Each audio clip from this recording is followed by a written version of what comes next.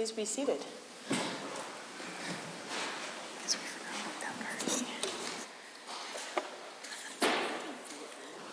we have to call to order? Because we're in it.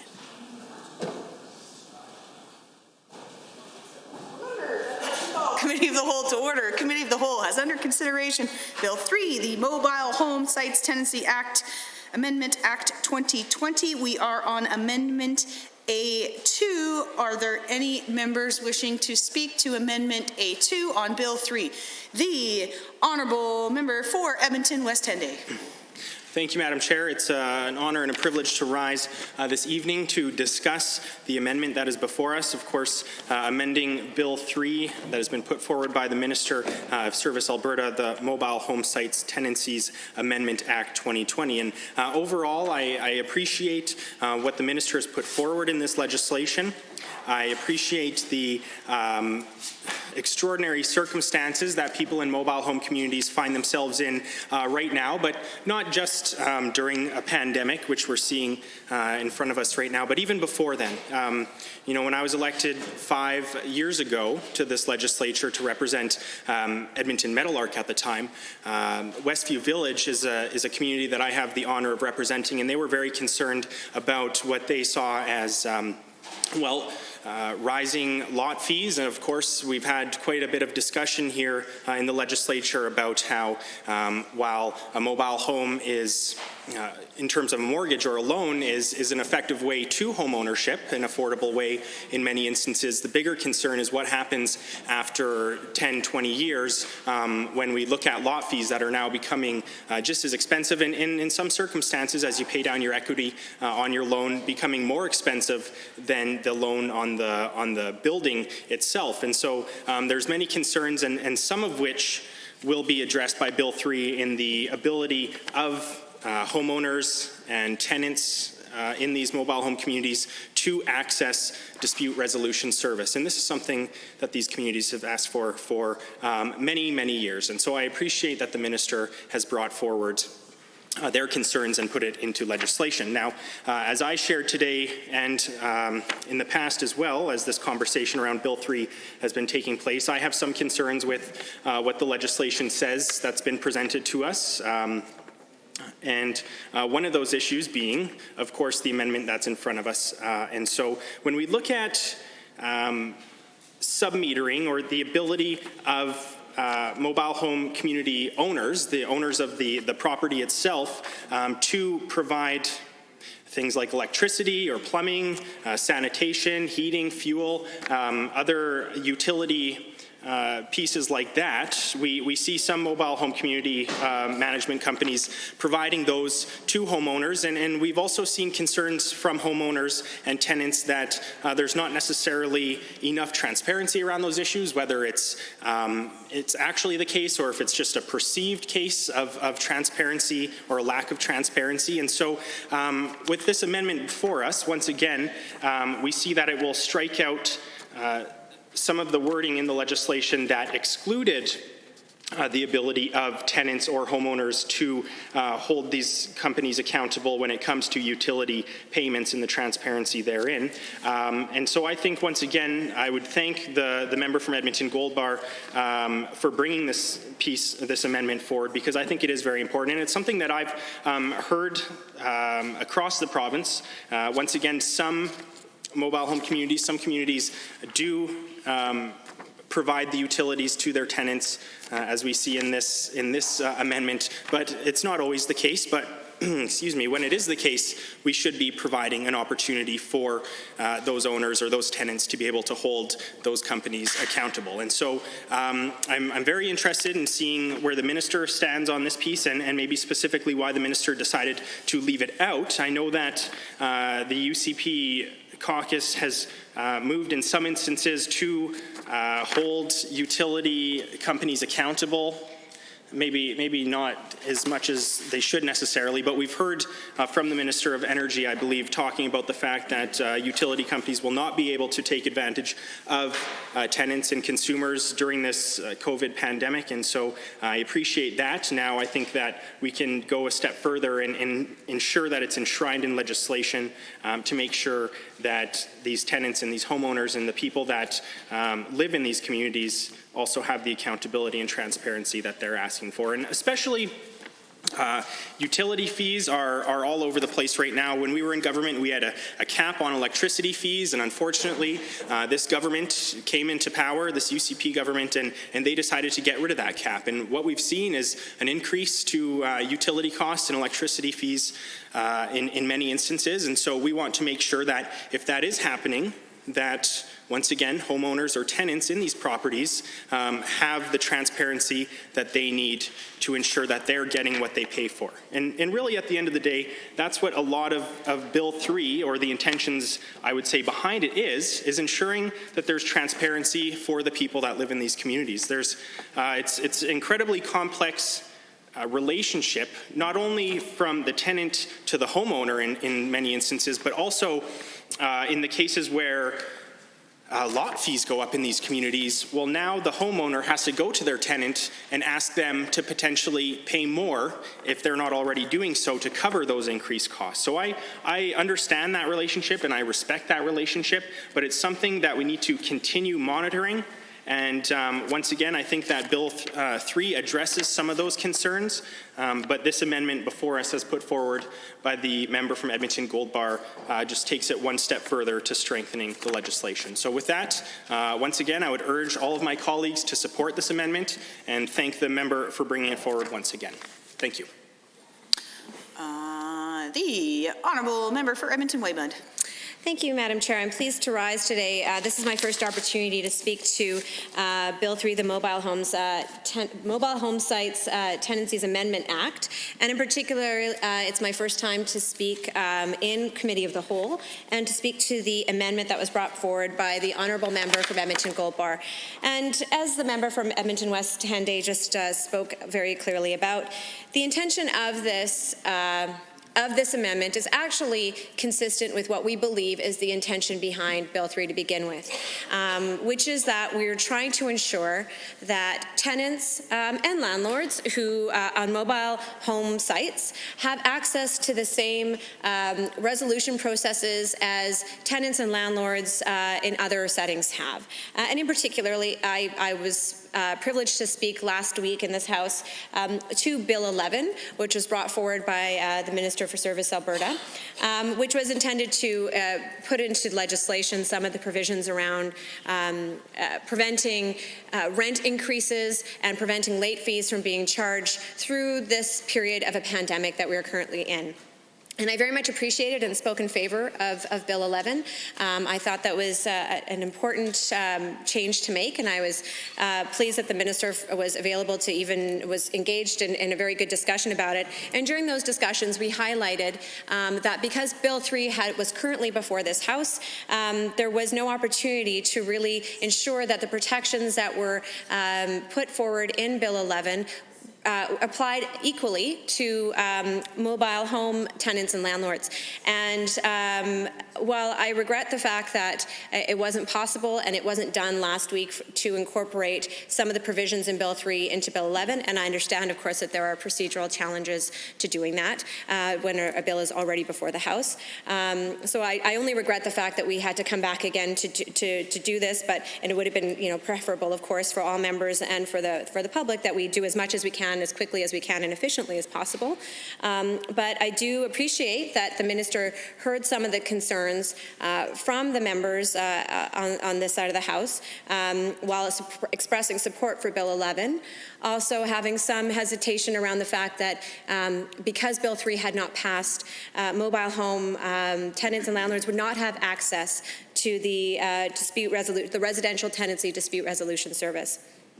And of course, I appreciate that the minister has brought this forward back to us because, of course, the intent is, by bringing it back towards the House right now, is that we want to ensure that all landlords and tenants have access to the same level of justice and opportunity to have their rights and issues heard expeditiously and efficiently and in a cost-effective way for all parties. And that's the intent.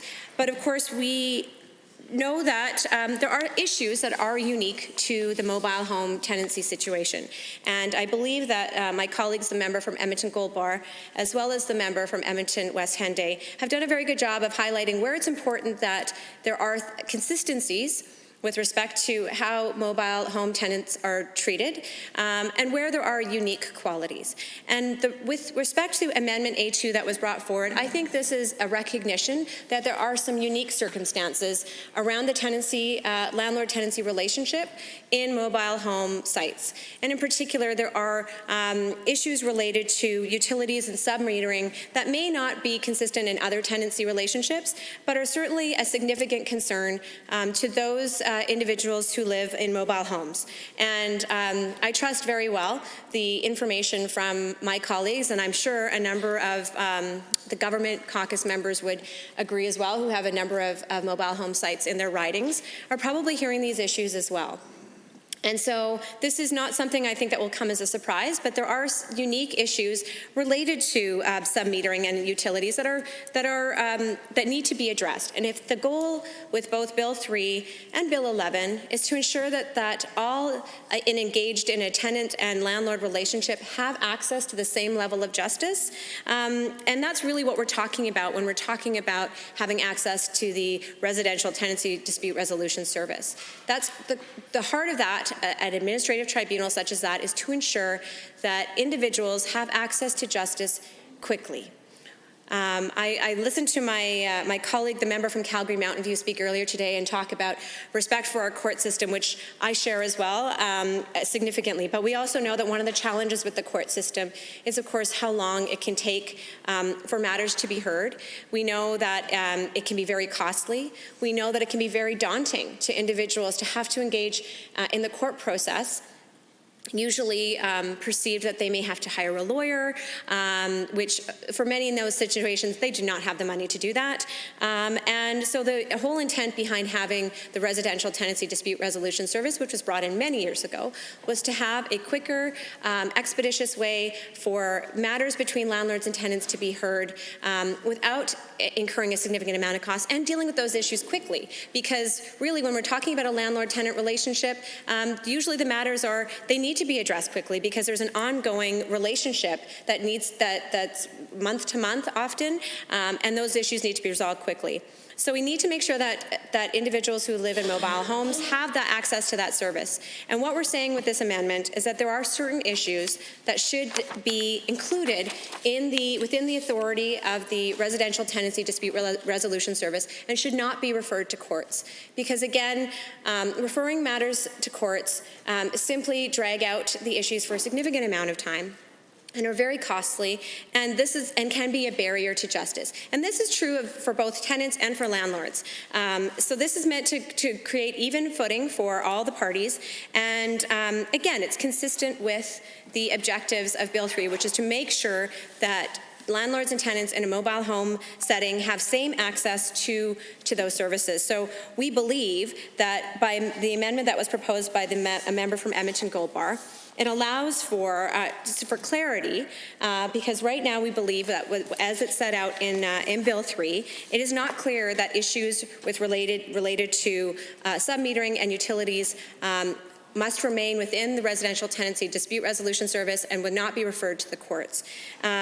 This is a top issue for those who are affected, and I believe we are saying that the residential tenancy dispute resolution service is the appropriate place to be hearing matters, to deal with them expeditiously, and therefore I believe that this amendment is consistent with the goals and objectives as set out by the Minister for Service Alberta. So I encourage the members opposite to consider consider this to be a friendly amendment, to be something that is intended to further the objectives of the legislation as proposed by the minister, and to see this as an opportunity to ensure access to justice for all.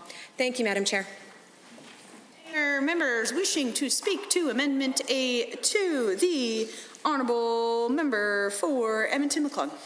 Thank you, Madam Chair. I'm pleased once again to rise and speak to Amendment to Bill 3, this time A2, and it has at its heart an issue that is very common to disputes found between members of the rental community and mobile home parks and their landlords. The utility charges and the whole issue of sub-metering is a long-standing issue that has been the subject of huge acrimony over the years, and it's a continuous source of strife between landlords who own mobile home parks and their tenants. Typically, one will find that a mobile home park will be billed by the utility company for utilities, and then they will subsequently charge their tenants in some fashion to recapture those costs. And it's quite often now done by sub-metering, and those meters are private meters. They're not public utility meters like we find in our own homes, or perhaps even sometimes our businesses as well. They are meters that are installed at the cost and direction of the landlord, so that they might individually bill the tenants for the utilities that they use during the period of their tenancy.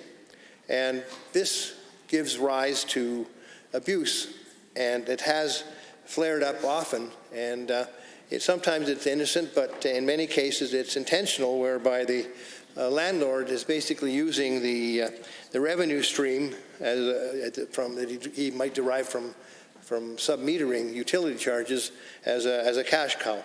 And that, of course, raises the ire of the tenants right away, who, of course, want to see the costs of utilities that they're charged simply flowed through and not added on, not having a percentage added on, not being used as a method of capturing revenue on top of what they already are charged for rent. And it's given rise over the years to very many acrimonious disputes. And I think this is one issue that shouldn't necessarily be thrust upon the courts, because it is certainly one that comes up fairly often, and it's one that I think can be dealt with quite easily and more efficiently and at less cost and more quickly by the dispute resolution service. It's something that the courts shouldn't be burdened with. And it's seen to be, even amongst the owners of mobile home parks, something of a practice that shouldn't be engaged in any longer, although it has a long-standing history. I know I was on the internet this afternoon, and I happened upon a chat room site that was quite interesting, and it was one that was conversations between current owners of mobile home parks and prospective owners, those who were thinking about making a purchase, and they're asking about the issue of sub-metering and how to go about it if you're buying, or if you own a mobile home park that has a utility company that simply provides you with the utilities and is fed right through without being metered to your individual tenants. How do you then install a metering system? How do you go about it, and who should you get a plumber to do it? What certification is required? What's the cost per door? And some of the cost figures that I saw were between $200 and $400 per unit to install a meter per each mobile home unit, and so it's relatively inexpensive to do it. I know that the utility companies, of course, initially would just bring the power and bill the landowner, because that's where they have the ability to capture delinquent customers, because they hold title to the land and you can charge the land if indeed the utilities aren't paid. Whereas with the tenants, it's a little bit harder to get after somebody who's not paying utility charges if they're a tenant. However, the abuses that have been suffered by tenants because of submetering have resulted in many calls to action to provide a more balanced and level playing field for the complainants versus the plaintiffs in cases involving abuses of submetering, and landlords using the utility charges as a revenue stream to add more to their bottom line. Tenants really object quite quickly to being charged more than they should be for utilities, more than they actually are more than the landlord's actually charged. However, they don't actually have the access to know exactly what the cost of their individual utilities might be, because the landlord doesn't always share that information with them in the submetering systems that might exist.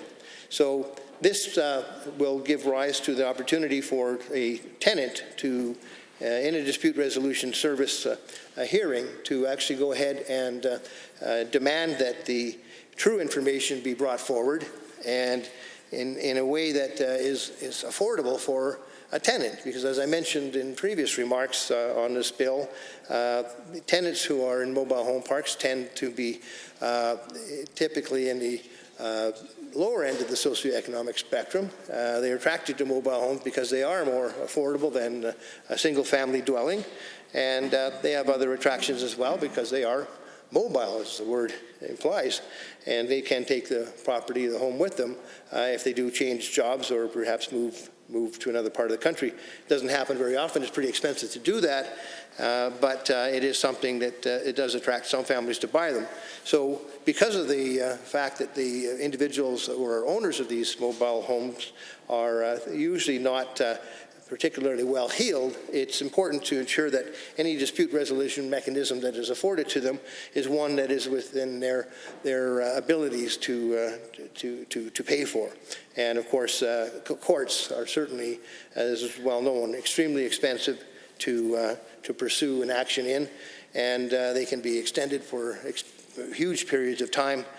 And as has been mentioned by my colleague from Edmonton Whitemud, the word daunting comes to mind when a tenant is looking at launching a court challenge to protest the charges that have been charged for utilities as a result of submetering in a mobile home park. So this amendment A2 is a reasonable way to direct that the playing field be leveled so that individual tenants in mobile home parks who have a dispute with a landlord over the excessive charges of their utilities can contest the charges in an affordable way and receive a timely resolution in a way that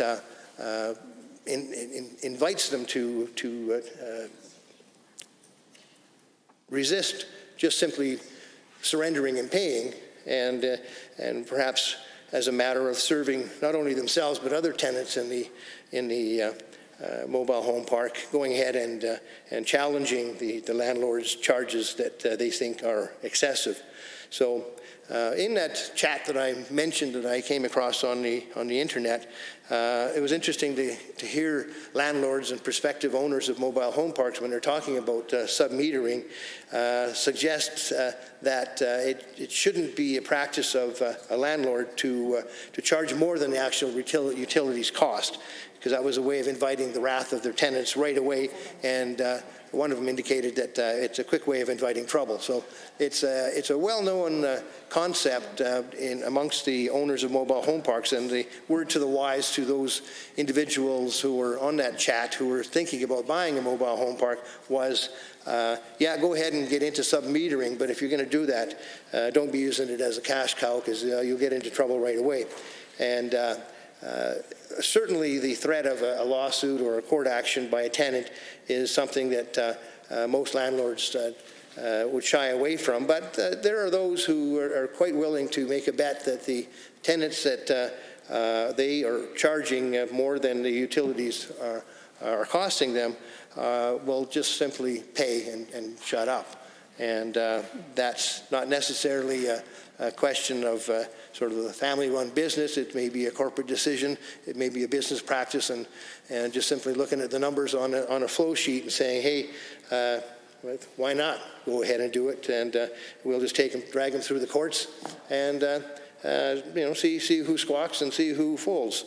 And if indeed the dispute resolution service was available to tenants, and that's the way these type of disputes had to be dealt with, then that decision, that business decision, if indeed it's as dispassionate as that business decision would probably be given a lot more thought, because the landlords would know that the mechanism by which a tenant could challenge their excess charges by way of submetering would be easier to access and more likely to be taken up by tenants. So I'm very, very pleased to see this amendment brought forward by the honourable member for Edmonton Gold Bar. And I hope that the members opposite will see the wisdom of throwing their support behind this reasonable amendment as well, and the knowledge that anytime we do have a business situation, we don't want to tend towards monopoly. We want to have a level playing field where fairness dictates the rules, and where everybody has an opportunity to participate in a way that doesn't exploit one party or the other. So with that, I think I'll open it up to anybody else who may seem fit to make some comments and decide that they make their effort to either have the opposition lay down their sword, or to invite the government to accept our offer to pass this amendment. Thank you. Are there any other speakers on Amendment A2? Seeing none, I will call the question on Amendment A2 as moved by the honourable member for Edmonton Gold Bar. All those in favour, please say aye. Aye. Any opposed, please say no. No. That amendment has been defeated. We're back on the main bill, Bill 3. Are there any speakers to the bill? The honourable member for Edmonton West Henday. Thank you, Madam Chair. It's an honour to rise once again. A little frustrated how that last vote went. I thought we had it, but unfortunately not this evening. Unfortunately for those communities. But nevertheless, I have another amendment. I have the prerequisite or the required copies of this amendment.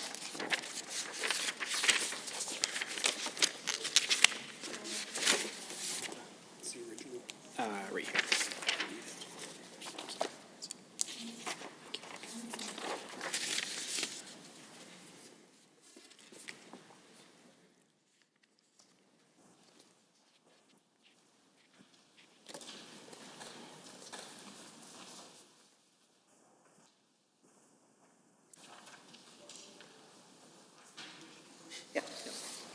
This will be known as Amendment A3. Honourable member, please proceed. Thank you, Madam Chair. The amendment states the following, that I move that Bill 3, Mobile Home Sites Tenancies Amendment Act 2020 be amended in Section 3 as follows. A, the proposed Section 59.7 is amended, I, in subsection 1 by striking out an application to the Dispute Resolution Service and substituting subject to subsection 1.1 an application to the Dispute Resolution Service, and II by adding the following immediately after subsection 1. 1.1. The Dispute Resolution Service must not charge a fee for an application made to it by a tenant. And B, the proposed Section 59.8 is amended by striking subsection N and substituting the following. N, respecting the fees that may be charged by the Dispute Resolution Service to a landlord and providing for the waiver of any fee. Now, this amendment will take out the $75 fee to use the Residential Tenancy Dispute Resolution Service. Now, Madam Chair, given the dire economic circumstances that we are faced with the COVID-19 pandemic, fees should be waived to access the RTDRS. Now, this amendment will only allow it to be done in regards to mobile homes. I do encourage the Minister to do it for all people accessing residential dispute resolution services. I and my colleagues would fully support that change, I believe. Now, the minister spoke this morning about how an administrator has the power to waive fees, and I appreciate that waiving fees is possible, but rather than forcing people to prove how difficult their economic situation is while also experiencing issues in a landlord-tenant dispute, as well as all of the stresses with the pandemic that we're in, access to the RTDRS should simply be free, at least for the time being, Madam Chair. And so, once again, I would urge all of my colleagues to support this, recognizing the fact that the Residential Tenancy Dispute Resolution Service is going to be heavily subscribed to over the next several months with the COVID-19 pandemic in front of us, and it will continue on. And so I have grave concerns about the fact that people across this province are struggling with the idea of affordability and how they're going to pay for things like rent, like utilities, which we've been discussing this evening, people across the province. And so we have to ensure that while on one hand we're enabling mechanisms for dispute resolution for mobile home communities, which once again our caucus supports Bill 3 in the idea that it brings forward. We want to see some of these changes, and removing the fees for the dispute resolution service is an important part of that.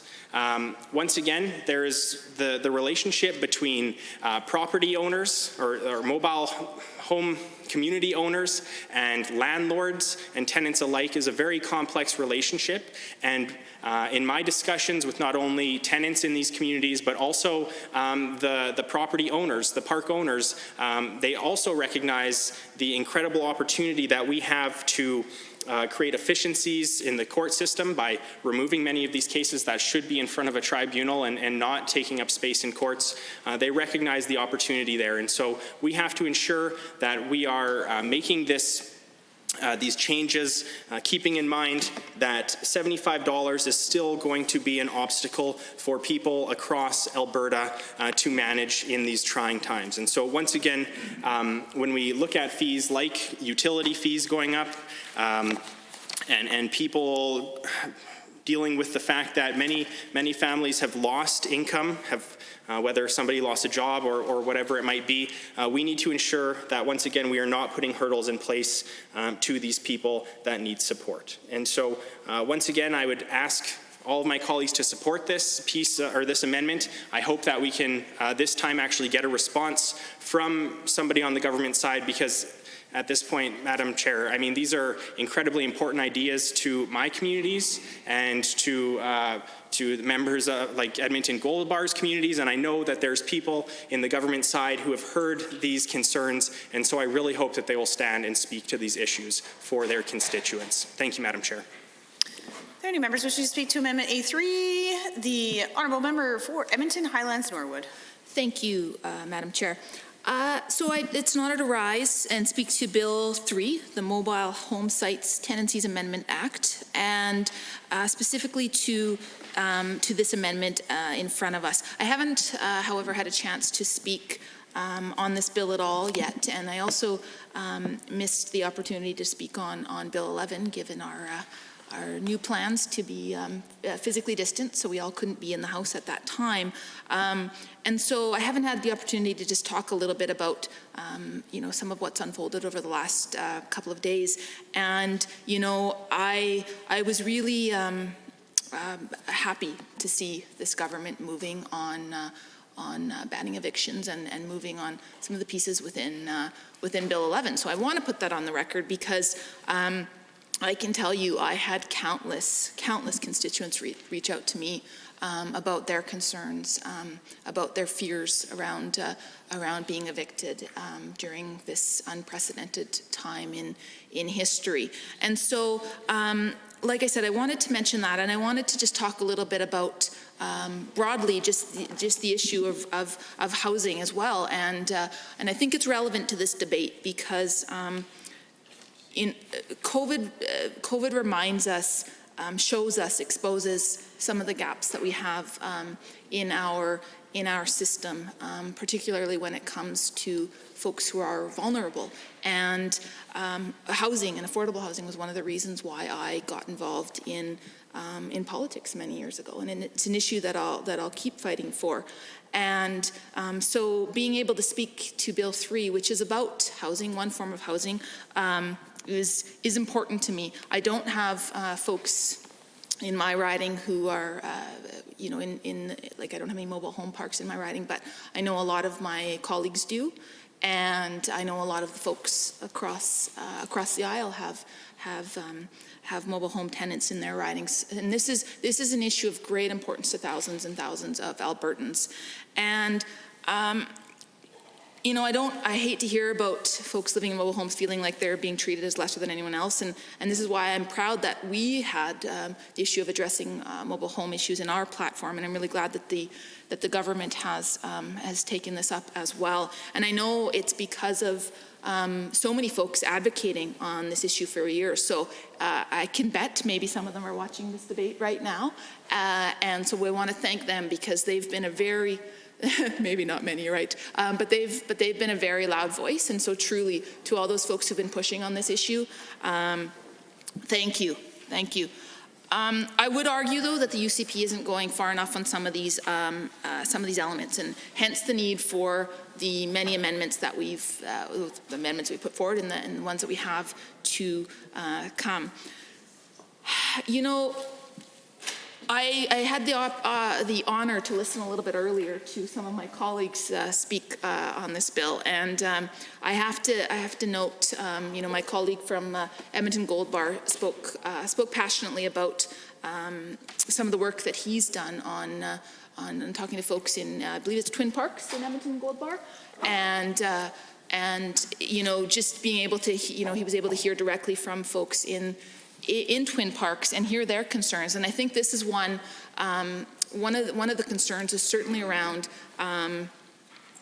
affordability and having access to concrete mechanisms in place. And so I really want the members opposite to think carefully about this amendment, because as my colleague from Edmonton Gold Bar spoke about earlier, this amendment, just like the last one, were very much reasonable amendments that are built based on what we've heard from constituents.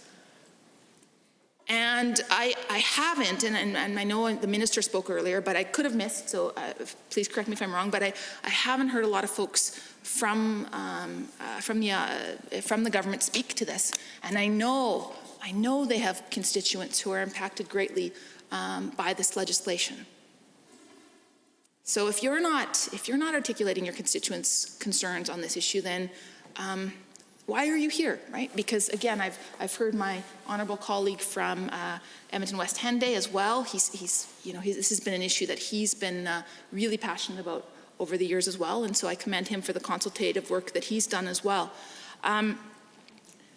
This is an issue that's important. This is an issue that we can all agree that we need to be addressing. And while I'm concerned that this government has accepted very few of our amendments generally to date, I'm hoping this will mark a change.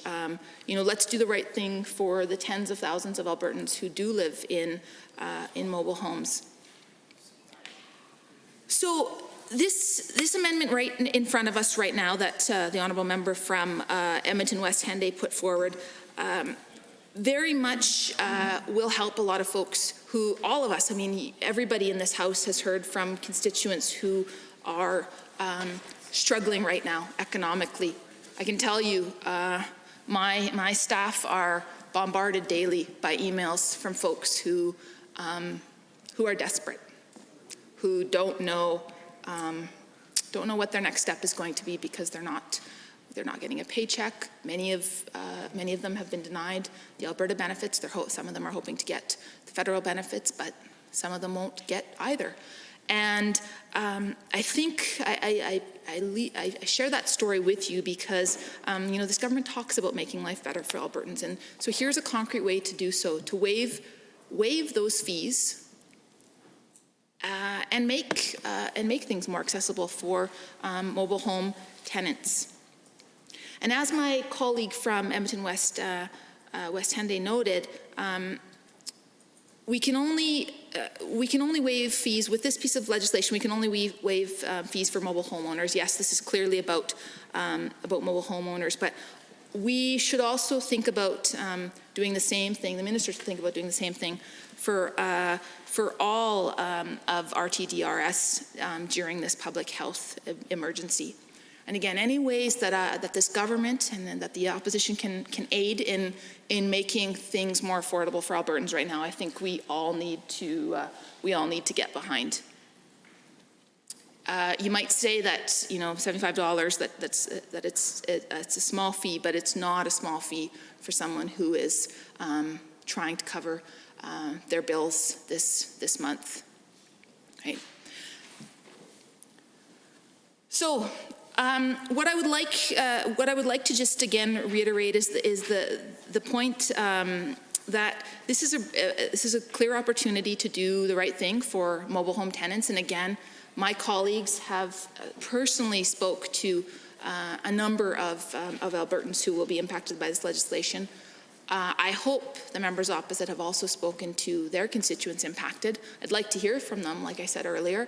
I'd like to hear what they've heard because. Again, we've heard this from a lot of folks in our ridings. Absolutely. I do have a lot of questions about some of the other aspects of this bill, but I will stick to this amendment for now. But again, I really want to urge folks to think about affordability. Think about, again, we're in an unprecedented time, and this is an opportunity to do the right thing. With that, I will end my comments. Thank you, Madam Chair. I see the honourable member for the honourable minister like to respond. Pardon me? Yeah. Not 20. Oh, sorry. We're in committee. Thank you, Madam Chair, and thank you for all of the thoughtful comments from the members of the official opposition on these amendments as we debate this very important topic. I've been listening carefully to many of these comments, and I understand right now Amendment A3 is on the topic of waiving fees. So I just want to talk about that briefly just to provide some clarity on where we've landed, what we're doing, and why at the end of the day we believe we're accomplishing the same thing, but with, quite frankly, with less red tape. I know not everyone in this House agrees with our government's commitment to reducing red tape. But we do believe in it. We do have a mandate for it. It was in our platform. And if we can accomplish the same objective with less red tape, we believe that we should do it. And I respect if not everyone in this House agrees with that. But that is our belief. Those are our values. And those are our commitments to Albertans. And as I mentioned earlier in some previous discussion, the RTDRS system does have a mechanism to allow for the waiver of fees for folks who are in financially difficult times. And so I want to assure all Albertans that that will continue to be the case and that no one will struggle to access the RTDRS simply because they cannot afford it. They will have that opportunity to apply for the waiver of the fee, and so given the factors of COVID-19 and the economic challenges we face, the folks who are struggling due to that economic fallout from COVID-19 will still have access to this system, should we, of course, pass Bill 3. And further, I would just like to point out that if we didn't have Bill 3, if we weren't passing Bill 3, practically speaking, what would they have available to them? Just the courts, which costs $100 to $200 to apply, takes way longer. Maybe you need a lawyer, et cetera, et cetera. So this is already saving them money, even if they do have to pay the $75. But more importantly, if they really can't afford that $75, they're not going to have to pay it. And we don't need to impose another layer of legislation or regulation to deal with that, because the existing system already deals with that and has a safety net in that regard. So another reason why it's important that we stick with the existing approach on the fee structure is that we need to ensure that we have a check and balance to prevent frivolous applications to the system. I see some folks who are rolling their eyes. I know not everyone's going to agree with me, but in the spirit of what we talked about earlier, of thoughtful and meaningful debate, providing explanations for what we are doing and why, I'm giving you the why. I'm not asking you to agree with it, but I'm giving you the why, and I hope that we can at least respect. I respect the fact that the opposition have been very thoughtful in articulating why they would like their amendments to be considered. And while I may not agree with them, I hope they can respect that I'm doing my best to articulate why we have landed where we are, why we believe it is very thoughtful policy, and why it will still protect the most vulnerable who need those protections the most. So during this pandemic, we know that folks' financial situations will, many of them will have changed substantially, and they will have limited resources, and the RTDRS system will be able to take that into account to ensure that folks who cannot afford to pay the fee for RTDRS will not be blocked from accessing it for those reasons. Furthermore, when a case is decided by the RTDRS, the hearing officer may also consider whether costs should be awarded to the successful party, which would include consideration of whether to order the respondent to pay the application fee amount to the applicant. So because the fees are already waived on a case-by-case basis for financial need, I encourage all members to vote against this amendment. Thank you. The honourable member for Calgary Buffalo. Very much, Madam Speaker.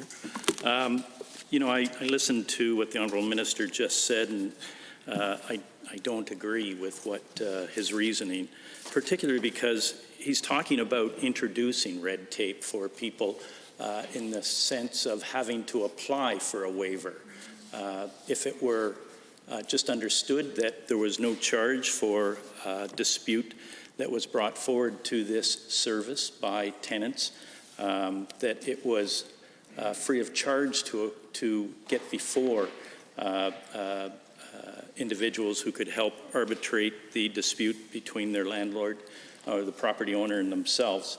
That would be a better thing, obviously, for those people who are in that situation to have to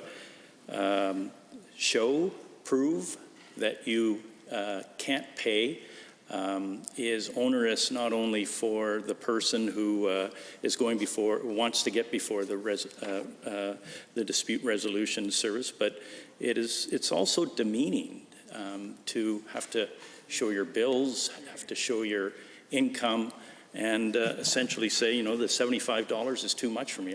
That's not easy for people to do, Madam Speaker. So it does add a level of red tape that I don't think is required. And we're not talking a huge amount of money here in terms of revenue for the province or this service. We're talking about money that will make a big difference to the people who are in that situation as a tenant. And I go back to knowing of many situations over the years in the east part of Calgary, in the northeast of Calgary, in the southeast of Calgary, many places that were in Ward 9 that I represented back between 95 and 2010. Many places that the Minister of Transportation, many mobile home sites were in the Minister of Transportation's ward after he got elected in 2001 on Blackfoot Trail, south of Glenmore Trail, that aren't there anymore.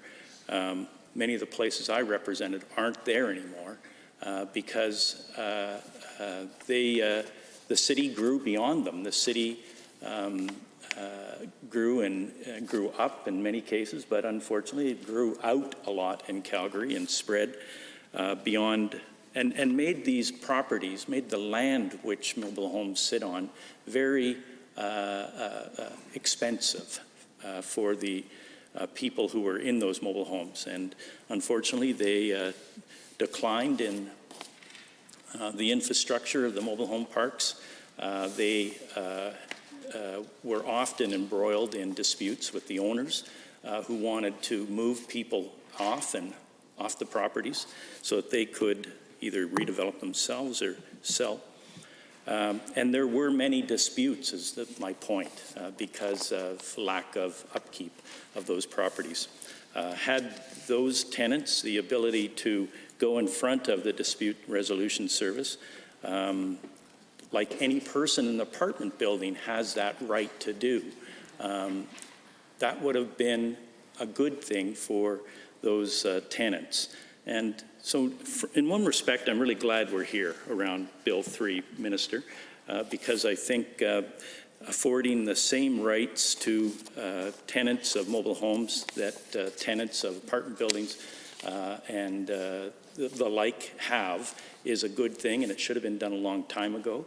But we're here today, and I'm glad I'm here today as part of the group of people who will make this decision at some point, either today or tomorrow, to support or not, support this bill, and hopefully some of the amendments that we are bringing forward that make a great deal of sense. So I don't agree, Mr. Minister, that this is a good thing in terms of what you're talking about, the ability to waive fees, because that waiver only comes after a person applies, gets judged, whether they're deemed appropriate or not to be in that situation. And I think that's adding to red tape. I think that's what your party, Mr. Minister, said they're going to work judiciously to eliminate. And what you're doing is putting red tape into the process for tenants who want to access this service. And that's not easy, as I said, for a person who's a tenant to do. So I think there are many positive things that can be achieved by people going to the Residential Tenancy Dispute Resolution Service. One of them wouldn't be having to pay a fee. And what the amendments put by my colleague from West Henday include is that that there can be a waiver of the fee, continue to be a waiver of the fee, and if the Disputes Resolution Service wanted to waive the fee for the owner of the property, they could do that as well. But certainly during these times when it looks like there's going to be a prolonged period of lower economy in this province, many hundreds of thousands of Albertans are going to be out of work. Many of those will be tenants in mobile home parks around this province. And as a previous colleague mentioned, those tenants, those mobile home parks are located in places, in many cases, where they're frequented by owners or renters who have lower incomes, lower socioeconomic incomes, and as a result, they may not have the same skills and abilities to access certainly courts. That would be the wrong place for them to have to defend themselves.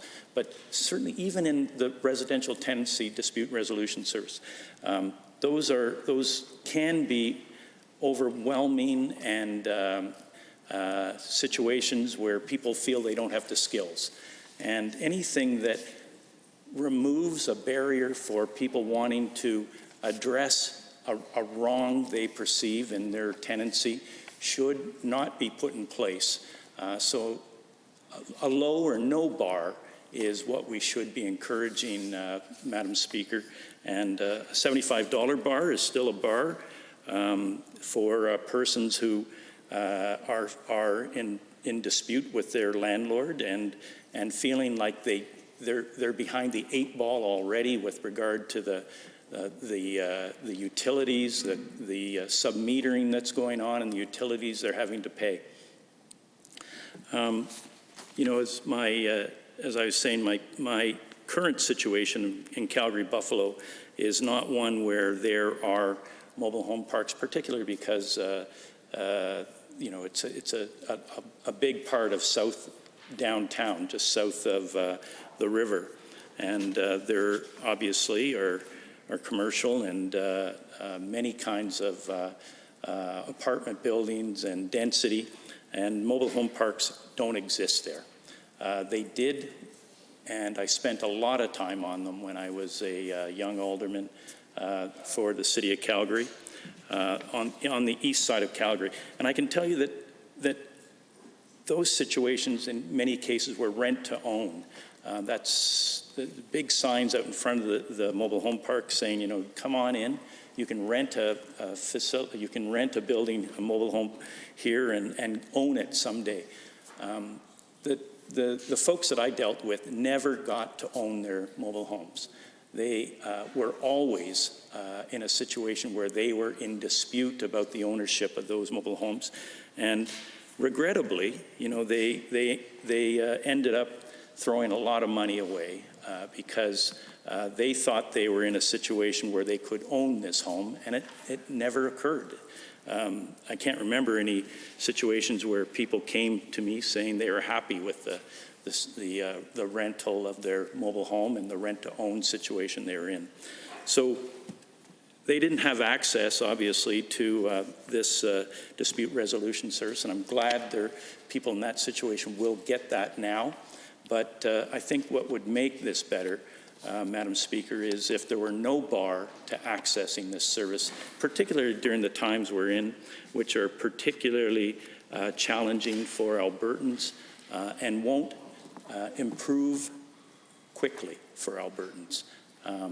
I didn't catch the Premier and the Leader of the Opposition on both of their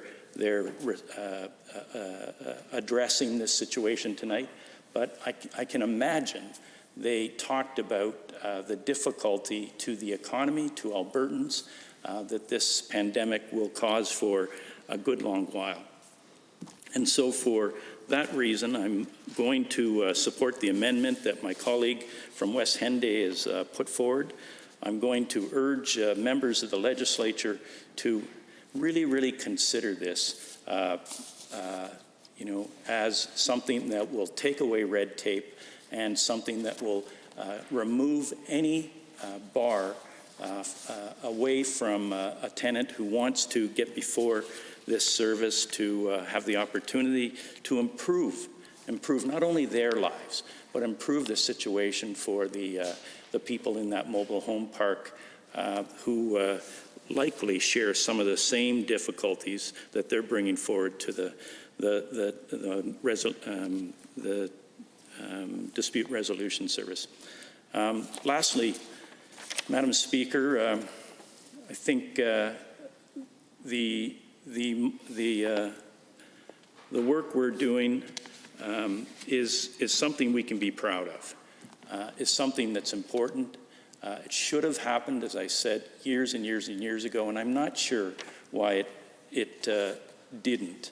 And so from that perspective, from our previous platform where we identified this sort of thing as important and heard from many Albertans and brought it forward in our platform to be something we wanted to address, to today when the Minister of Service Alberta can stand up and speak about including tenants in this important service to improve not only, as I said, their lot, but everyone's who can benefit from tenants and residents, tenants and landlords, sorry, of coming together in a less conflictual method that has a quicker timeline in terms of resolving the disputes before them.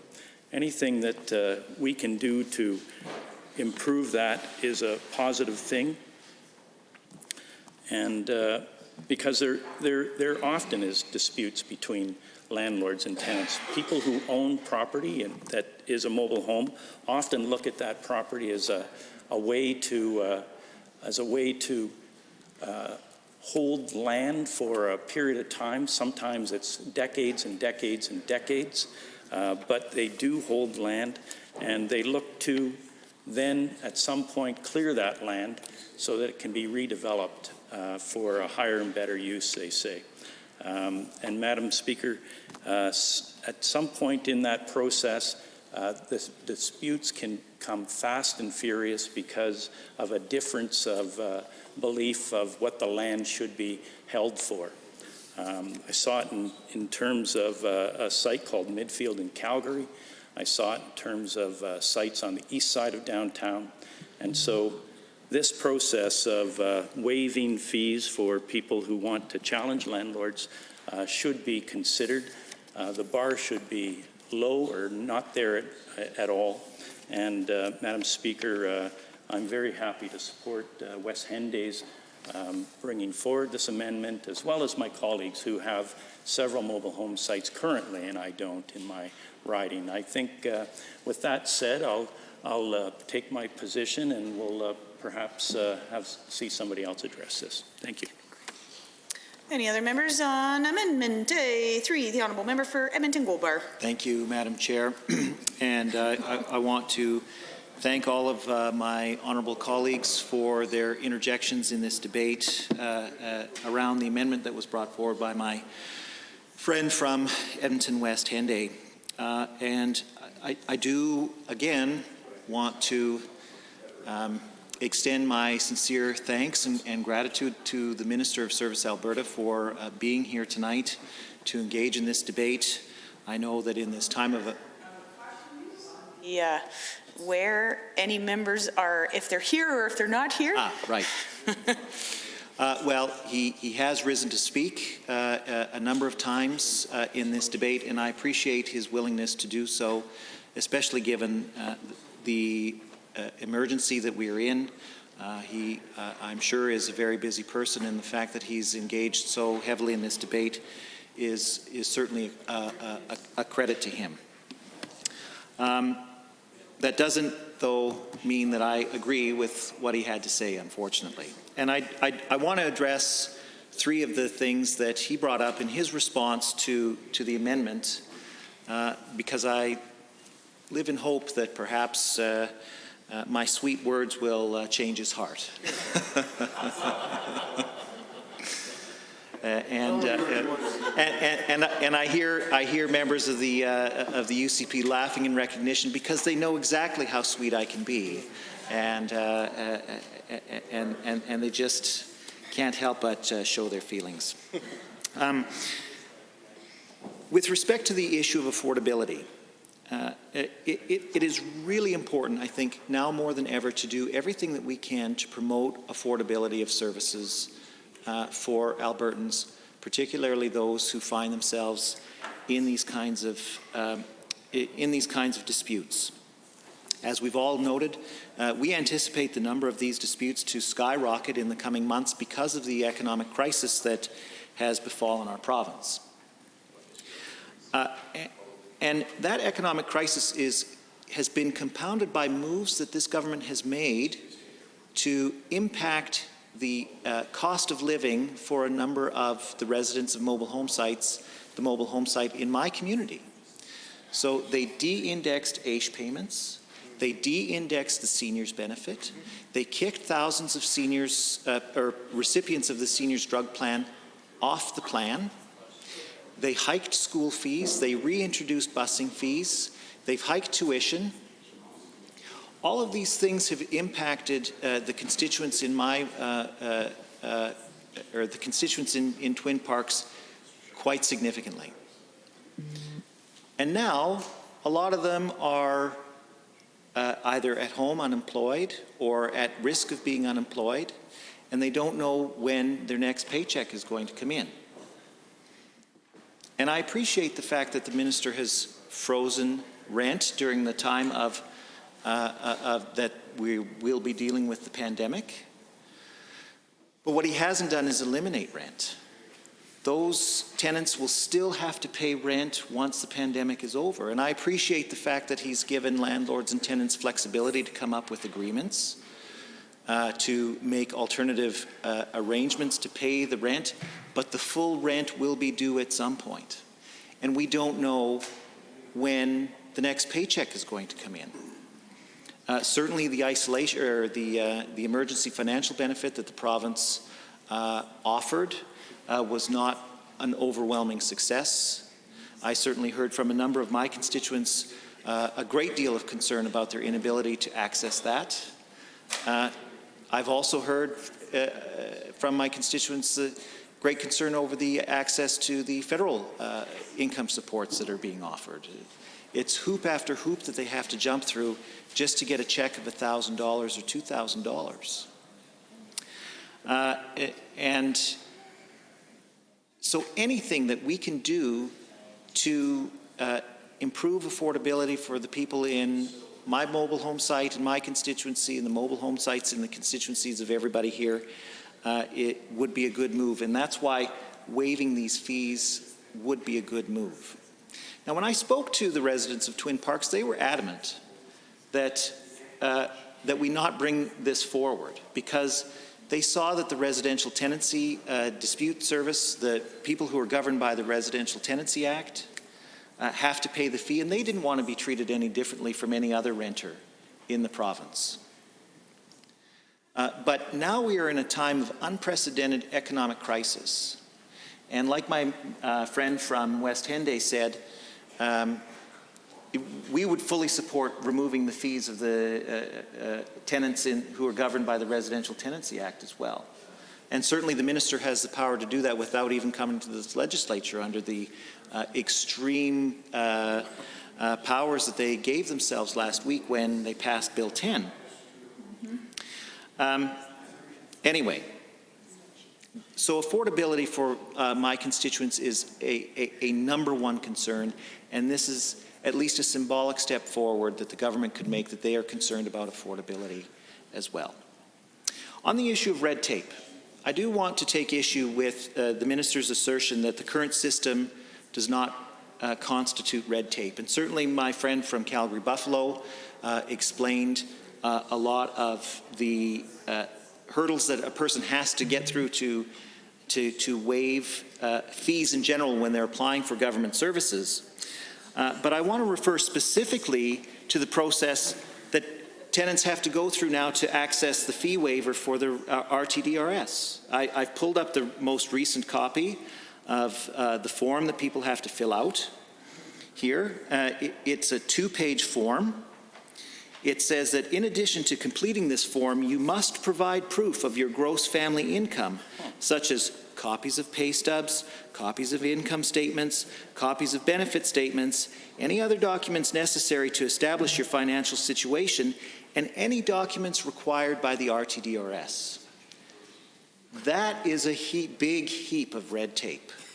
And we take issue, certainly, with the minister's assertion that we are against removing red tape. We are not against removing red tape when it comes to making access to things like the RTDRS easier. I also want to just offer a comment, if I can. So in the process of declaring whether or not they have to, whether they're eligible, they have to declare their employment income, workers' compensation income, social assistance, maintenance, income of children, rental income, investment income, retirement income. This form is more complicated than the income tax forms that a lot of people have to fill out. All in the service of trying to get a $75 fee waived. And now the income thresholds here are listed clearly on the form, and the income thresholds are approximately, they range from $26,000 for a single person up to a maximum of $70,000 for a family of 7 or more.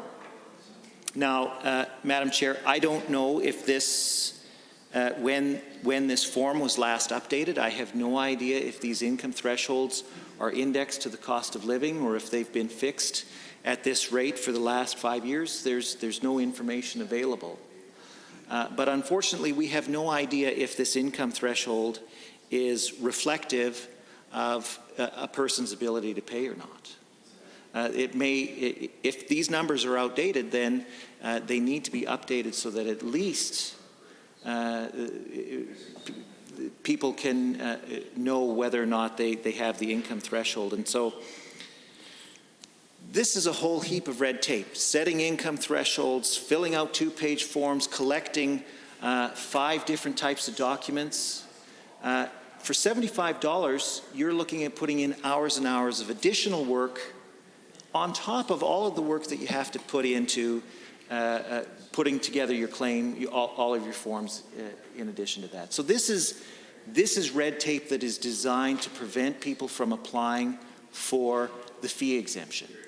And that's the only purpose that it serves. And so I urge the minister, if he's honest and committed about reducing red tape, to take up our amendment and reduce this red tape, eliminate this red tape for tenants, and make it free upon application.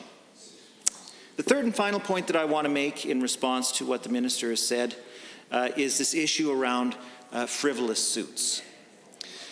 He suggested that the $75 was going to be an effective incentive against frivolous suits. And here's what I want to say about that. It may be an incentive for the tenants who are struggling to make ends meet, who can't make rent at the end of the month, who are working 2 or 3 jobs just to keep food on the table.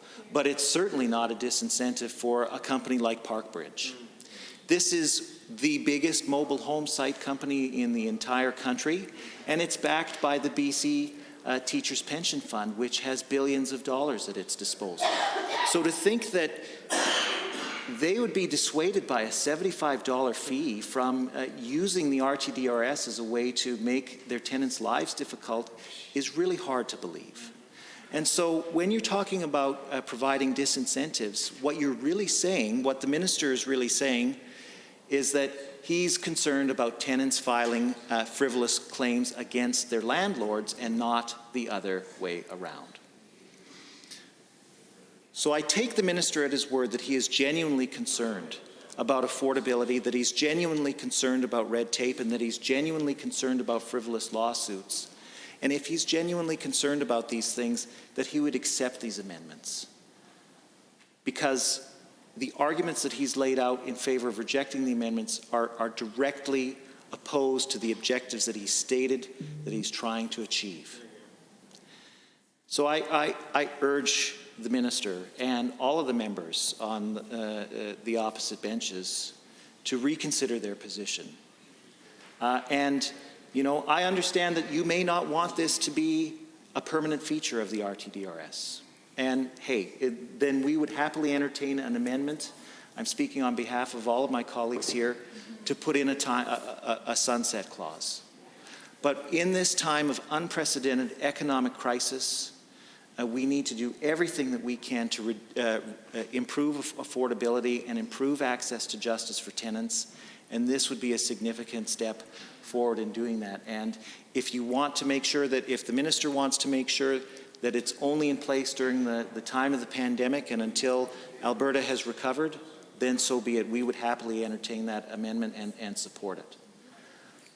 But people need help right now, and this would be this amendment would be a significant support to thousands and thousands of tenants all across the province, and there's really no good reason that the minister and the members opposite can't support this. Thank you. The Honourable Minister of Service Alberta. Thank you, Madam Chair, and thank you to the member from Edmonton Gold Bar for those remarks. Just a couple of quick comments.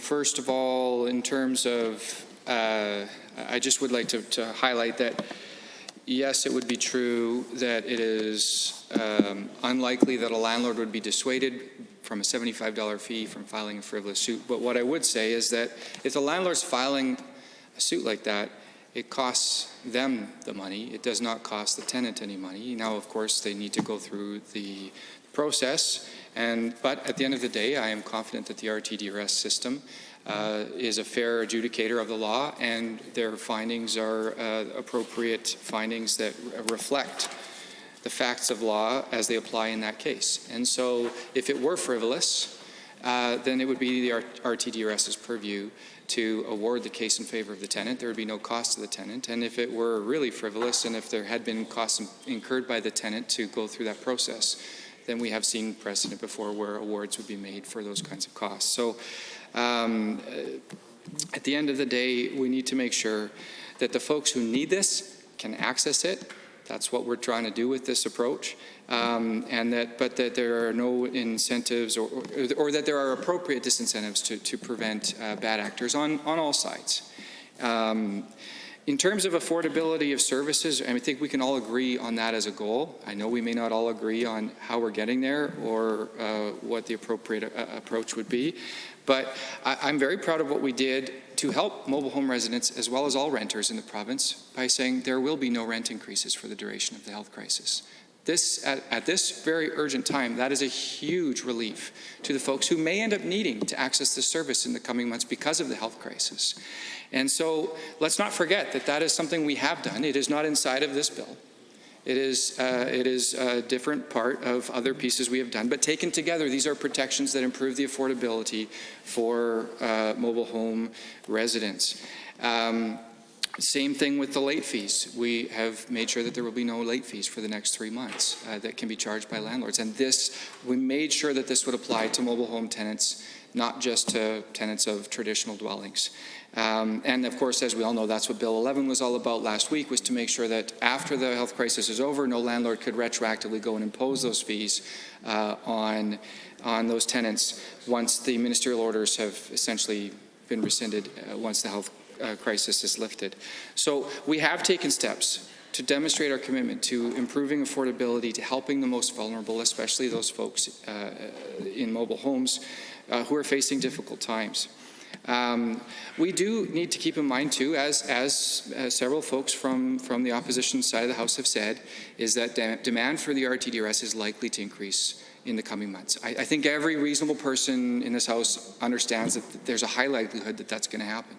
And I want to assure the members of the opposition that is why weeks ago I instructed my department that we needed to proactively allocate additional resources to the RTDRS, knowing that this was going to happen, knowing that with the economic conditions there were going to be a greater number of folks who can't pay their rent, and knowing that even at our urging that tenants and landlords should work together to find a solution, that there was going to be an increase in demand of folks who are going to need to have some adjudication and a ruling to determine how to proceed and how to move forward. And so typically our RTDRS system has 10 dispute resolution officers. That's their current staffing level. And these officers hear about 10,000 cases a year. I have increased that to 13 from 10. I have found that money inside of my own budget because I know this is a priority. I know it's important. It's important that the RTDRS can hear things in a timely manner, and it's important that they can do so in a consistent manner so that the rule of law is enforced and people can be confident that they know what's going to happen so long as they work through the process. And so we've added 3 dispute resolution officers, and we've also added 1 information officer, and these are the support roles that support the dispute resolution officers. So we have added capacity to this team to handle not just the influx that all of our TDRS will have, but also in anticipation of the fact that by giving mobile home residents access to this service, there will be a large number of cases that didn't historically get to be heard through the RTDRS that now will qualify for the RTDRS. So I say this, and it ties to the fee structure, because at the end of the day, it costs something to deliver the service. And we don't charge a fee that is a full cost recovery for this.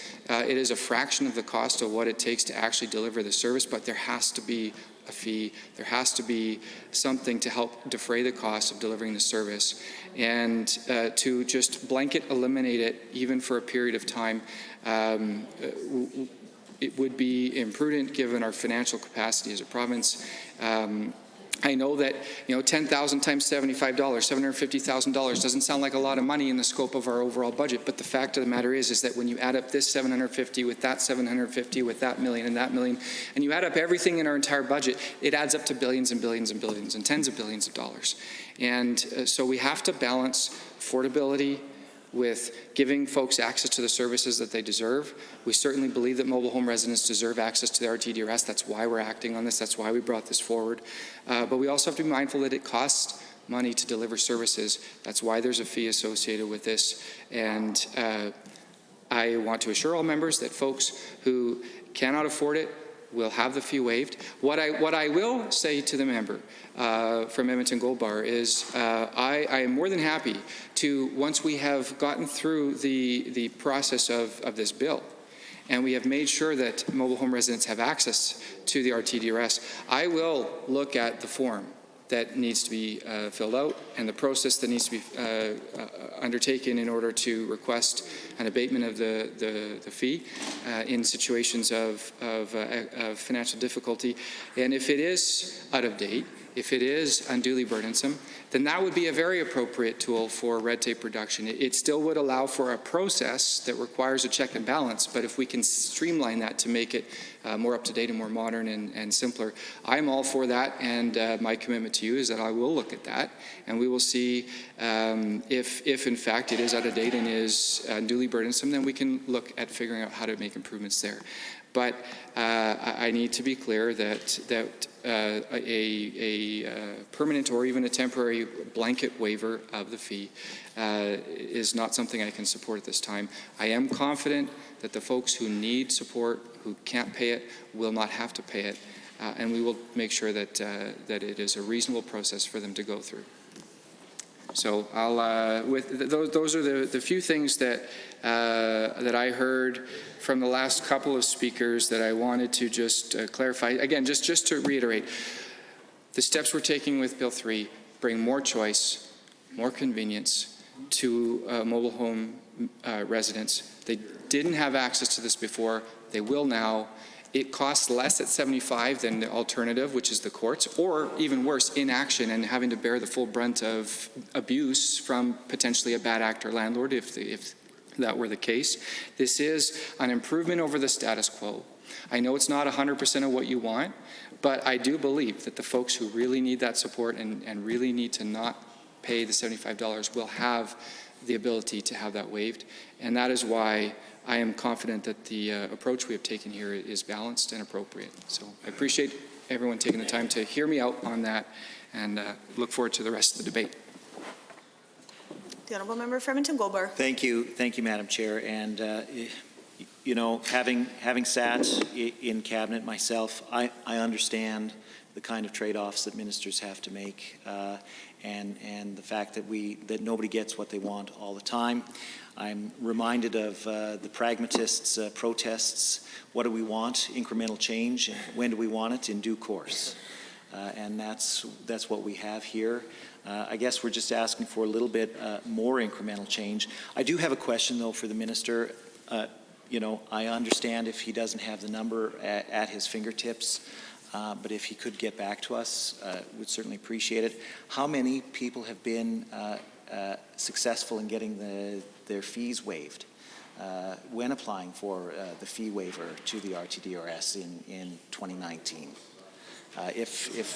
I'm sure the minister, maybe he knows his department so well that he has that number memorized, but I'm just wondering if the minister can share that information with us at some point. The Honourable Minister of Service Alberta. I'm sure, thank you, Madam Chair. I'm sure that everyone in this House would be super impressed if I had the answer. Unfortunately, I do not have the answer, but it's a good question, and so please leave that with me, and I will look into that for you. Thanks. Any other members wishing to speak? The Honourable Member for Edmonton-Rutherford. Thank you very much, Madam Chair. I appreciate the opportunity to speak to the amendment to this Act, the Mobile Home Sites Tenancies Amendment Act, and to have an opportunity to speak to this amendment, which deals specifically with the ability of members to use the Residential Tenancies Dispute Resolution Service without having to pay a fee. I'm glad that we are at this place of having this discussion, and the Minister has been very good about participating in this discussion and letting us know about the rationale and some of the considerations that went into the decisions that have been made, and that is always deeply appreciated by the opposition. So I'd like to thank them for doing that. And of course, I know that the Minister has also indicated that given the anticipation that we are going to see a rise in the use of the RTDRS, that he has also allocated extra resources to ensure that the anticipated rise will not cause further difficulties for the people who are bringing these concerns forward. So thank you for all of that. I also want to say thank you to, of course, the members of the community in the province of Alberta who have come forward to a number of our MLAs, including our member from Edmonton Gold Bar and Edmonton West Henday, to talk about some of the concerns that they have, some of the life experiences they have as people who are resident in trailer parks, and the fact that they've had the wherewithal to reach out and seek some support in terms of their concerns really speaks to their commitment to helping Alberta be a better place, just as many of us do in different areas. And so I appreciate the fact that they have been out here doing this kind of work with us. So it speaks to the fact that the opposition is hoping to, as much as possible, support the work in terms of improving the Mobile Home Sites Tenancy Amendment Act, so that we really do achieve a goal that we all seem to ultimately share. And it'd be very nice to be able to get to a place where we could be satisfied that the work that needed to be done was done in an appropriate way.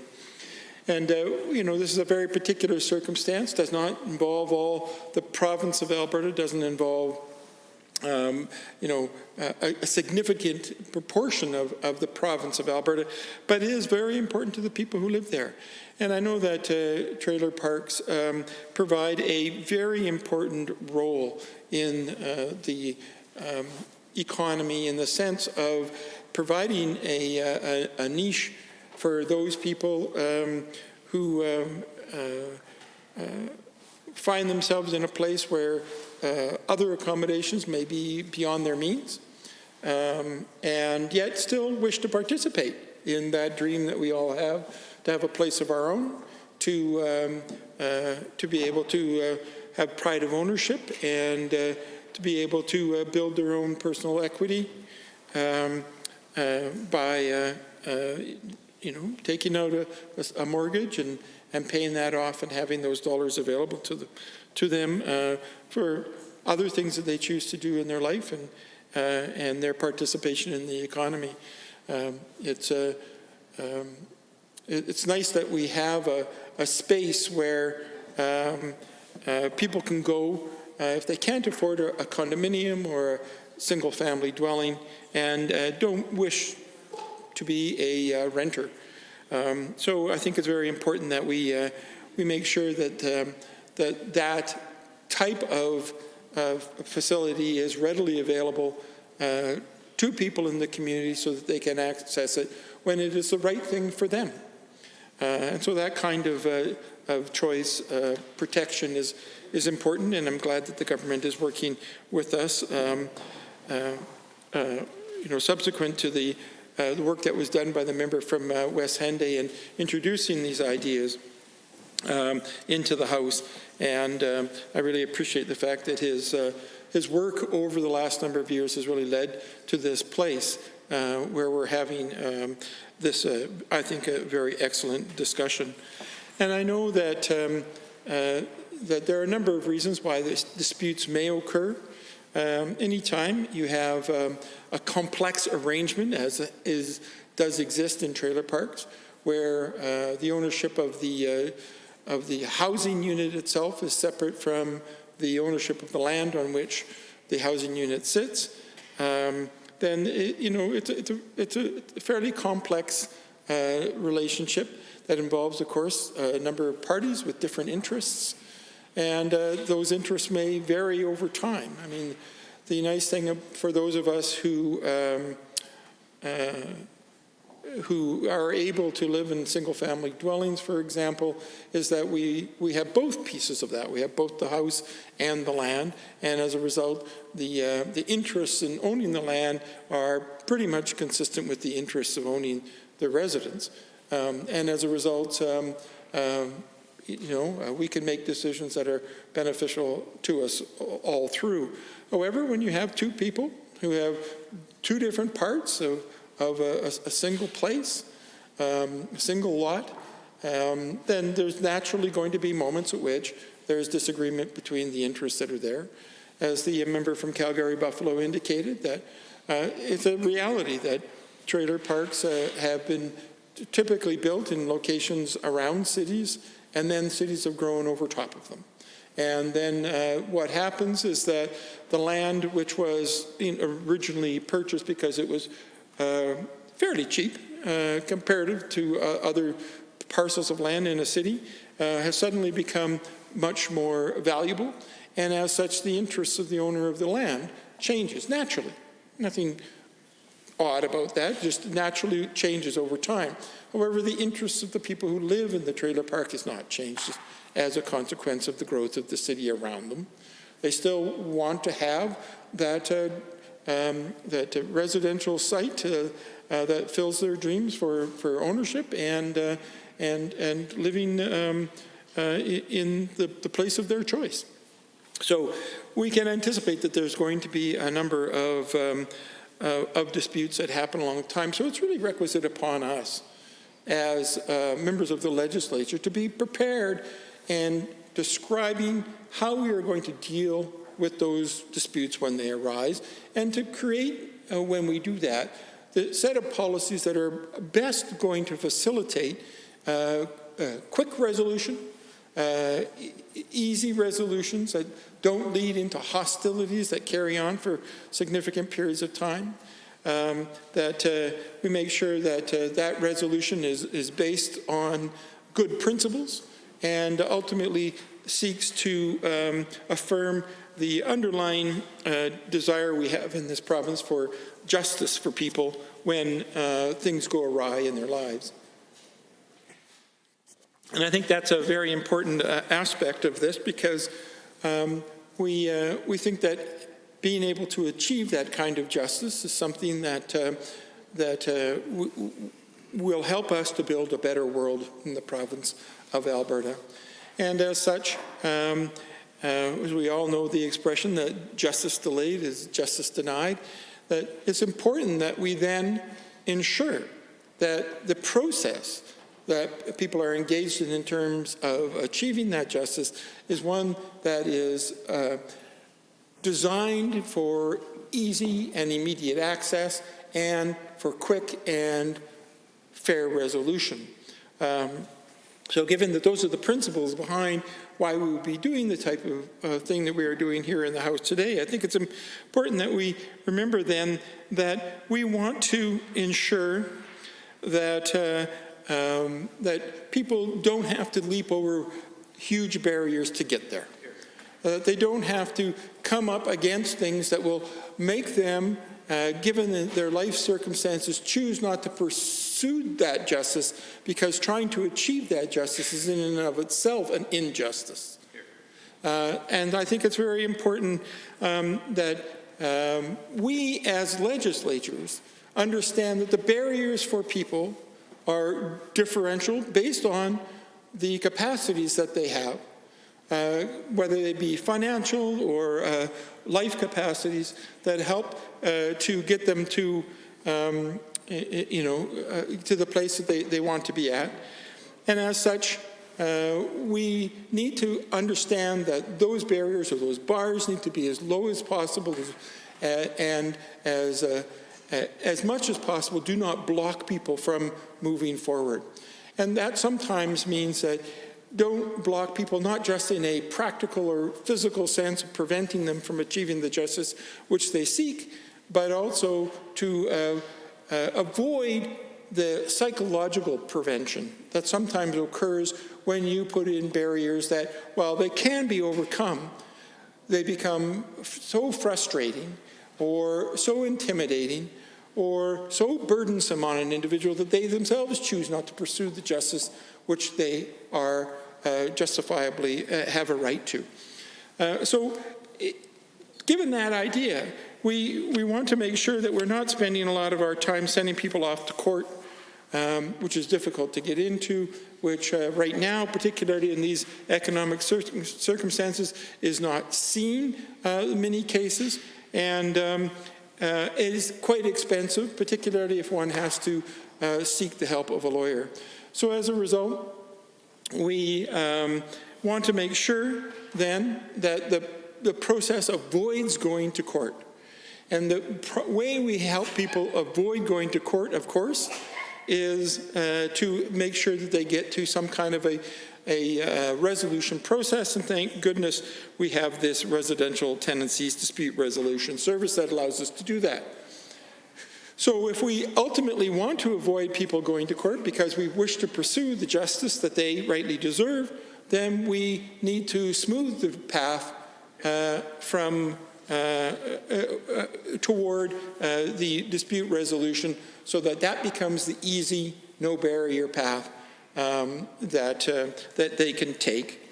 And I think it's important that, given that that's our desire, that we then spend some time looking at what are the types of things that prevent people from pursuing justice. And one of them, of course, particularly in this particular time, is a financial barrier. And now, of course, all of us have to make decisions about what we can afford in our lives, but we have to be very cautious in a democratic society not to allow finances to become a cause of injustice. We can't be in a democracy and say there are two kinds of justices available in the world. That one justice is for people who have the money to achieve it, and the other justice is for people who don't have the money to achieve the higher level of justice. That's really against the grain of what a democracy is supposed to be about. And as such, we should take very seriously any barriers, financial barriers we put in, and try to reduce those kind of barriers. Now, I know the minister has made himself quite available to answer questions along the way and has talked about the issue of red tape. And I've been referring to it not as red tape, of course, but rather as barriers for people in their lives. But it's the same issue that we're talking about here. And we do support the mission of reducing red tape, but for us, it's framed slightly differently. It's not seen as a bureaucratic issue, it's seen as a justice issue. And that is, the issue is people should have access to the justice that they so rightly deserve in a democratic society. And as such, we think it is problematic when you introduce what the minister is calling red tape, and I'm calling a barrier, into a process. Both of us don't want to have red tape or barriers, but we're then confused as to why they would introduce a process which is in and of itself a piece of red tape. And in this case, that process is one that is commonly referred to as a means test. That is, you can have that fee waived as long as you can prove that you are in need of having that fee waived. And this is fundamentally problematic. It's problematic because if you begin to enter into a process of always judging whether or not people deserve to have justice or not, then you have moved away from the democratic ideal that we are all here sworn to pursue. You're moving away from the ideal that all people in the province of Alberta, in all of our democracy, should have the same level of justice available to them. And if they don't have that level of justice available to them, then it's not really a democratic state, is it? It's a two-tiered state. And that's something that we have to be very careful about, because the consequences ultimately are quite severe if we allow that wedge to begin to split people in society into the haves and the haves-not, into the deserving and the undeserving. And I just wanted to comment on the fact that the whole idea of the means test is actually an artifact of the Elizabethan Poor Laws of 1601.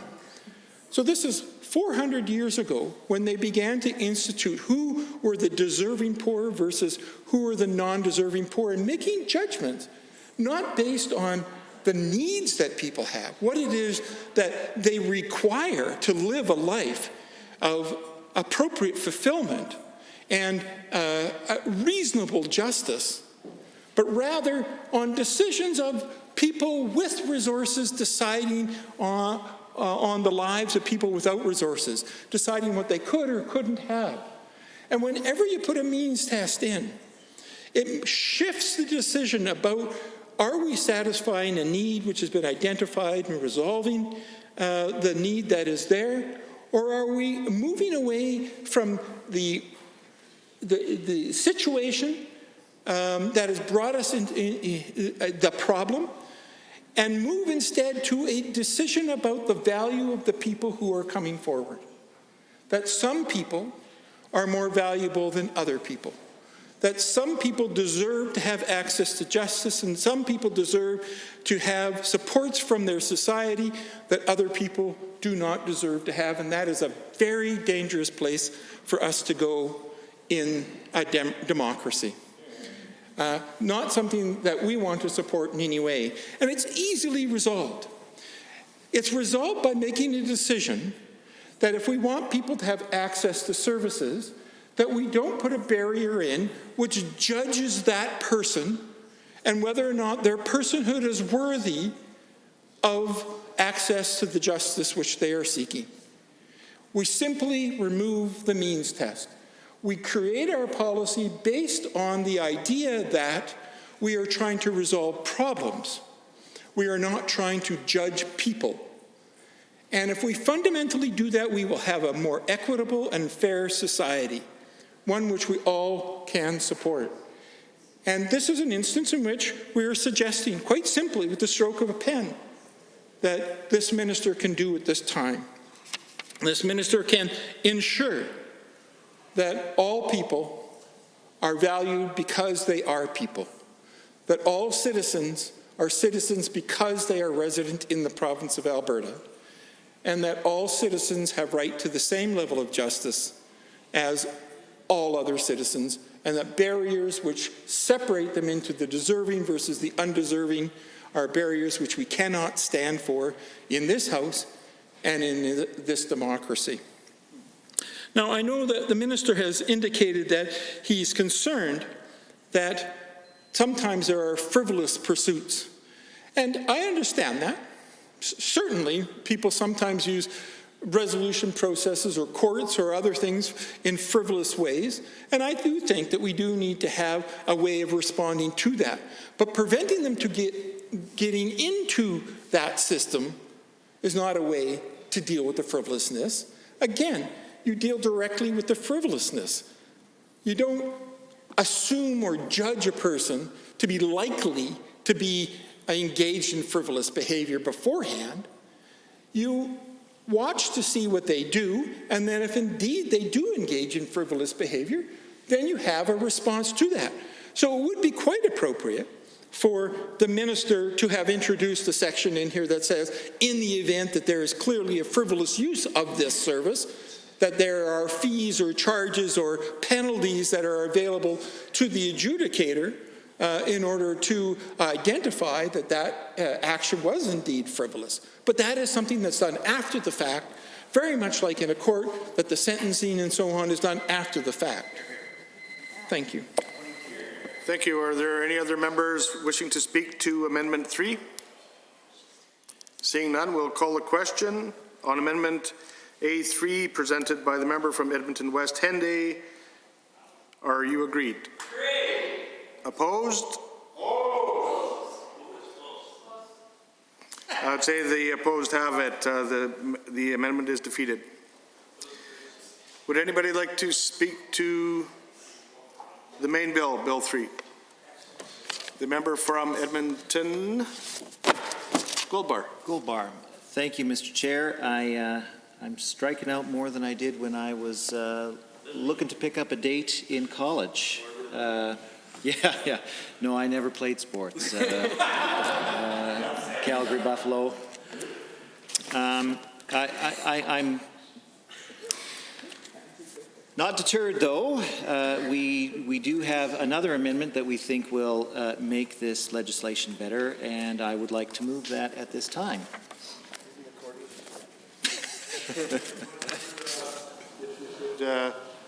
start to read it as it's being distributed, and we'll go from there.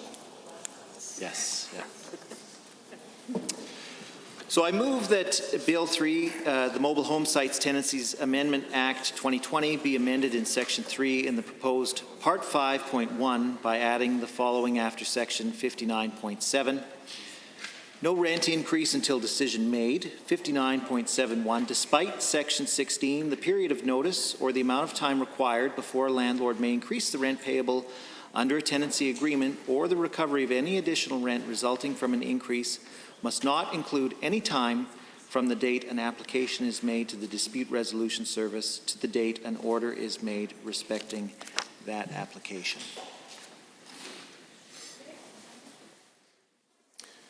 Remember, that will be Amendment A4, and if you'd like to expand on that while they're distributing. Thank you, Mr. Chair. And I alluded to the reason that we were bringing forward this amendment in my remarks earlier today when this bill was at second reading, and that's to ward off this tactic of economic eviction that is rampant in mobile home sites across the province. And in fact, this was an issue that the Alberta Urban Municipalities Association raised, and they passed a resolution that economic eviction should be cracked down upon in the province of Alberta. And what economic eviction is, Mr. Chair, it is the practice of raising rents for rental sites so high with the intent of getting rid of problem tenants. And often, landlords view tenants as being problematic when they're continually challenging the landlord in court or in front of the RTDRS now to uphold their obligations under the legislation. There are certainly some landlords who believe that it would be easier and more cost-effective to just get rid of these kinds of tenants who have the temerity to stand up for themselves and demand what is their right under the law, rather than to comply with the obligations that are set out for them under the law. And so in this case, what this amendment would do is that if there is a tenant who is bringing forward an action in the RTDRS, that the landlord cannot then retaliate by engaging in this practice of economic eviction and taking actions to raise the rent on these tenants who are standing up for themselves and demanding what is owed to them under the legislation. And I think that's only fair, especially given the tremendous amount of power that landlords have over tenants. And certainly it's our belief here in our caucus that housing is not only a human right, but it is a public health issue. And when tenants are active in demanding that their rights be fully met, then again, as I said, the landlord can often take this retaliatory action, which results in people losing their homes.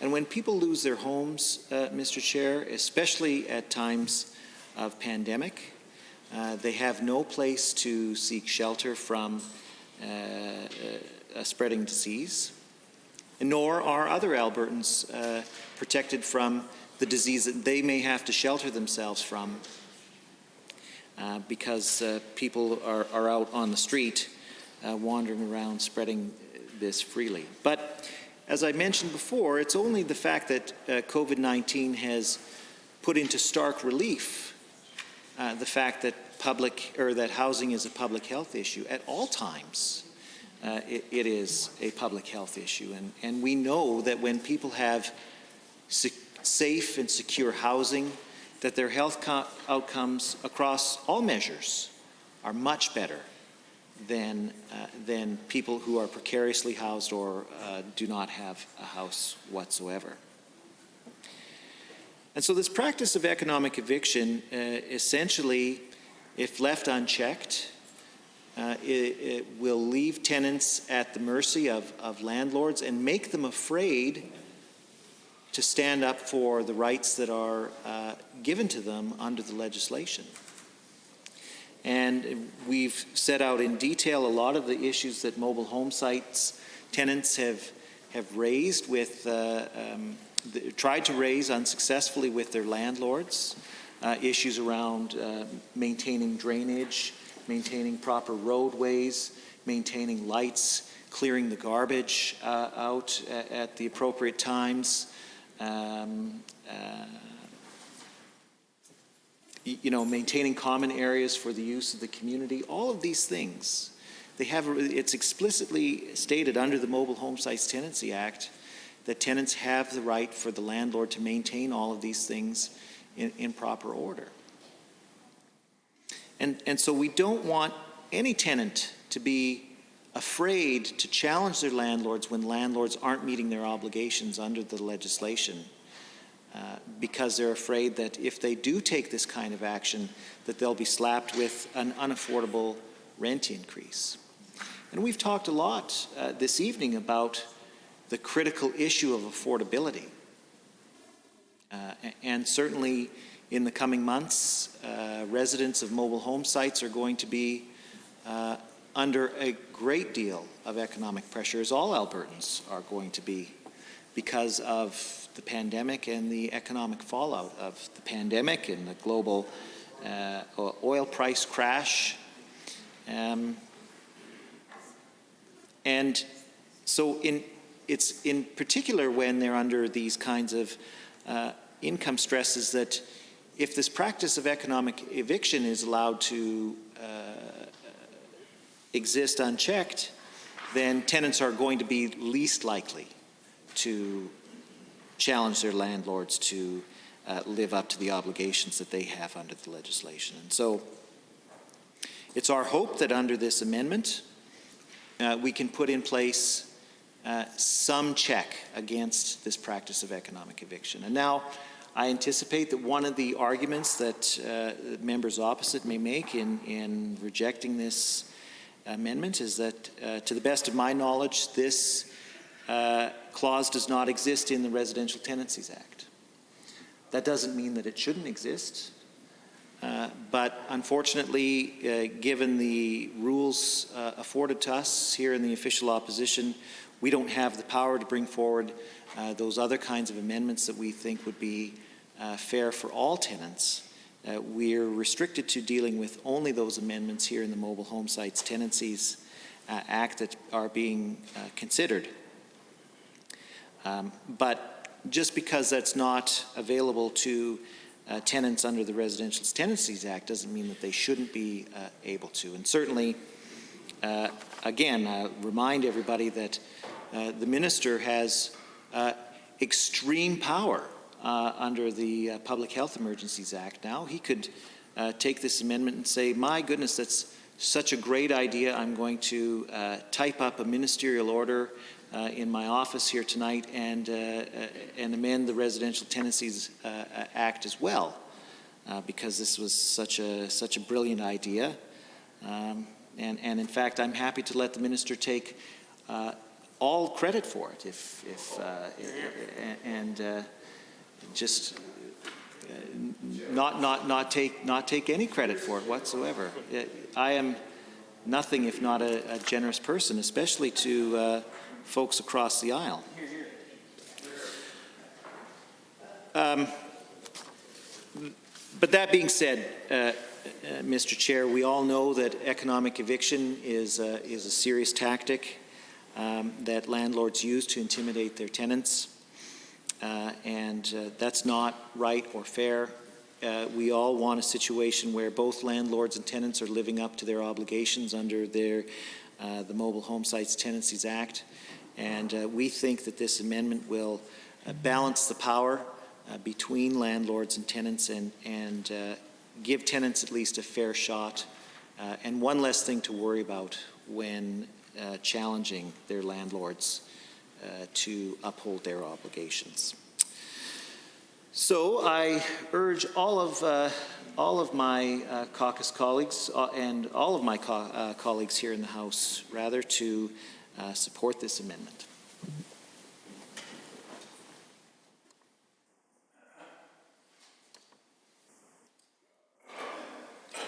Sorry. My apologies. Other speakers wishing to speak to Amendment A4, the member from Edmonton Whitemud, please.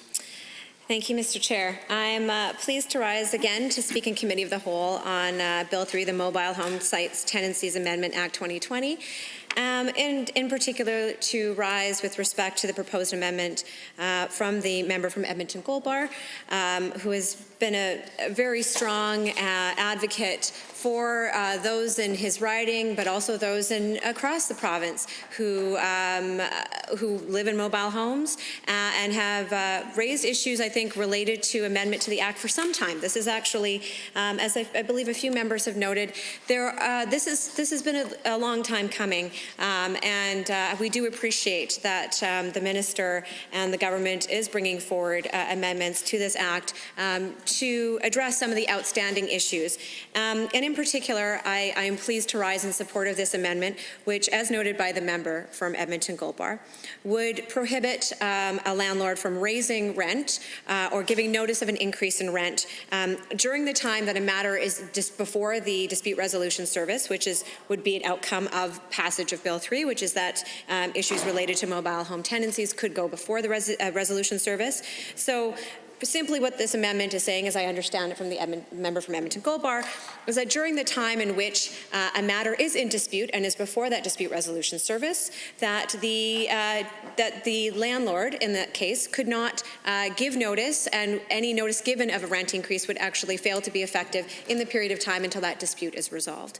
And I thank the member from Edmonton Gold Bar for raising in particular that this is not a new issue, and that in fact the AUMA passed a resolution related to this very issue, the issue of economic evictions. And so I've taken some time to look up that resolution, because it does show that there is some consensus amongst municipalities in particular that this is a significant issue that needs to be addressed. And in particular, this was actually a resolution, Mr. Chair, that was passed in 2016 but was renewed by the AUMA at their 2019 convention. So this is certainly something that's been an ongoing issue that they've given some attention to.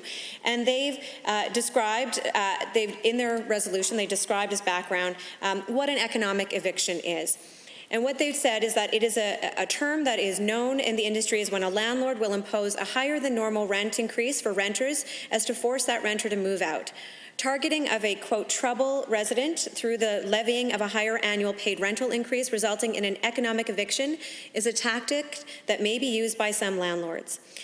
And that's what's set out in the resolution. So the point here is that the economic eviction, which is the use of a rental increase, that is outside of the norm and is not simply about increased costs. Of course, there are legitimate circumstances in which landlords would raise rent, but that it is actually meant to target quote-unquote trouble tenants. And of course, there's no better way or more clear way to sometimes identify for a landlord who is a troubled tenant than a tenant that will file an application before the Residential Tenancy Dispute Resolution Service. The very act of filing an application would obviously create, if there wasn't already, an antagonistic relationship between the landlord and the tenant, and would single that tenant out as somebody that perhaps the landlord may not want to have live in their mobile home park anymore, and would then maybe would be one way that a landlord would address that would be trying to increase the rent or giving notice of an increase of rent,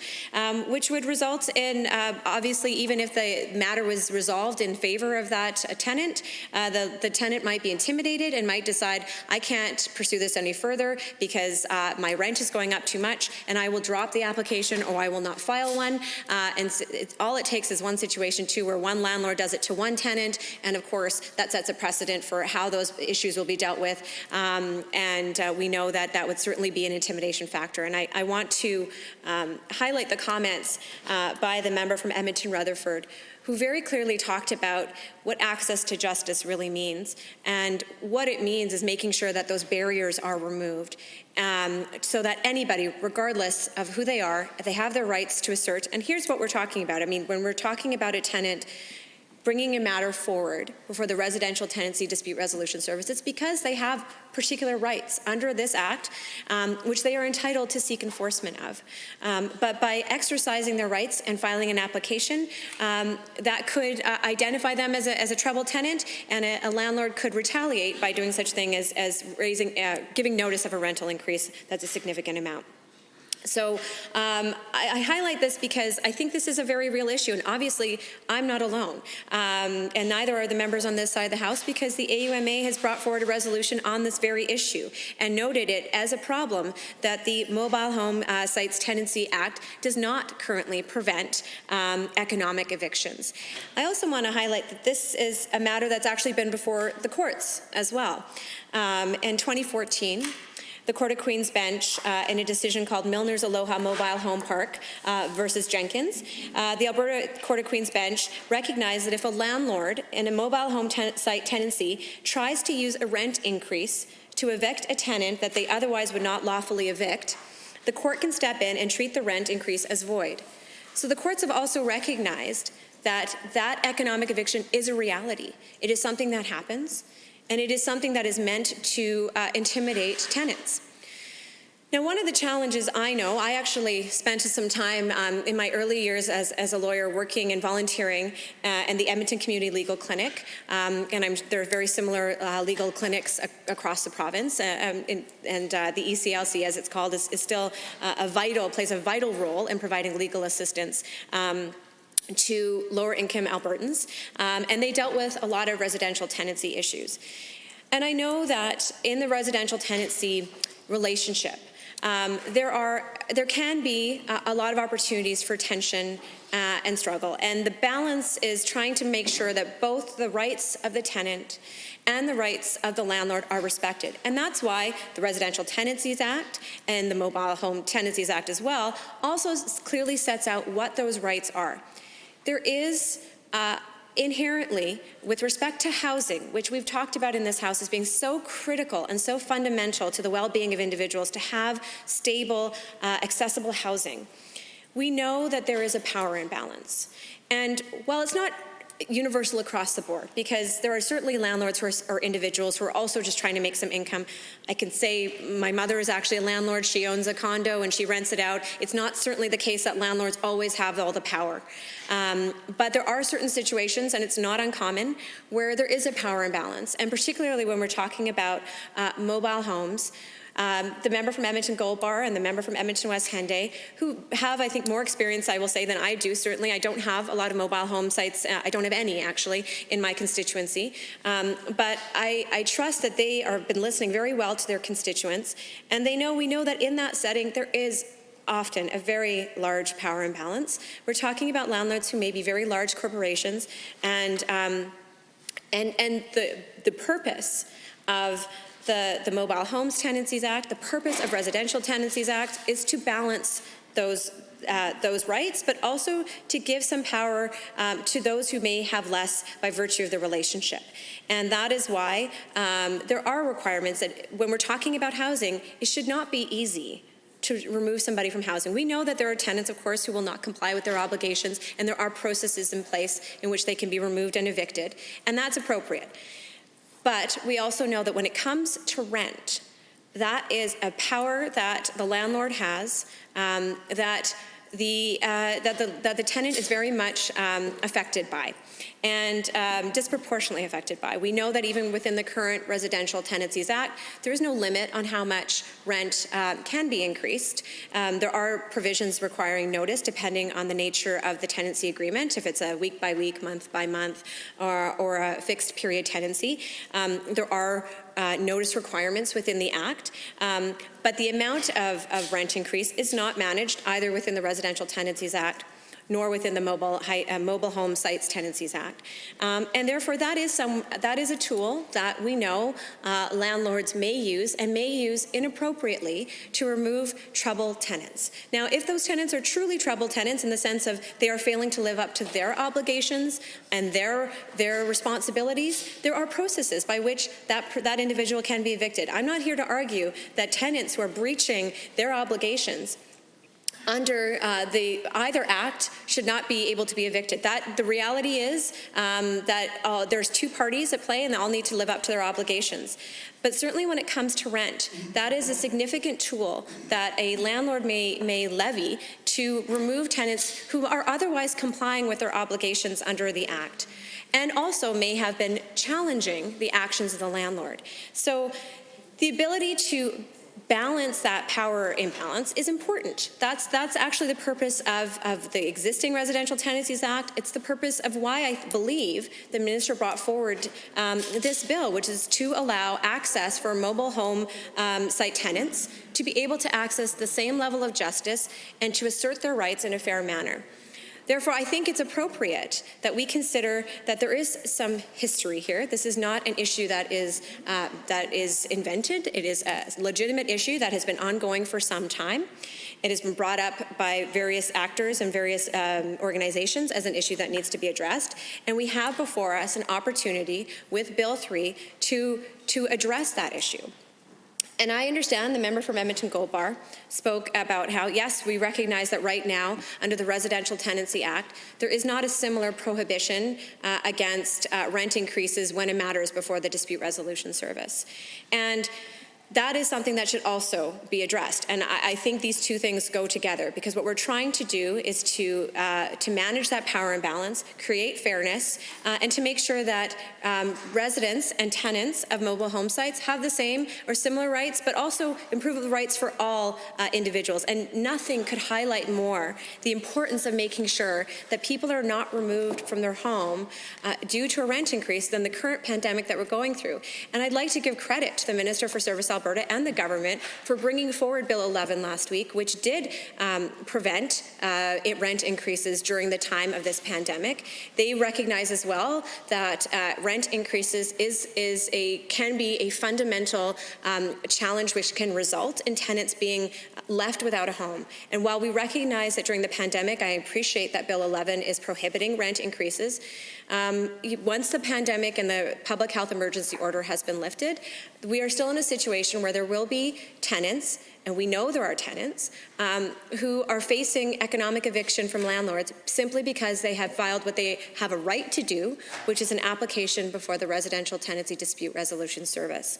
So I think it is a very fair and appropriate thing to address that issue right now when we have this opportunity to do so. We have this bill before us. I encourage, and I must say, I really appreciated the candor, the forthcoming approach of the Minister of Service Alberta, who's taken the time to answer questions and to respond and to commit to providing information.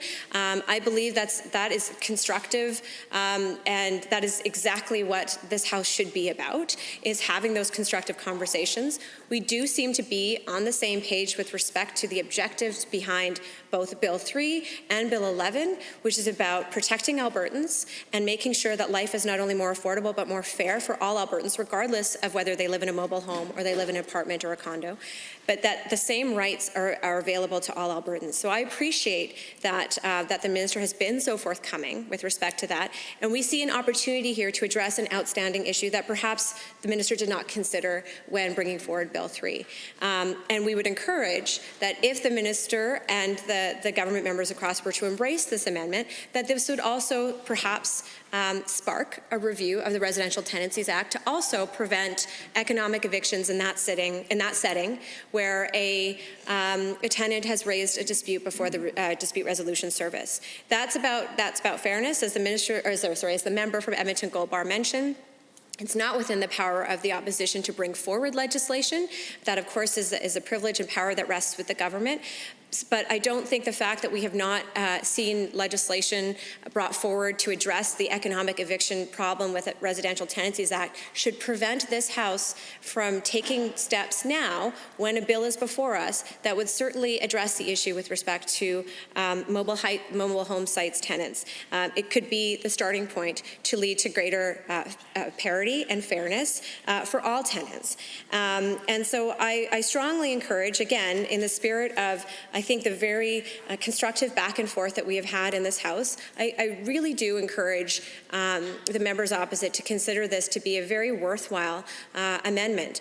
I note that a number of the members on the government side also have mobile home sites within their constituencies. I note earlier in this evening, I noted the member from Calgary East Southeast was nodding when there was reference to having mobile home sites in riding. So I presume that may mean that that member has some sites in his constituency. And I'm certain, looking across at the government members, that a number of them have these sites, and I'm sure that their constituents would value this amendment wholeheartedly. Because again, it's not about preventing increases where they're appropriate and done appropriately, but it's simply saying during the process of time where a matter is before the Dispute Resolution Service that no rent increase will take place and that the notice is ineffective during that period of time. And of course, the goal of the Residential Tenancy Dispute Resolution Service is to expedite and to move forward in those issues in a timely fashion. So should the matter go before a court, of course, that is a lengthy process. And we know that, saying that there's no rent increase during that time may be a different consideration because of the length of a court process. But we have heard from the minister, and we know that the objective is to bring those issues into a more timely and expeditious process, which is the Dispute Resolution Service. So this should not be an unreasonable burden on landlords who are looking to genuinely increase rent. If the matter is considered to be frivolous by the Dispute Resolution Service, certainly it would be dismissed quickly, and the landlord could proceed with the rent increase in accordance with the Act. It's not meant to prevent that. It's simply meant to say those tenants who step forward and raise what is their lawful right to do is to seek out enforcement of their rights and their protections and enforcing landlords' obligations under these acts. If they're seeking to do that, which they're entitled to do, they should not be subject to intimidation, and they should not be subject to the fear that they will no longer be able to afford that. As I said, I worry about the chilling effect of these actions as well. It's not just a landlord targeting one individual tenant.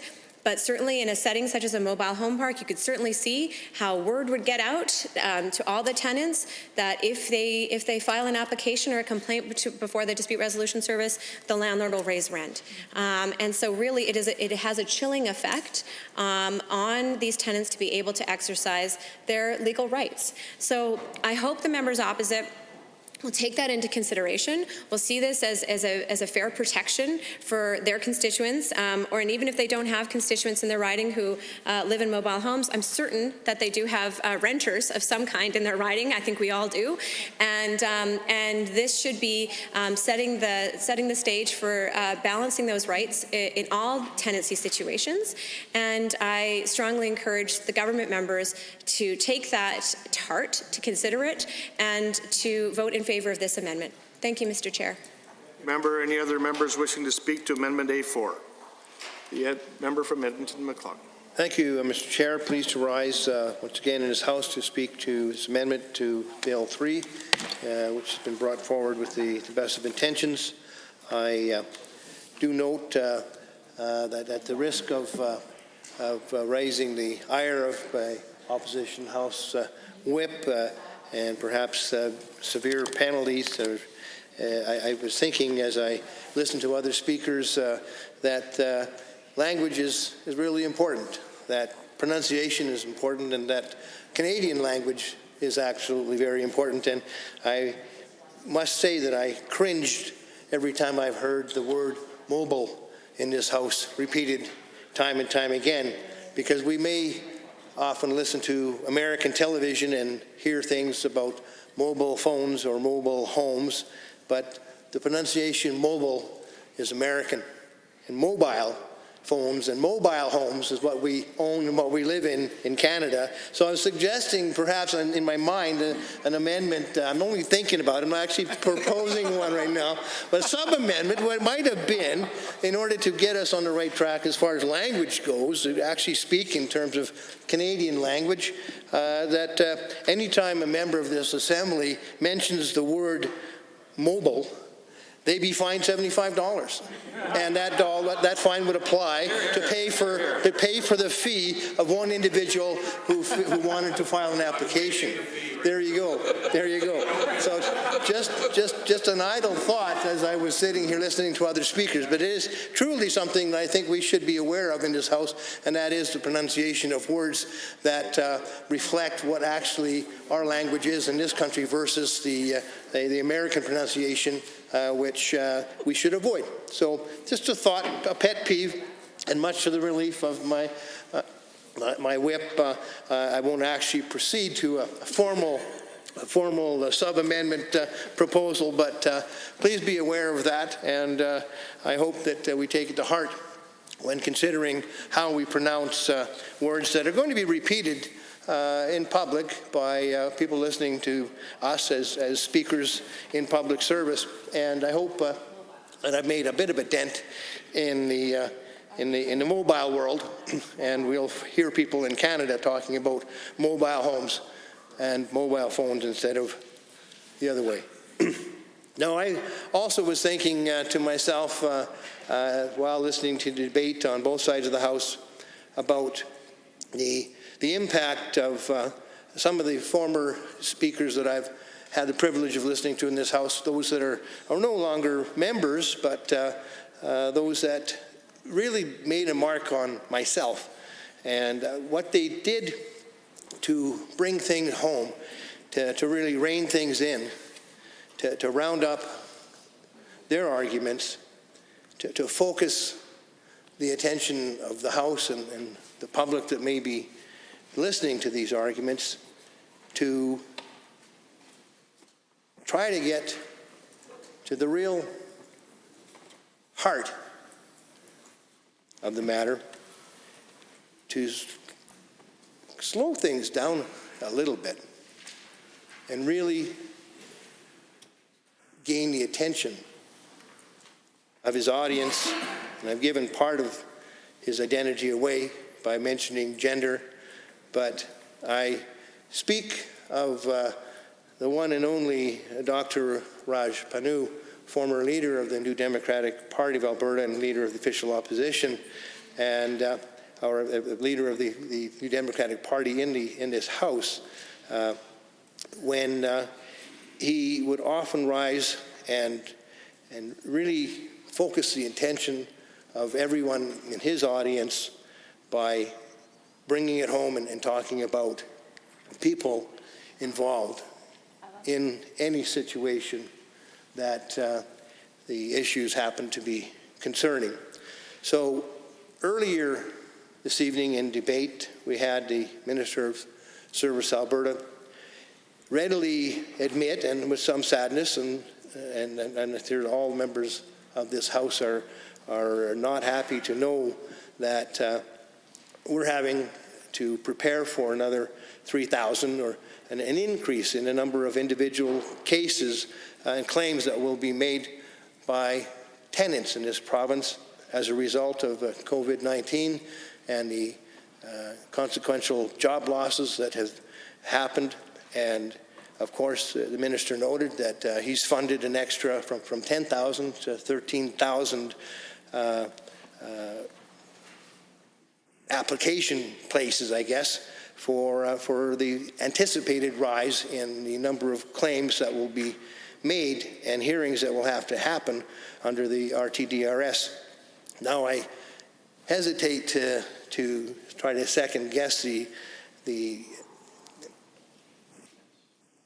figures of the minister, but something tells me that 3,000 extra spaces, or another roughly 27% more than typically are budgeted for, will be anywhere near enough for the onslaught of claims that I think, will find happening in this province as a result of the job losses that we've seen caused by COVID-19 and the illness and so forth that will force many people out of work and cause so many businesses to fail. And as a result of that increase in claims, the minister has rightly made some preparations to try to fund them, but I hope that he has contingency plans for a much larger increase in that claims process funding, because I believe, unfortunately, that it's going to be necessary. So the minister has rightly indicated that these claims will increase, and there will be a large number of people making them. And I ask, as Dr. Panu would ask in this House whenever confronted with an issue, just who is behind those claims? Who are these people who will be making these claims? These are not claims with numbers behind them. These are individual renters who are feeling that they might be dispossessed. They're renters who feel that the increase in rent during a claim is designed to prevent them from making that claim. And that's why this amendment is so important, because every individual who will be part of the surge that the minister is trying to prepare for in claims, every individual has their own story. They have their own life. They may have their own family that they're looking after. And for us to say to them that we're going to allow a rent increase to take place when we know for sure that there's going to be a huge surge in the number of these claims taking place, that's a weapon that I don't think we want to put in the hands of a landlord who's also facing desperate times.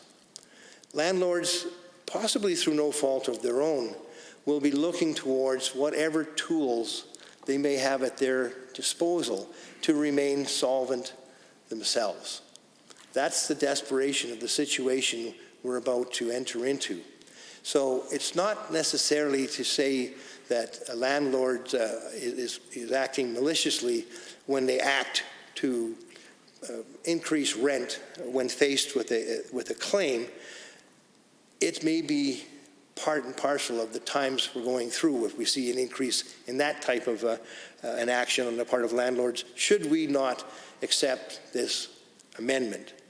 So I refer back to how Dr. Panu would always approach things and try to put myself in the position of either of the parties to a dispute and think what would be the best way out of this, particularly in the situation that we face where we know that there's going to be a massive surge in number of claims, probably well more than the minister anticipates in my judgment.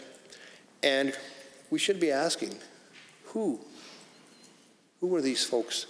Who are these Albertans who will be looking to insist that there be no rent increase during the hearing process so that they might actually stave off the battle that they think they have to engage in to protect their family and be protected from a landlord who's doing whatever he thinks he has to do to protect his business. So these people are the nurses who are right now in our hospitals looking to serve us as we look towards a massive unwelcome surge of viral infections. They're the LPNs who work alongside them, those people who will be making claims to protect themselves from rent increases during a claim against the landlord. They're the postal workers who get our mail to us during this pandemic. They're the rural grocery store worker or grain elevator operator who looks to continue to serve their communities and hope to be able to at least stave off a problem with their tenant and with their landlord, I should say, and hoped not to have a rent increase during the hearing process. So no matter what part of the province we're in, Mr. Chair, we should always take a look at who the individuals are behind the processes that we're looking to amend in this legislature.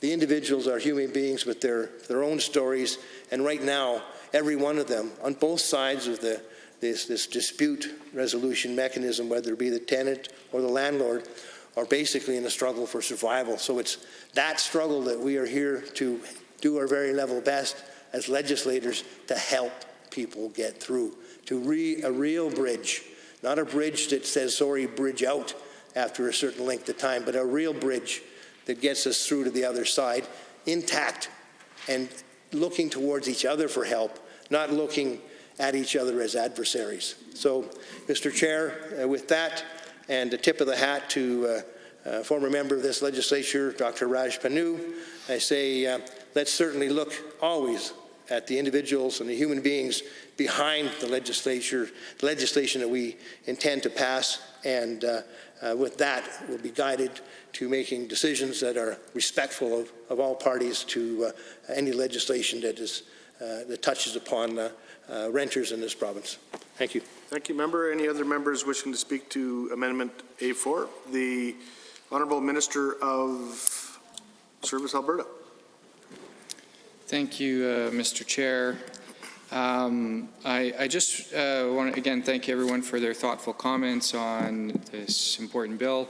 And as we talk about the proposed Amendment A4 related to suspending rent increases, and specifically as it relates to the very real problem of economic eviction. So I want to just be very clear, our government recognizes that economic eviction is a real problem. I'm not a denier of this being a real problem. Certainly I heard a lot about it on my tour last summer. We continue to hear about it. This is a real problem. So I want to be very clear about that. We are in agreement. I know it's not often and not on much, but we are in agreement on both sides of this House that economic eviction is a very real problem. But I just want to highlight that, you know, what essentially is being proposed with this amendment, all it's really doing is kicking the can down the road a couple months to say, well, for the duration of the dispute, the rent increase can't happen, but then it can still happen. It's not dealing with the root of the problem. And so this is something that I wrestle with is, you know, how do we as lawmakers take practical steps to help folks who are facing real problems? And this is a real problem that is affecting mobile home owners. And we need to be very thoughtful about this. And so, you know, my problem with this amendment is that it's not fixing the problem that we're all talking about that we need to solve. And unfortunately, I believe it can make things worse in the short term. What I will say is, you know, a lot of talk has gone into what are the effects of COVID-19 and the current pandemic and the economic fallout that is impacting many Albertans in this trying time as it relates to this bill, Bill 3, and as it relates to this amendment specifically, and the problem of economic eviction. And I think it's important to remember that the announcement I made a week and a half ago that there will be no rent increases for any tenants anywhere in Alberta, which includes mobile home tenants, for the duration of the pandemic, is a temporary stopgap on the economic eviction problem. It holds it at bay. It kicks it down the road farther than this amendment would, because this amendment only deals with for the duration of a dispute for however long it's being addressed by the RTDRS until a resolution has been decided by the dispute resolution officer. Whereas my rent increase prohibition will last until the conclusion of this pandemic.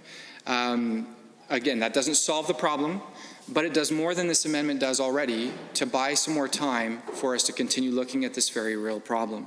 So again, I know we don't agree on everything, we don't agree on much, and I know that on this Bill 3 and the related amendments that we've been debating here this evening, that we don't agree on, that the opposition doesn't agree with my resistance to accepting those amendments.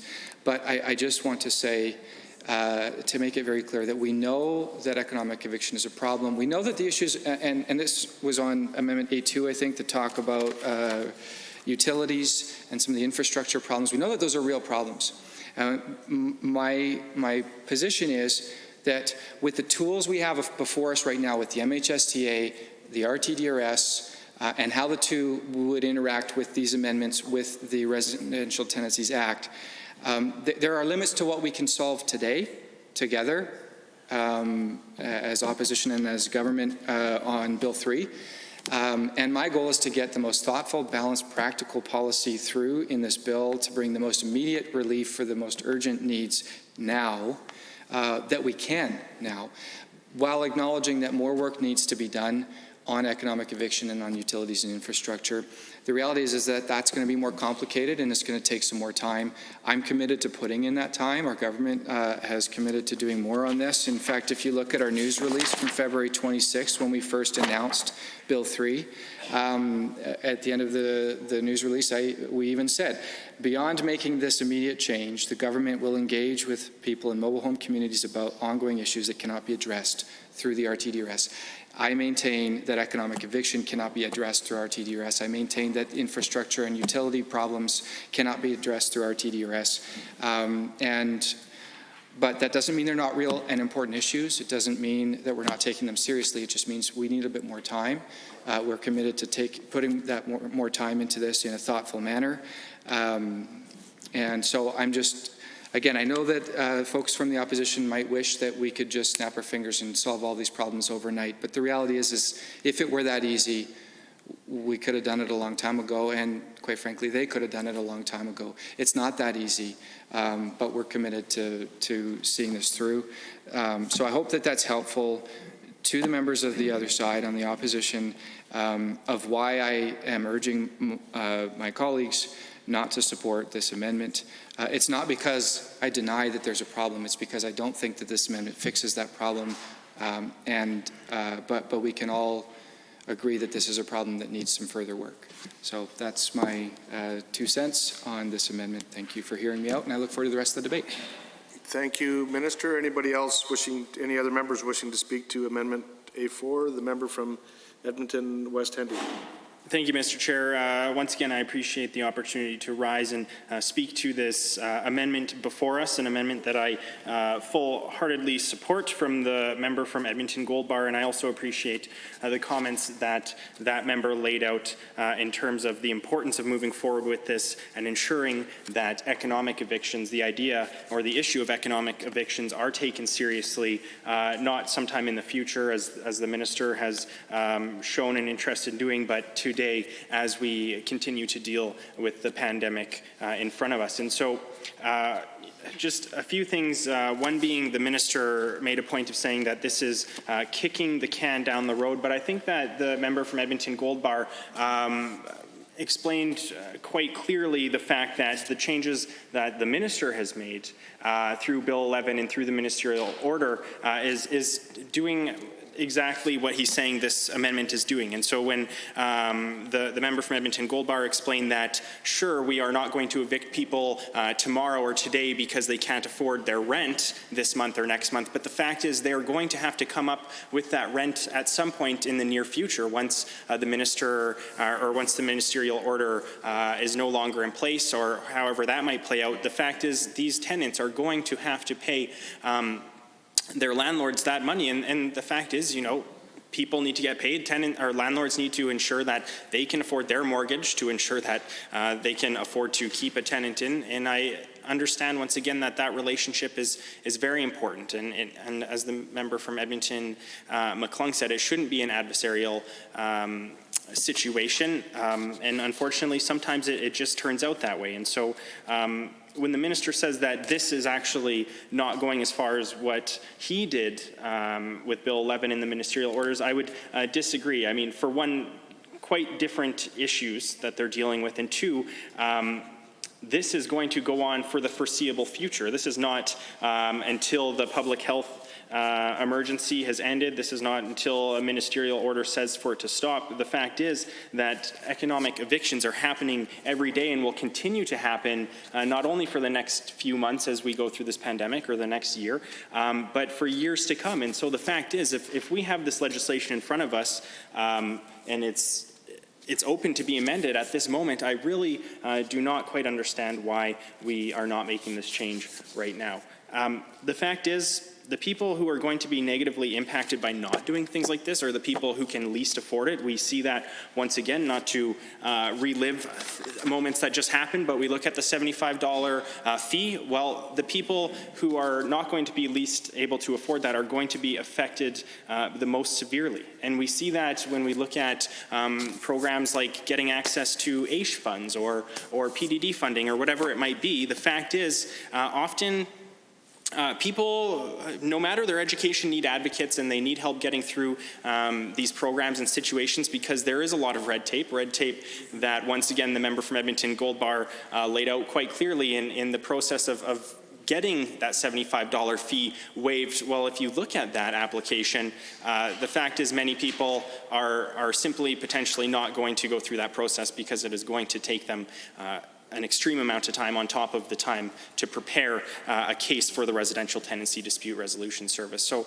once again, this amendment seems very reasonable. I think that it will not only help with what is going to be a result of the pandemic that we are experiencing right now, because there is no doubt that the Residential Tenancy Dispute Resolution Service is going to be extremely overwhelmed. And now the minister, once again, I will discuss this a bit further in later remarks, but the minister has said that they've brought 3 more people in to deal with the increase to these dispute resolutions that are no doubt going to increase over the next several months. And unfortunately, Mr. Chair, I do not believe at all that that is going to be enough. And unfortunately, as I will discuss once again a bit further in the future, the fact is this pandemic hit Alberta at a rapid rate, and unfortunately, me as the critic for Service Alberta did not have the opportunity to even discuss the minister's budget before a committee, which is extremely concerning for me because we have no idea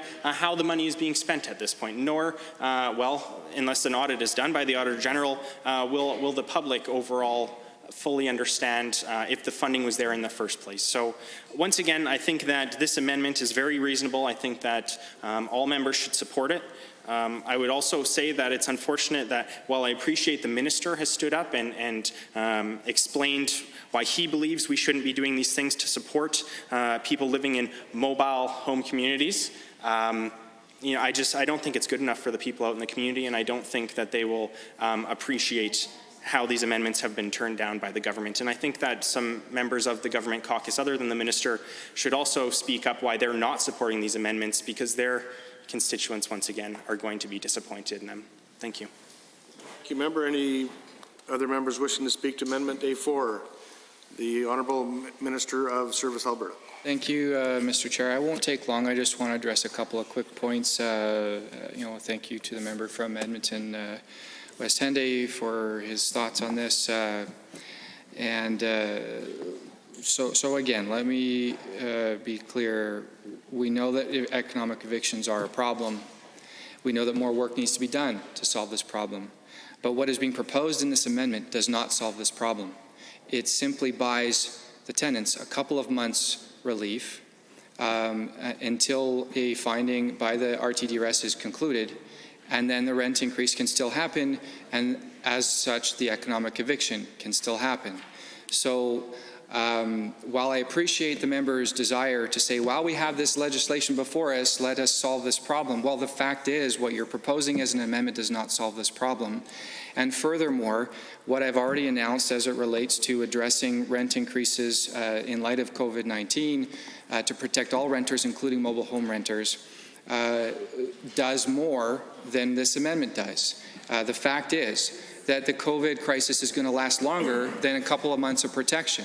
And as such, the protections that I announced to protect all renters from rent increases of any kind for the duration of the pandemic is de facto a longer and broader delay and protection than what is being proposed in this amendment.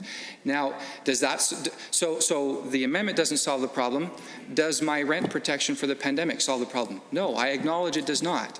But I acknowledge, and I just want to reaffirm, I acknowledge that economic eviction is a problem. More work needs to be done. More work will be done. But legislation in the MHSTA is not necessarily the best approach on how to deal with that.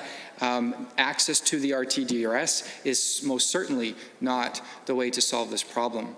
So I don't want to hold up all of the good that we're doing on Bill 3 to give mobile home residents access to the RTDRS for all of the good reasons that we've discussed over the last day or so on this bill, in order to find a perfect solution to economic eviction. If we wait until we have the perfect solution to all of the problems, we will never solve anything. I think we can all agree upon that. So I want to get Bill 3 done in the best form it can be, so that we can then ensure that that improvement in the life of mobile home residents is achieved immediately, and then we can move on to the next step of problems without that hanging on our shoulders of saying we've got a myriad of problems to solve. Well, let's solve the ones that are immediately within our grasp now and then move forward. And the protections from my rent protections that I announced for the duration of the pandemic buys us a lot more time to try and work towards those kinds of solutions than this amendment ever would. And that is, again, why I am recommending that we not support this.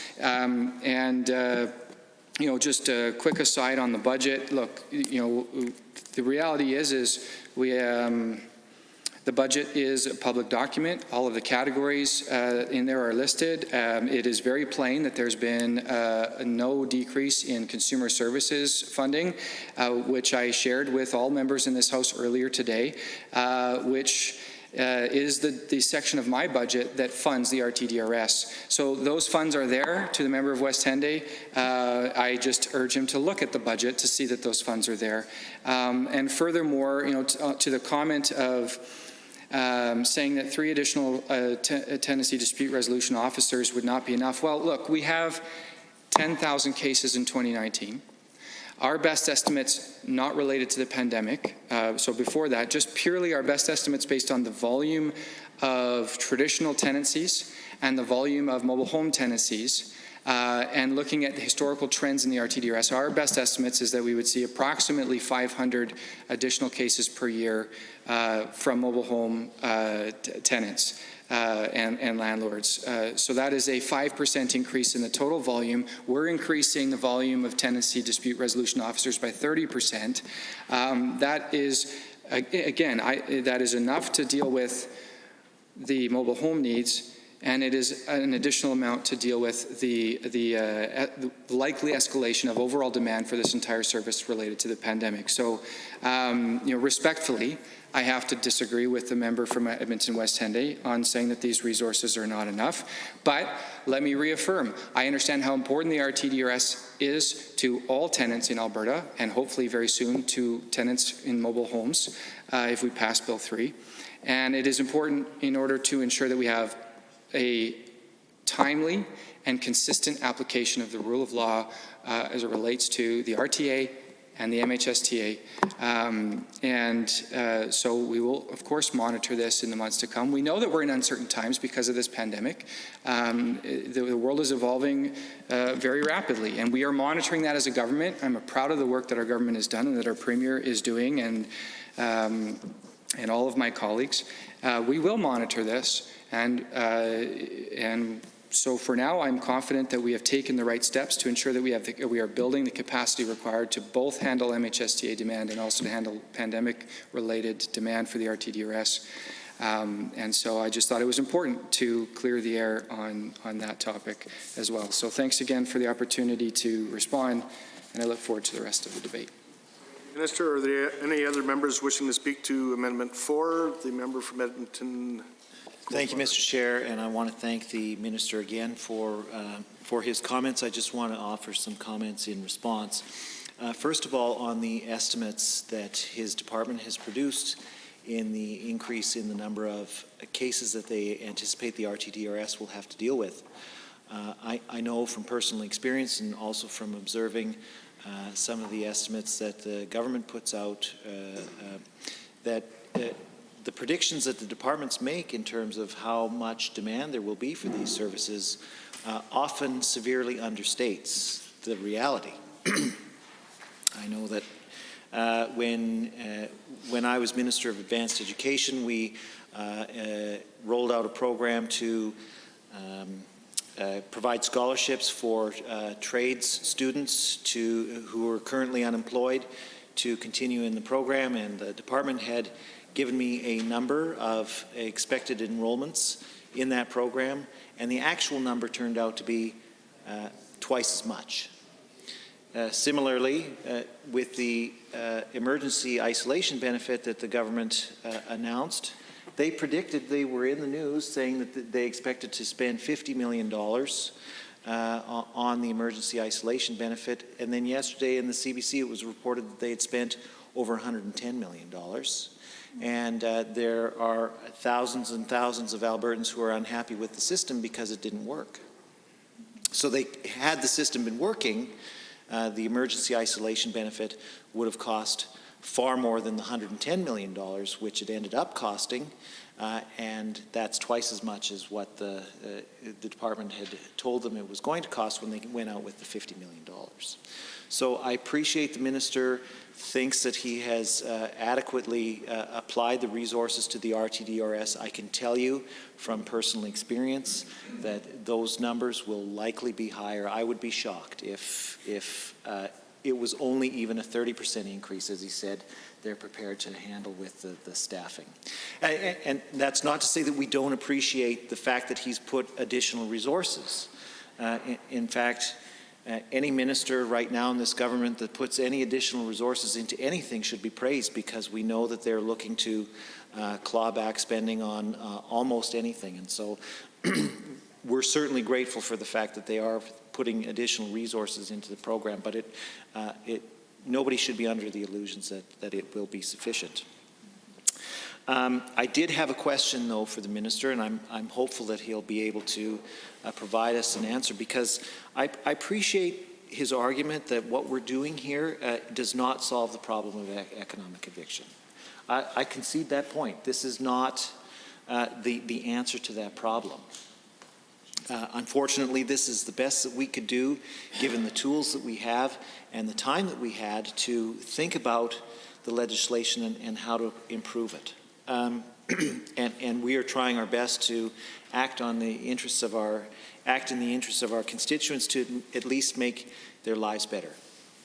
You know, if I take him at his word that he is looking into the issue, I'm wondering if he can provide us with more details about the activities that his department is undertaking to look at this problem of economic eviction, and when we can see any kind of rollout of a consultation or some kind of announcement of policy or regulation, or even legislation that won't come before the legislature, because of course we have these emergency powers that have been given to members of cabinet now. They can write legislation. If the minister would be able to share any details on the specific plan that he has given his department to deal with this problem of economic eviction. Thank you, member. Are there other members wishing to speak to Amendment A4? The member from Edmonton Highlands, Norwood. Highlands, Norwood. Thank you, Mr. Chair. I'm not going to speak too long because I believe I've made a lot of my points earlier, but I do want to speak specifically to this amendment briefly, because in fact I know I've got some colleagues who also still want to speak. And to echo my honourable colleague from Edmonton West Hende's sentiment, it's unfortunate that you know, we're not hearing from government members, because I look around this chamber and I see a number of members who I know on the government side have mobile home parks in their ridings, and many of their constituents will be impacted by this. So it's unfortunate. I think of some of the small towns, even my own hometown of Barrhead, where I know there are folks who would be impacted by this legislation. So I'm disappointed that we're not hearing from more government members on this piece of legislation, because we're talking about tens of thousands of Albertans who are impacted, and they deserve a voice. And so we will continue sharing that voice, at least on our side of the House, that's for sure.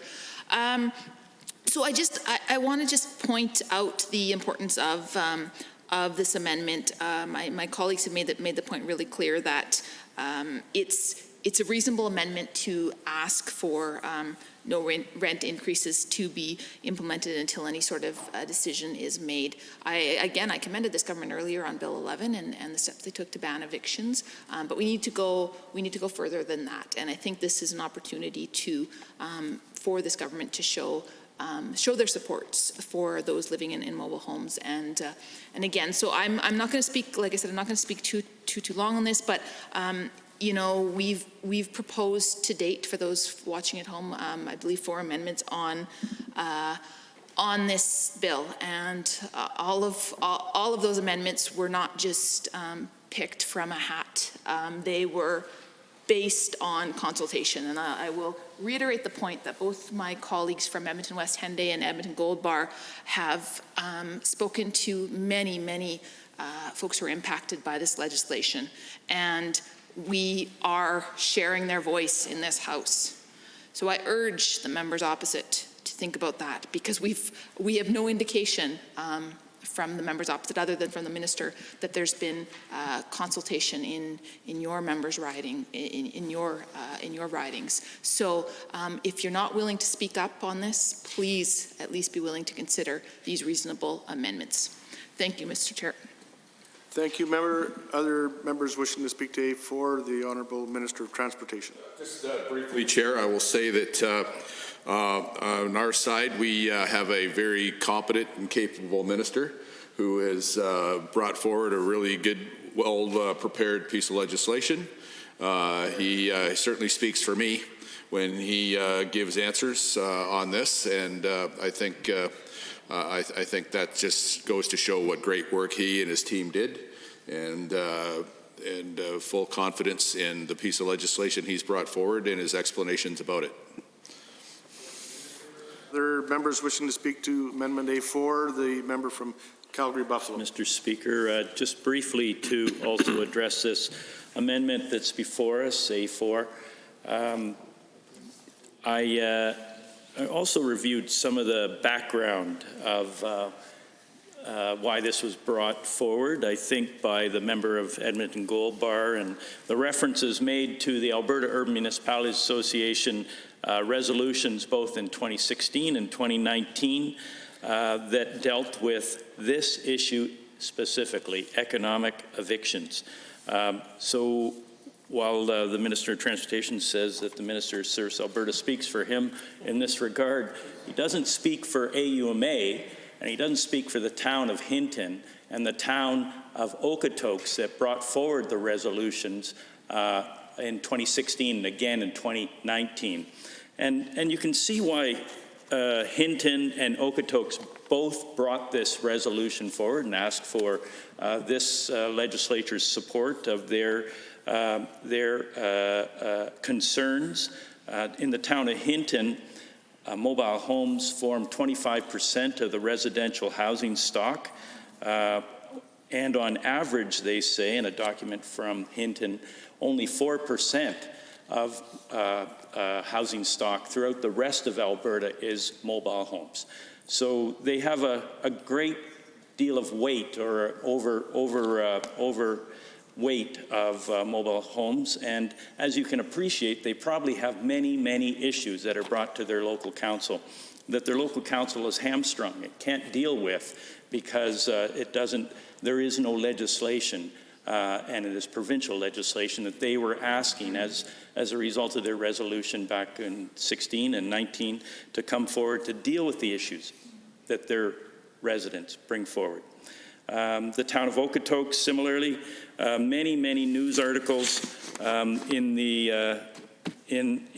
stored in the internet that talk to the challenge with one landowner in particular. I won't name that landowner, but I will say that residents were looking to their local councils for relief, and they weren't getting it, and that's why the local council started to mobilize other towns and cities in Alberta and brought that to AUMA, where 91% of the people voting in 16 at that annual general meeting supported the resolution.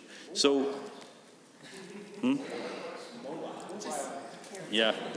You know, the only thing that I was instructed, not by you, my colleague, but when I was representing, I think it was, way down south, I can't remember, maybe the Minister of Transportation remembers, it was adjacent to the river bend, and I just can't remember the name of it. Huh? South Hill Mobile Home Park.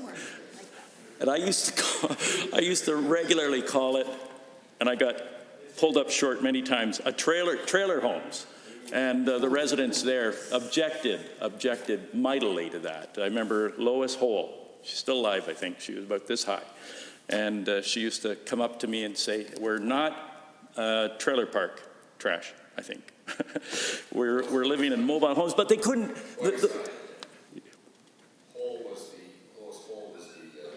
Stop playing his head. She's right there. Yeah. But you know, the thing about mobile homes is they can't be, they're not mobile. They stay in place. And I've never seen one moved unless it was dilapidated and need to be taken out of there. Not at South Hill, but other places. Anyway, the economic eviction is a real thing. It was brought forward. A great number of Alberta towns want to see something done expeditiously, and they started in 2016. We were working on it and didn't get it across the finish line, admittedly. But we can do something about this today, Mr. Speaker.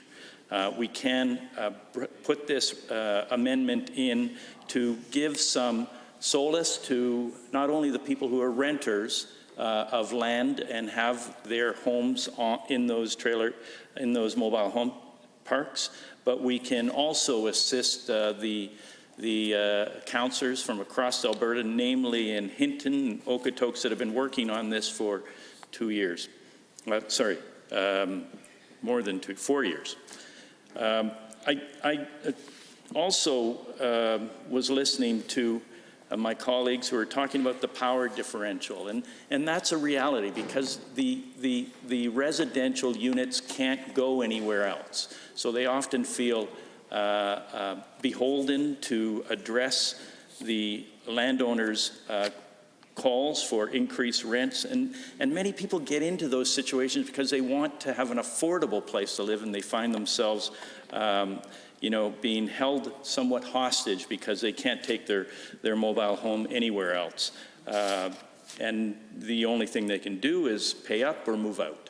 And we want to see those kinds of situations not occur in Alberta, but we know this is not a perfect solution, but it is an important action to take on behalf of people who feel like they have no other recourse.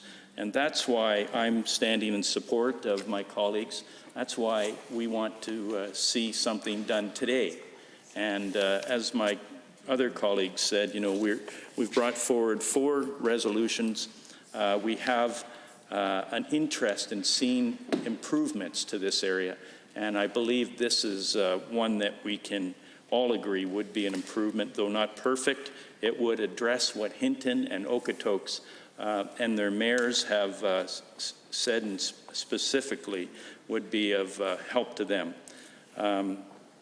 So I don't think it's an unreasonable expectation to have that people who are subject to intimidation should be given some small measure of support so that they can get the issue that they brought forward to the Dispute Resolution Service addressed before they have to deal with additional issues, namely an increase to their rent, which in many cases are to seniors' rents and who are already looking for an affordable place to live, and sometimes find that affordability is taken out from under them as a result of increases to the rent, which they need, obviously, to address in a way that they can be sustained in their living situation.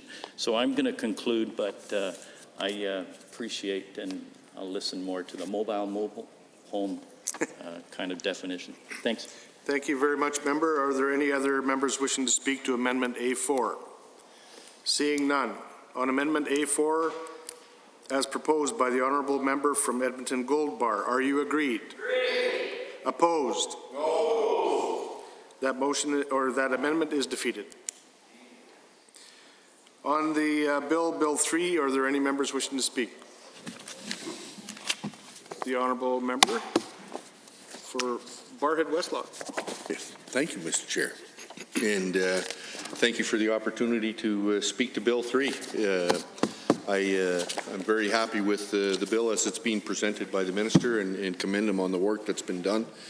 And but I have a few comments on a few specific aspects of Bill 3, the Mobile Home Sites Tenancy Amendment Act.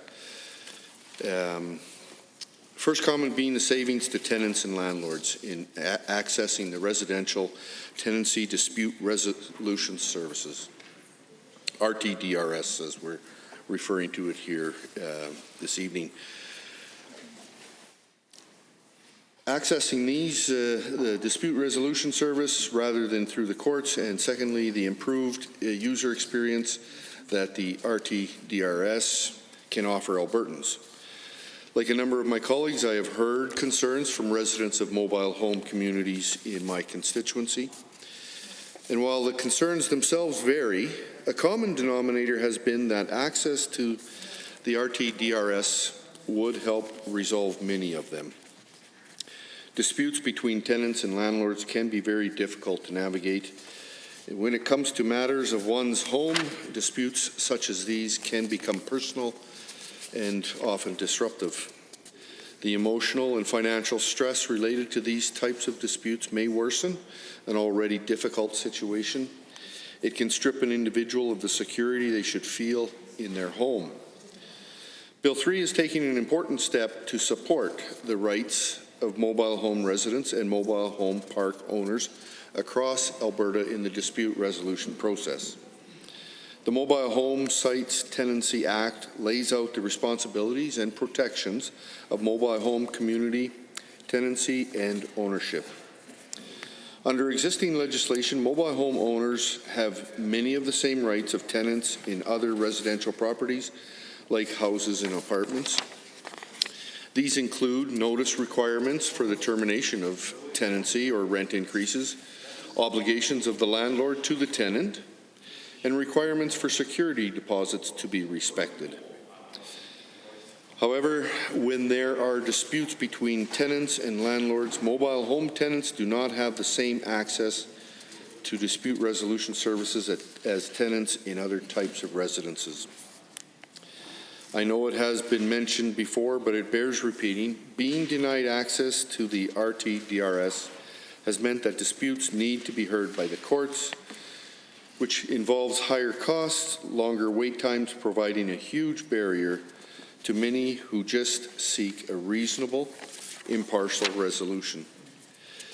Bill 3 represents a strong step by this government to support the over 30,000 Albertans who live in mobile home communities. My riding has several mobile home parks, and ensuring they have access to this resource is meaningful, helpful, and practical to their lives. The bill specifically addresses problems relating to the time-consuming, costly court system that is currently required if mobile home tenants want to formally settle a dispute. Under the current rules, mobile home residents are required to use the court system to settle their disputes. That means that if, for example, a landlord refuses to give back a security deposit without sufficient reason, the only avenue for resolution is through the court system. That process can be expensive, Mr. Speaker, or Mr. Chair, with application fees of up to $200, and the dispute is often not handled in a very timely manner. At the same time, tenants in other types of residences have been able to access the residential tenancy dispute resolution service to address these same issues with an application fee of only $75 for either party. The dispute resolution service provides a cost-effective, fast, and less formal alternative to court disputes for complaints under $50,000. As you can see, before a hearing has even begun, there are savings compared to relying solely on the courts.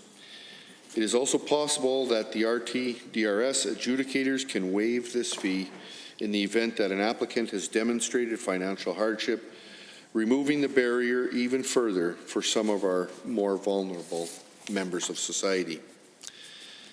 Mr. Chair, it is unfortunate that tenants in mobile homes do not currently have the same access to services as other tenants do, and this is an important bill to correct that standing.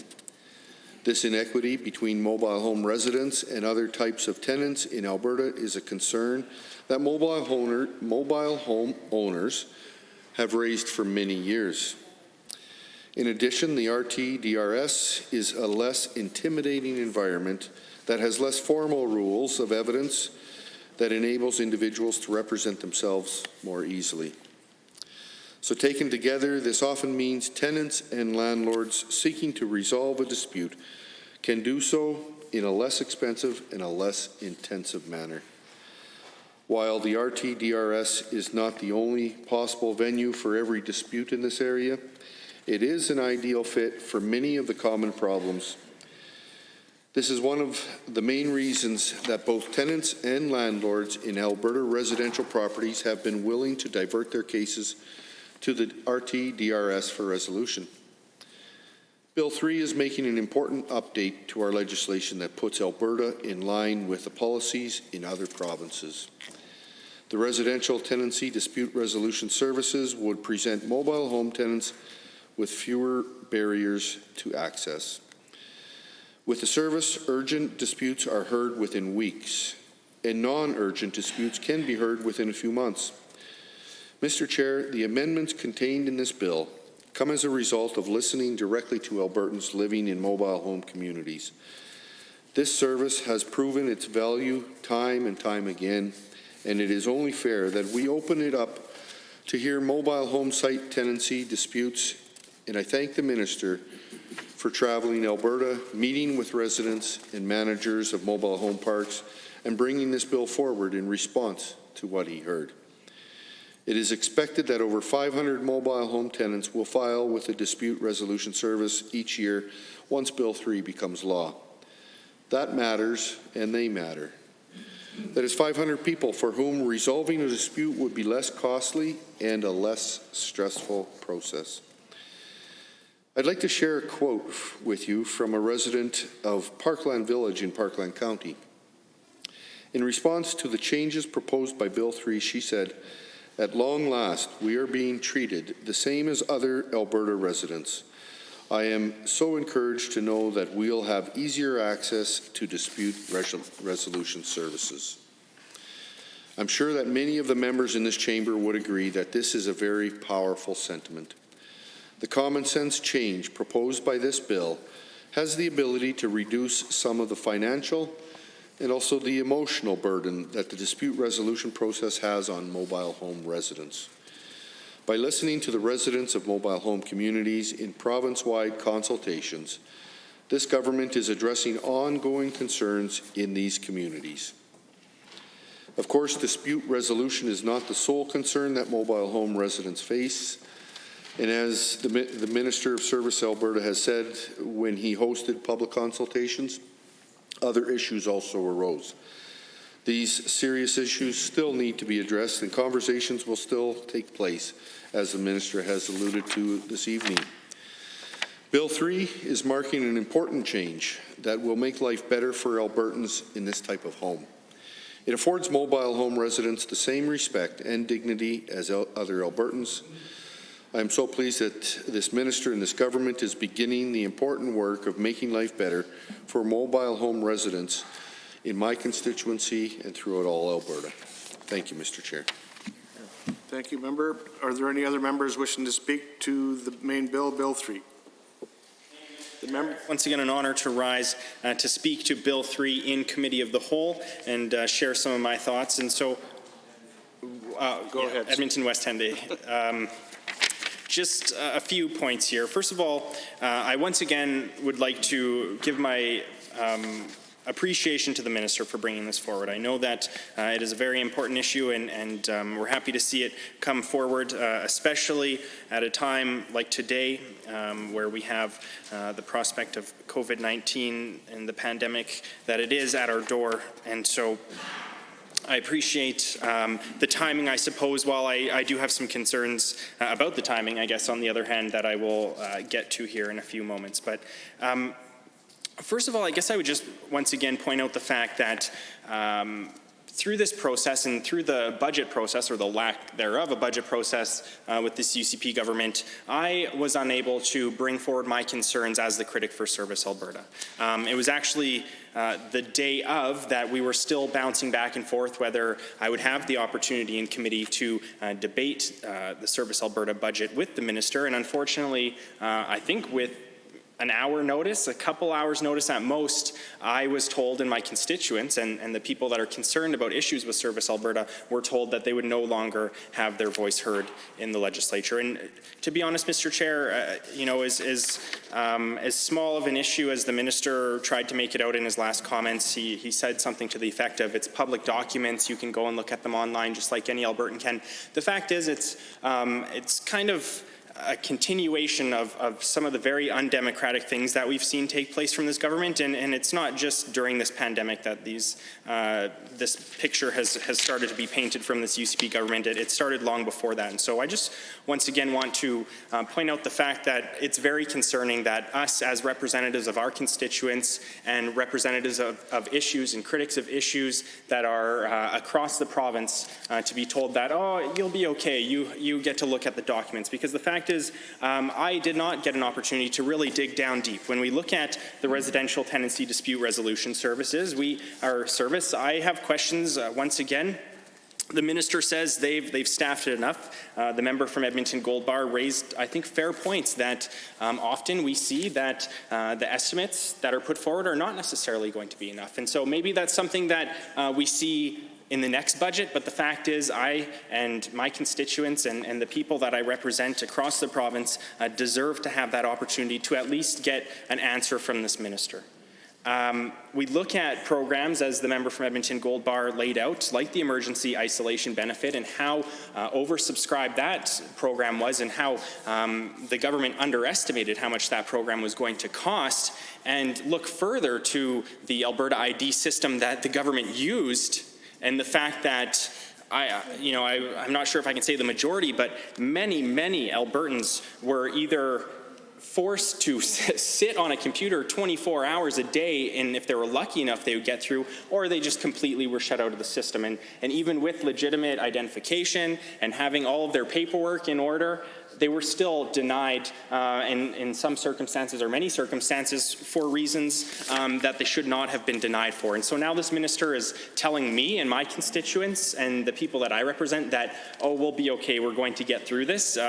It's kind of hard for me to take him at his word on that, and it's not his fault. I understand that these systems get put in place, and sometimes they just don't work. But the fact is, we need to have those discussions. We need to have discussions about the minister and the ministry's targets, which are often discussed in budget deliberations, about how much he expects an increase to the cost of this dispute resolution service. And he discussed the fact that he's brought in some new ministry staff, thankfully. I mean, we just went through the process of losing, I believe, 26 IT staff in that department this year. I'm not sure how many of those he's brought back or hasn't brought back, and so that's a concern for me as well.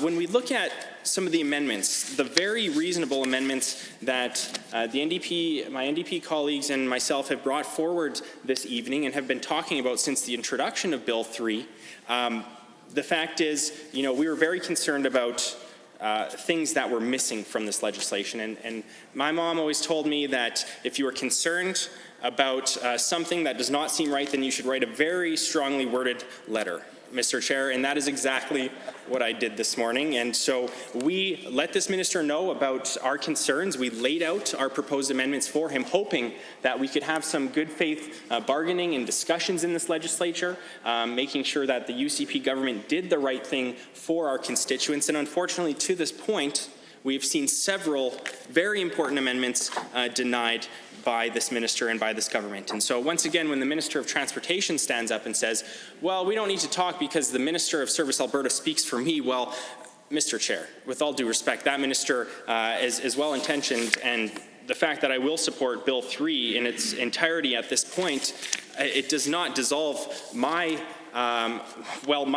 obligation to speak on behalf of my constituents. And so if members of the government are not going to say anything, or they're going to avoid any discussion on why they won't support these reasonable amendments, but will stand up to the main bill and read something that really didn't discuss any of the issues that we brought up this evening. It was very tone deaf, in my opinion, Mr. Chair. The fact is, those constituents deserve better. And so when we look at, once again, some of the proposed amendments that we made, they were reasonable. They were to help people that are potentially most vulnerable or will be most affected by the pandemic, and by landlords or property management companies that are heavy-handed. But once again, this goes both ways. I've had discussions with these landowner companies, or these mobile home site companies that own the land, and they also want to see this put in place, specifically the RTDRS. And so once again, I stand here and recognize that Bill 3 overall is a step in the right direction, but while we were here, why wouldn't we make some of these very important changes? If I go back to my constituents and say, well, you know, I don't want to discuss amendments that are not on the floor yet, but there is a real issue in Bill 3 with the time that will come into force. The minister said, if we vote this through, then things are going to be, things are going to be better for these communities tomorrow. Maybe he didn't say tomorrow, but he was very clear in the very near future. Well, if we pass this as it's laid out today, it doesn't come into effect until the fall. And so how am I supposed to go back to my constituents and say, well, the process is kind of in place, but you can't access it for several months?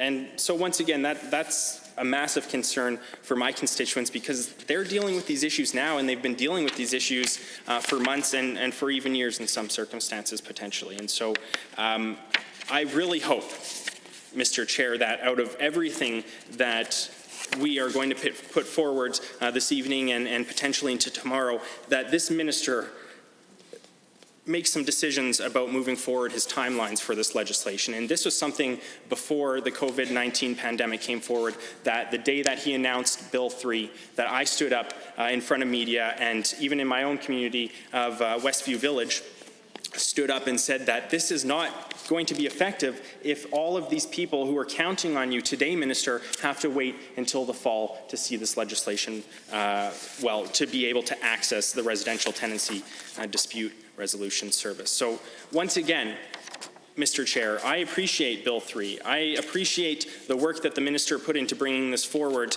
and I know that many people out in our communities do appreciate that as well. But there are some glaring issues that are here that I really wish the minister would have considered a bit further. And most importantly, I suppose, of the many important things that we brought forward, is the timelines, because these people need support and need help today.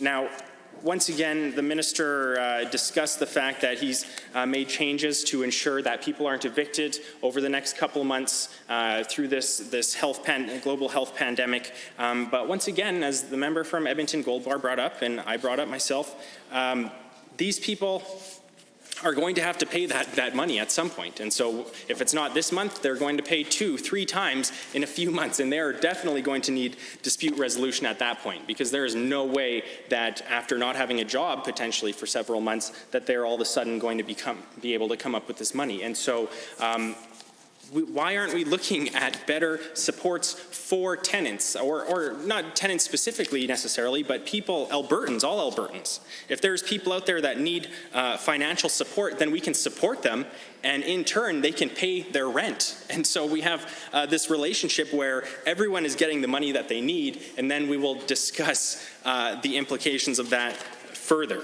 But instead, we are saying, well, you don't have to pay today, just like a mortgage deferral, but you're going to pay it at some point. And in the case of mortgage deferrals, of course, that's a federal issue, but you are going to be paying it for many years to come.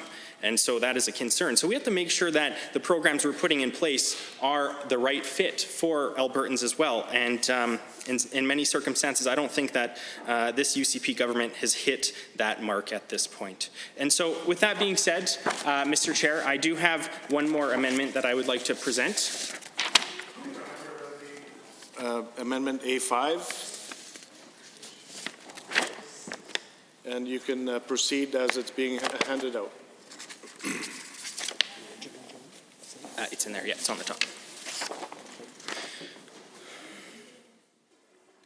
All right, thank you, Mr. Chair. I'm okay to start here? Absolutely. Read it out and then proceed, sir. Just want to make sure I have the right one here. I have a lot of amendments here today.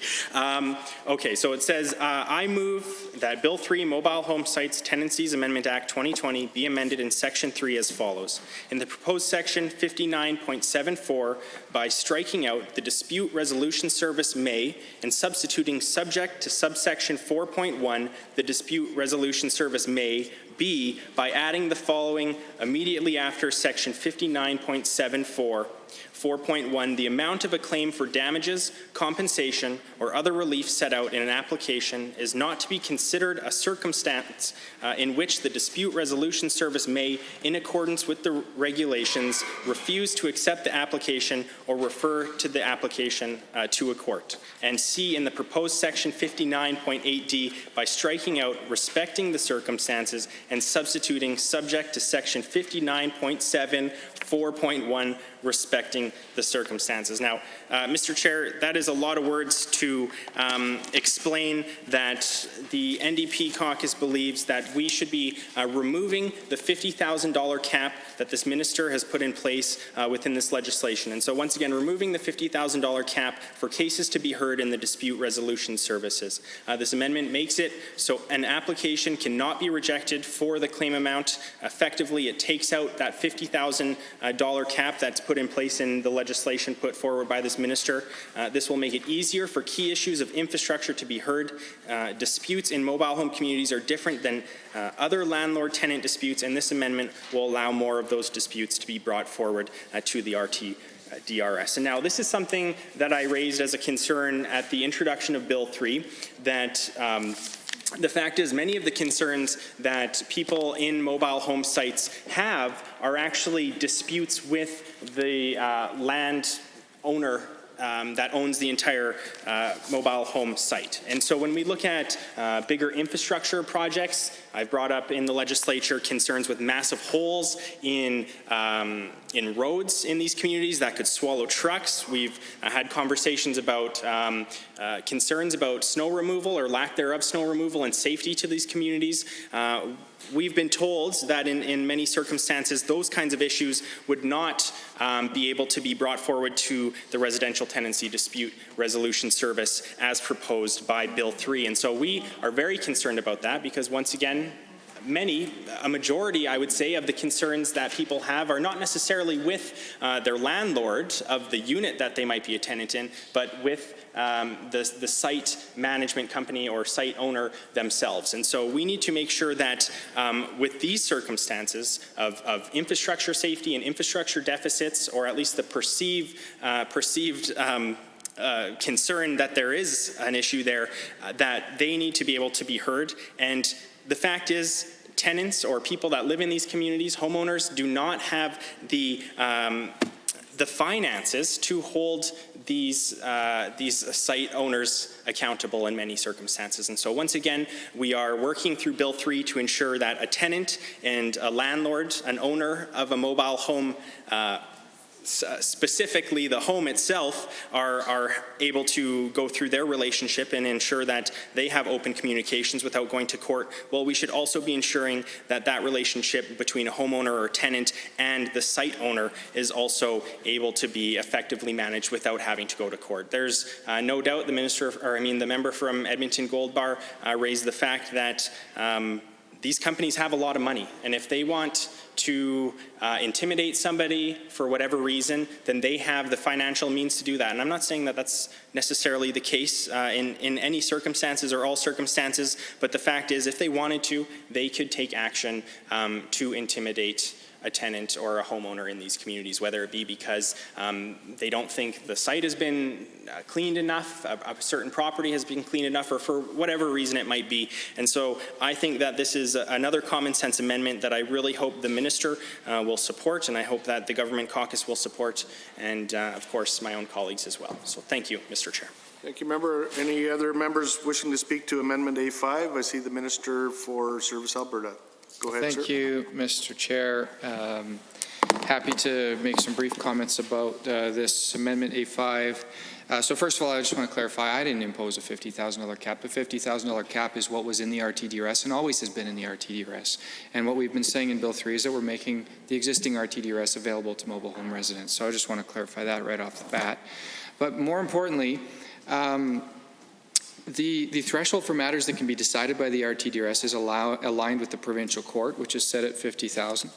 The division of powers between the provincial court and the Court of Queen's Bench is based in the Constitution Act and based on the types of decisions being made by each court. The provincial court limit is set at $50,000, which is well above the $5,000 constitutional limit, but was set in Alberta in order to reduce the caseload in the superior courts. Increasing the threshold for RTDRS beyond that of the provincial court would likely result in a constitutional challenge that such authority would interfere with the jurisdiction of the Court of Queen's Bench. Matters that exceed $50,000 are substantial and typically involve ownership and maintenance of property. For this reason, and to preserve the unique jurisdiction of each court, it has long been recognized that such matters should rest with the Court of Queen's Bench. Because the Constitution Act determines the limits of what can be held at different court levels, I encourage members on all sides of this House to vote against this amendment. Thank you, Minister. Are there any other members wishing to speak to Amendment A5? Member from Edmonton Gold Bar. Well, thank you, Mr. Chair. And again, I want to thank my friend from Edmonton West Henday for bringing forward this amendment. I think in spite of what the Minister has said in response to this amendment, it still makes sense. Because as the member from West Henday laid out, the issues that mobile home site tenants deal with are often very expensive. We know that the RTDRS was set up initially to deal with landlord-tenant disputes in a traditional townhouse or apartment rental scenario where the damage limit of $50,000 seemed reasonable given the likely costs of the damages that would be in dispute. But as my friend from West Henday indicated, mobile home sites are not at all like traditional apartment buildings or condominiums or townhouse units. There is significant, not common property. I don't know how to properly describe it, Mr. Chair, but there is significant infrastructure that is the responsibility of the landlord to maintain that is very expensive. He listed a number of those items: roadways, sidewalks, water lines, sewer lines, garbage pickup, street lights, electricity, a community league hall, a playground, anything that is out of doors that we who live in other kinds of residential neighborhoods that are provided to us through our tax dollars and services of the municipalities are provided by or should be provided by the landlord in these mobile home sites. And often they're not. And we know anybody who has entered into a dispute with the municipality over the cost of fixing a road or an alley or the lights in the laneway or on the street or putting a park in place, know that those costs are astronomical. And I think in particular about neighborhoods in my constituency who have fundraised hundreds of thousands of dollars to try to build playgrounds in their neighborhoods, right? It is the responsibility of the landlord under the Mobile Home Site Tenancy Act to provide these kinds of facilities to their tenants. And a $300,000 replacement cost is well beyond the limit that's placed here by the RTDRS. And as we've said time and time again, mobile home site tenants do not have the time or the resources to pursue these kinds of disputes in favor of or against their landlords to get these kinds of issues dealt with fairly. I take it. I am skeptical of the minister's response that this would somehow be some kind of constitutional I'm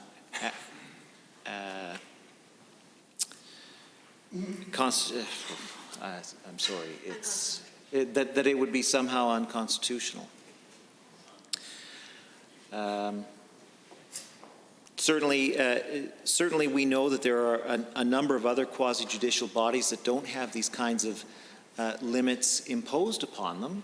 And I'm thinking right now of the Surface Rights Board.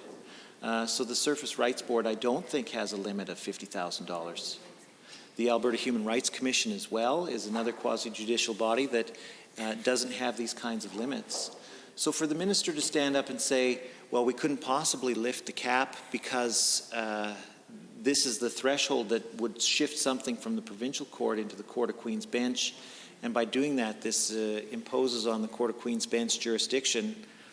I mean, I don't buy it right now, and the minister didn't give a very rigorous defense of his line of reasoning.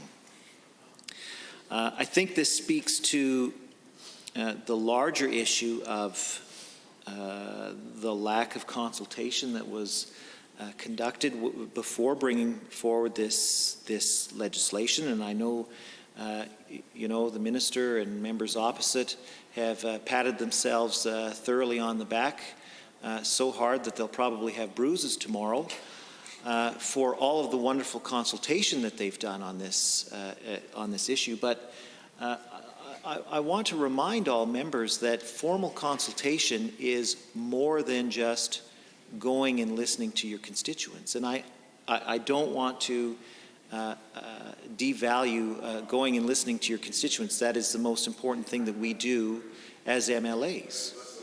But a formal consultation process allows us elected officials to go into communities and deal with these issues, and then when communities say, hey, this $50,000, for example, this $50,000 cap won't work for us, then we can have department officials, constitutional lawyers, if need be, to come in and offer their learned opinions, rather than hastily bringing a bill forward and then some political staffer writing something that sounds quasi-believable on the back of a napkin and passing it in to the minister at 11 o'clock at night. And so it is really unfortunate that the minister and members opposite have conflated formal consultation with the process that they undertook, which was more of a listening tour. And so, if there is some constitutional problem with the amendment that we've proposed here, then surely there must be a workaround.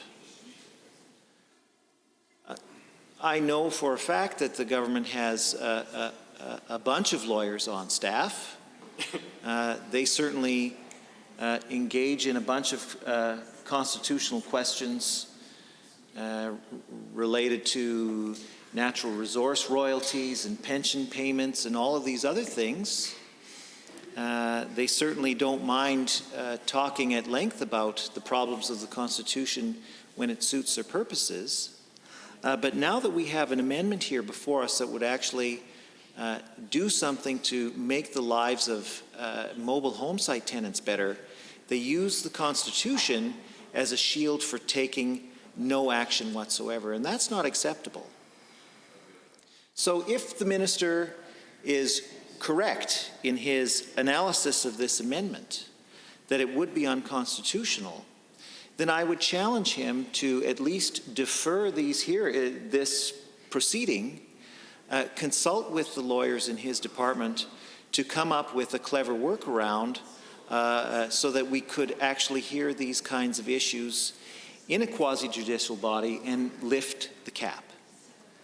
I am certain that with enough time and effort, there is a way that we could structure the RTDRS so that it doesn't have to limit itself to hearing issues that are only worth $50,000 or less. So I certainly hope that members opposite, if they are correct in their analysis, would at least say, you know what, this is an idea that is worth investigating, and not just reject it out of hand with, a half-baked story about the constitutional impossibilities of this amendment. Let's do this.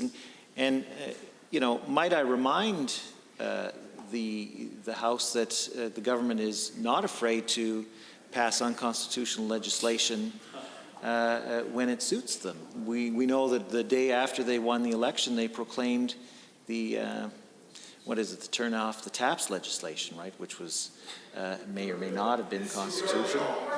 Yeah, it was our bill, and we were very clear when we introduced it that we didn't think that it would. We were very clear. We were very clear when we introduced that legislation. That we didn't think that it would withstand a constitutional challenge. The fact is that it was still a tool that we could have used while it was being challenged in the court as to its constitutionality to put pressure on BC to achieve our objectives. We were completely open and honest and transparent about that.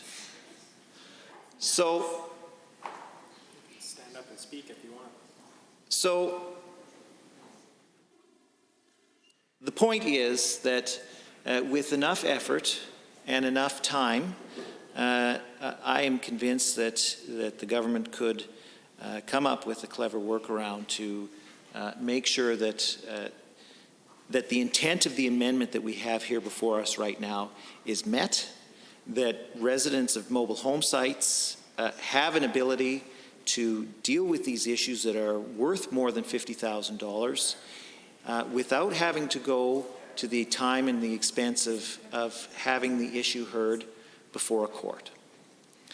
So if the government members are not prepared to vote through this amendment, then I at least challenge them to take the intent of this amendment back and bring forward something to this House that meets the intent of the amendment and put it for us before consideration, and we would certainly be willing to do that. But to just reject this out of hand and wave your arms up and down and say, well, we can't do it because of the Constitution, and look over there's something else that we'd like to talk about, will not fly with my constituents. It won't fly with the constituents of other members here in this House who live in mobile home sites. So we know that this is an urgent issue. On all sides, we agree that mobile home site tenants need to have access to the residential dispute resolution service, but that access will be severely limited if this cap is not lifted. And I really urge members opposite, if they are sincere about giving urgent access to mobile home site tenants and landlords, that they would look at some kind of workaround to meet the intent of this amendment. Before we carry on, just on both sides of the House, even at 5 after 11 in Committee of the Whole, it is still not acceptable to gesture and challenge members across the aisle. So if we were doing so well, let's carry on. Any other members wishing to speak to Amendment A5? I see the Minister of Transportation. Thank you, Mr. Speaker. It's always a joy to get up when I'm invited to by the opposition in so many ways that are so much fun. I just happened, I was listening to some of the debate in the last few minutes, and I probably wouldn't be on my feet now, except that they are determined to make my life better. So they said things that I get to respond to that'll make my life better. I was amused by the honourable member that complained that somebody over here stood up and was reading off prepared notes. And I say, well, he said that he was reading off of prepared notes. Just an observation from where I sit, Mr. Chair. I also thought it was pretty cheeky of the previous speaker to complain about an unconstitutional piece of legislation that their party passed when they were in government. You got to admit that's kind of fun. I think that it was kind of fun to hear about people walking in with a piece of legislation or amendment at 11 o'clock at night, right after they walked in with an amendment at 11 o'clock at night and dropped it on the table. Just another observation, Mr. Chair. And it is just nothing richer than the NDP talking about consultation. I mean, there's many examples. I talk about a municipal affairs bill that their previous government brought in that claimed it was perfect, though the website that under the ministry said exactly the opposite of what the bill said. And he said the bill was perfect, and not 24 hours later, he brought forward an amendment that was actually bigger than the bill after claiming he had consulted on the bill. And let's not forget everybody's favorite, Bill 6, which the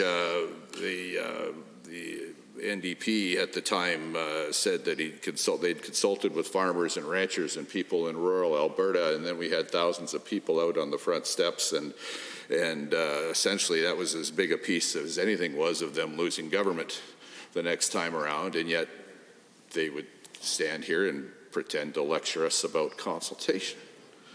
But what's really fun is that we, after complaining about a lack of consultation, we had the good sense to vote against that bill. They trot in here talking about not consulting on Bill 12 and how terrible it is and how nobody was talked to, and they intend to vote for it. Right? So I'm just saying, sometimes, and I see the member from opposite just couldn't contain herself, had to complain about it, the fact that all these obvious problems with the debate that we listened to. I just thought I would remind the House tonight that if the bill's that bad, they should, I don't know, when we complained about a lack of consultation, we had the good sense to vote against the bill. They're complaining that no one was consulted, and they intend to vote for it. I don't imagine I'm the only one here that finds that a little bit rich. Are there any other members wishing to speak to Amendment A5? The member from Edmonton-McClung. Thank you, Mr. Chair. I always pleased to rise no matter what time of day it happens to be in this legislature, and give my comments to what now is Amendment A5. And I always like to stay within the rules of this legislature when I speak, and I try to do that, and I think I have a reputation for doing that, so I'll continue with that practice as I make my comments on A5, and really try to consider exactly the context within which we all speak here tonight, and that's a time frame that is sadly very historic, where nurses 4 hours ago had a shift change, and many of them left their families to go back to work to face danger to serve their patients and try to maintain this surge of the pandemic we all face at a level that won't overwhelm our hospitals. So as we speak about this piece of legislation here, Bill 3, the amendments there too, it's important to keep that in mind and keep the candor of the moment respectful and within the realm of the actual, I would say, severity of the time that we happen to be living in right now. Every moment that I speak in this legislature during this period when we face what's going to be some very tragic days ahead, I'm constantly reminded of the individual families that we know will be impacted, and how no matter whether you're a renter in a mobile home park or anywhere else, will ultimately potentially be facing a situation where you can't pay the rent very soon. Thousands upon thousands of people will be facing that situation, and the dispute resolution mechanism is going to be one that's obtained by a lot of folks, and hopefully that system isn't overwhelmed, and the minister's predictions are correct that only 3,000 more claims will need to be processed as a result of the pandemic and the ensuing job losses and rental crises and financial meltdowns that many families are going to face. I hope that our focus is always going to be, over the next few months, the effort to put cash in the pockets of those individuals and families who don't know where the next bridge is going to come from. They're looking on a daily basis for a stepping stone. And this bill, this amendment to this bill, simply is one thing in the future that may assist those families who happen to be renters in mobile home parks to achieve a resolution on a significant issue that otherwise would end up in the courts.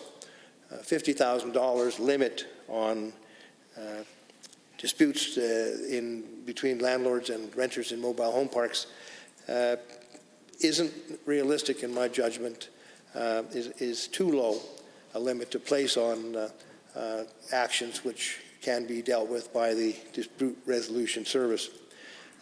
I can think of many circumstances, Mr. Chair, where the tenant that I had knowledge of in a mobile home park was faced with an infrastructure difficulty, whether it be drainage or a roadway. In particular, drainage caused serious issues for many of the tenants that I had knowledge of. And the amount of money that would take to rectify this issue in the mobile home park, amount of expenditure required by the landlord to solve the issue that might have been only affecting one particular renters, and that the lot of that renter would far exceed the $50,000 limit. So to say that this renter would need, because the $50,000 limit is in place, would need to his only recourse would be to the courts, would be, I think, an injury to that individual tenant. And it's an unrealistic amount, an unrealistically low amount to enshrine in the legislation and enforce the situation to be dealt with by the courts. I think that we've always looked towards helping the little guy in this legislature, and it's individuals and families that we should be looking to protect when we are consulting with each other and debating legislation in this House. And in this particular case, times have changed as far as the cost of infrastructure, as we all know, with members of the AUMA and Rural Municipalities Association constantly talking to government about how much infrastructure costs and how much more they need from government to make it possible to fulfill the needs of their communities. Within a mobile home park, the same thing goes. The infrastructure costs are huge, and some are better than others at actually maintaining on a timely basis the infrastructure that the tenants pay for by their rent, that are expected to be maintained in good working order and not put them at risk or their property at risk. And in many, many cases, Mr. Chair, the $50,000 limit is too low in this day and age to be the limit at which we set a requirement for a court application to be made. So I think it actually highlights as well something larger that perhaps beyond this venue or beyond this piece of legislation we should consider, but it touches on it, and I wanted to bring it to light this evening so that we could at least begin to think about it for the future, because when we do look at the amount of money that it costs to fix infrastructure and the probability that in mobile home parks, just like in communities and towns across the province, in mobile home parks, infrastructure deficiencies, which require significant investment, quite often affect more than just one tenant. They are multiple tenants that are affected by a particular problem, whether it be drainage or utilities or roadways or what have you. Yet, in most cases across the province, there is no real association or group that tenants may belong to that is formally recognized and that they can attempt to bring forward an action against a landlord as a group, such as one will find with the condominium association, where owners of the condominiums will be able to act as a group and take a look at defending themselves against actions, or else taking actions themselves to satisfy deficiencies within the condo. Individual condo owners can look to the condo association to achieve some resolution. So what I'm looking at perhaps in the future, because of the nature of the size of the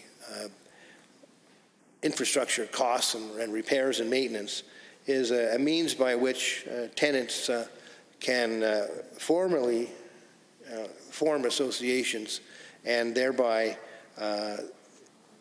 seek remedies that affect multiple tenants.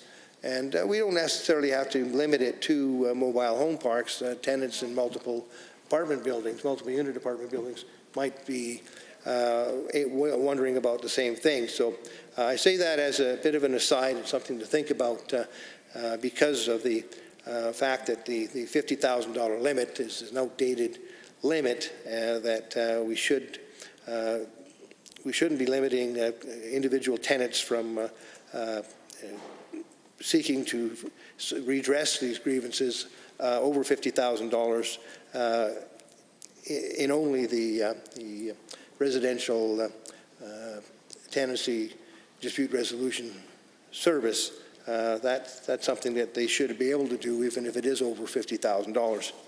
But moving forward, I'd like to open a larger debate about the formalization of tenants associations, following a pattern of condo associations where tenants can bundle their rights together to have a stronger ability to represent themselves in dispute resolutions that will arise, and that includes mobile home parks. So the issue at hand, though, with Bill 3 and the Amendment A5 is a simple provision that we seek to make sure that the rights of the individual tenants who bring an action against a landlord where the amount is over $50,000, we want to make sure that the tenant has a right to pursue that action within the purview of the Residential Tenancy Dispute Resolution Service and not have to resort to the courts. Of course, the courts are much more expensive, they take much more time, and they are a daunting avenue for a tenant to consider.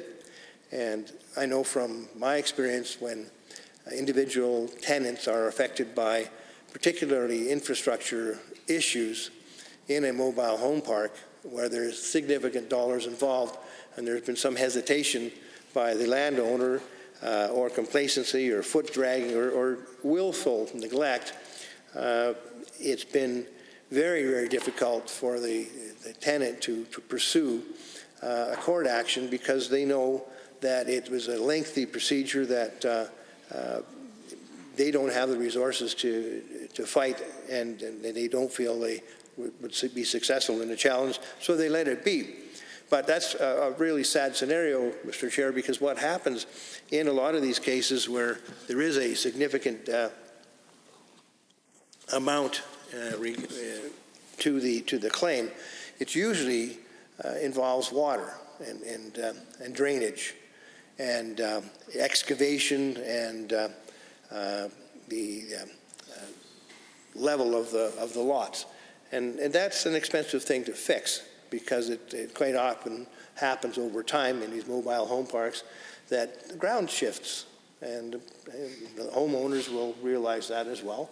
And that changes the water level, and it changes the flow of water in these mobile home communities. And if anybody has ever had to go underneath a mobile home in the springtime to do any work, you'll know that wearing a wetsuit is almost preferred equipment because they get wet underneath there, and drainage is a significant issue. So that's one of the things that concerns me about limiting the $50,000, placing a $50,000 limit onto the claims that can be processed through the RTDRS. You can reach a $50,000 limit very, very quickly when you're dealing with drainage issues, and we're dealing with leveling of ground, and it could mean that you end up having to change your ditches and your roadways in the whole mobile home community or a portion thereof. And that, with any rural municipality or rural county council or REEV will tell you, it may seem like it's a rather mundane thing to consider on a budget line, but you start playing around with the flow of water and ditches and culverts, you get into a pretty big dollar bill in a hurry. So,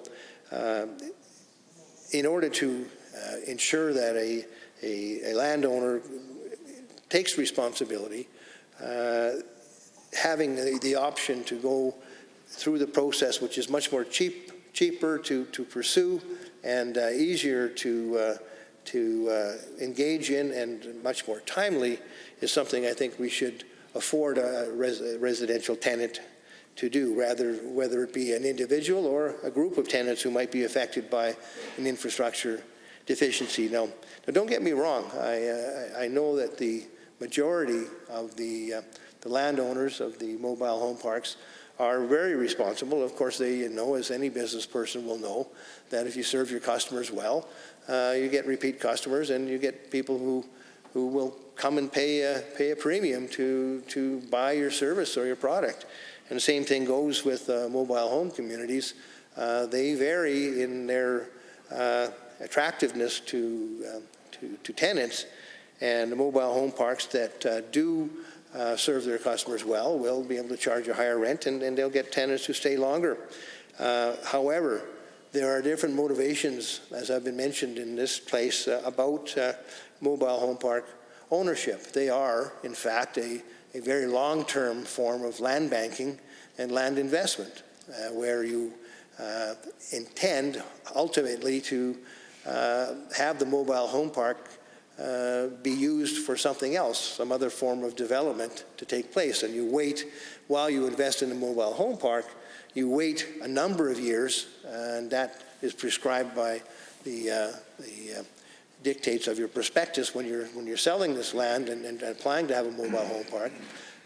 You situate it a certain distance, usually from the main municipality, and as a result of that, you know, if you're guessing right with your investment, you know how many years it's going to be before that development actually gets to that mobile home park, and when you will terminate its use as a mobile home park and then redevelop the land and probably sell it or develop it yourself at a much higher price than what you initially acquired the land for decades previous, while at the same time having all your land costs and the acquisition and the rezoning costs covered by the profit that you hope to make as a mobile home park owner.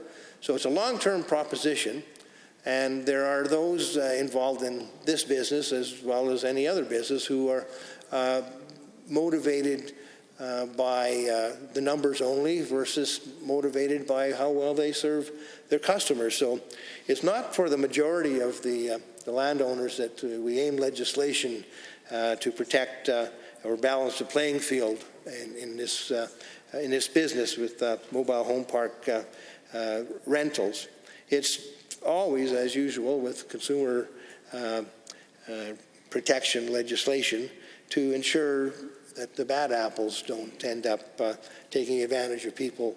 And it's in that vein that I support this amendment, Mr. Chair, because I think this amendment allows the individual tenants to pursue a remedy against the landowner when the cost of the remedial action is over $50,000 by going through the Residential Tenancy Dispute Resolution Service and not having to seek redress through the courts, which would, in all probability, in many cases, cause the tenant just not to bother doing anything and just live with the consequences, which in many cases are basically drainage issues, drainage concerns. And I've seen it in mobile home parks that I have sold property in and or had listings in. If you get somebody calling you up for a certain mobile home park and they list their property and you think, oh my Lord, not that one. Because you know that particular park's got a reputation for being negligent in their maintenance, for being unresponsive to their tenants. And it's reflective of a certain style of ownership that is bent on the bottom line and not caring about the individual customers because they see a demand in a market they can serve or underserve and get away with it in their estimation. But in the long run, I think it's a losing proposition. But that type of an unresponsive ownership pattern does exist in some mobile home parks. And it's to this group of owners that we aim this piece of legislation and the amendment in particular, because if a particular landowner decides that they're not going to bother doing anything because they know that the tenant is most likely not going to be able to afford to go to the courts and probably can't garner other tenants to get together to do any kind of a joint action through the courts, they will simply just continue to let the problem seep. If it's a drainage problem, to let water pool every spring for months until the meltwater drains away or seeps into the ground. And each year, homeowners have to suffer with wet yard or wetness underneath their mobile home, and you consequently get a mildew issue, rot, and mobile homes are such. Thank you very much, member. Are there any other members wishing to speak to Amendment A5? The member from Calgary-Buffalo. Thank you very much, Mr. Speaker. And thank you for Edmonton McClung, my colleague from Edmonton McClung, speaking obviously to the history that he's had in his previous profession and the work he did there. Certainly was compelling and I think gave more weight to the importance of the amendment before us that was brought forward by Edmonton West Henday. West Henday? Yeah. Okay. I was looking, I spoke earlier about the town of Hinton and the issue of having the 25% of the housing types in Hinton are mobile homes. And I took a quick look to their website again, and they've got a really handy little table there. It says who you can go to resolve the problems in your mobile home park. And several of those are, if they go beyond the land ownership of the owner who has a mobile home, they're the town's responsibility, like water lines to the property line, like roads outside of the mobile home park. But many of them talk about the landowner as the mobile home park owner as who you should go to for redress. Or who has responsibility for those. Things like water and sewer lines. Obviously, my colleague from Edmonton McClung is quite right when he says those go far, even opening the ground up and bringing the equipment in to deal with even one unit would go beyond $50,000, no doubt. The water and sewer lines, you go to the mobile home park owner. Road maintenance and street lighting, you go to the mobile home park owner and get that to try and address that and get that resolved. Stormwater runoff, same thing. Miscellaneous items are many, and they include things like power poles on the site, power lines, trees, playgrounds, boundary line concerns. All the town helpfully points out are the responsibility of the mobile home owner. If there's an issue there. So, as you can see, infrastructure was what my colleague from Edmonton West Henday mentioned. Generally, that's what the infrastructure is, and my other colleague from Edmonton Gold Bar outlined those same concerns and items needing to be fixed up, and I think would go outside of the bounds of the current RTDRS cap that's $50,000. So really, if one owner or a number of owners have that same issue, they're needing to go to, under the current system, the court system. And earlier we talked about trying to see things done expeditiously and at the right level for people who have issues.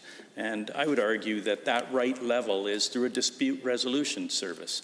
If there are those kind of problems that are affecting a number of mobile home tenant property or owners, then why can't they go to the RTDRS to get that resolved? It's less of a conflictual relationship. It would be more like, here's the problem, you're the owner on the other side, and then there's an arbitrator in the middle, and they can help with coming to a resolution more quickly, I would argue, than going to the courts. And the courts, people probably wouldn't represent themselves. They would need to hire counsel to make sure they put the best argument forward in the proper legal framework. And again, that's another expense and charge that many people would find problematic to even think about challenging. So really the amendment that's been put forward makes a great deal of sense. The problem is that the cap is too low at this point in time. And if the cap were kind of brought into the current times with the costs that are exhibited by the kinds of issues that can be addressed or need to be addressed by property owners, such as utilities, roadways, services in general, playgrounds, those things, drainage, they're really not subject to the amount of getting them sorted out through a resolution dispute process. But they could be, and they could be if we together identified that we need to fast forward the amounts eligible for people to bring to the resolution dispute service and modernize that. The modernization would, I don't know what the figure would be, but it would be higher than $50,000 for those things to be properly addressed and expeditiously addressed, and in a way that doesn't put another barrier in place for people who, in some cases, wouldn't feel confident going to a court process or feel like it would be not worth their while, that they couldn't do as good a job as the mobile home park owner, who probably could lawyer up and deal with recalcitrant tenants in that way. So I certainly want to argue that and hope that people see there's some benefit to changing the cap, lifting the cap limit, putting it under the RTDRS process, encouraging people to resolve things quickly and expeditiously in a more collegial way with the property owner, the tenant and the property owner finding a resolution that they can both live with. And it's many tenants probably if they're experiencing roadways and other kinds of issues of infrastructure. That would be what I would hope could be done with this amendment. And I'll pass things off to my colleagues now who perhaps continue on with this debate and argument for the amendment, and hope that members on the other side see the benefit of this argument. Thank you. Thank you, member. Other members wishing to speak to Amendment A5, the member for Edmonton Whiteman. Thank you, Mr. Chair. I'm pleased to rise once again to speak in Committee of the Whole on Bill 3, Mobile Home Sites Tenancy Amendment Act 2020. And specifically to speak to the amendment that was put forward by the honourable member from Edmonton West Henday. And specifically, this amendment, as we know, is about removing the cap of $50,000 from the applications that may be made under the proposed bill by mobile home, and I hope I said that correct for the member from Edmonton-McClung, mobile home sites tenants who are looking to access the residential tenancy dispute resolution service.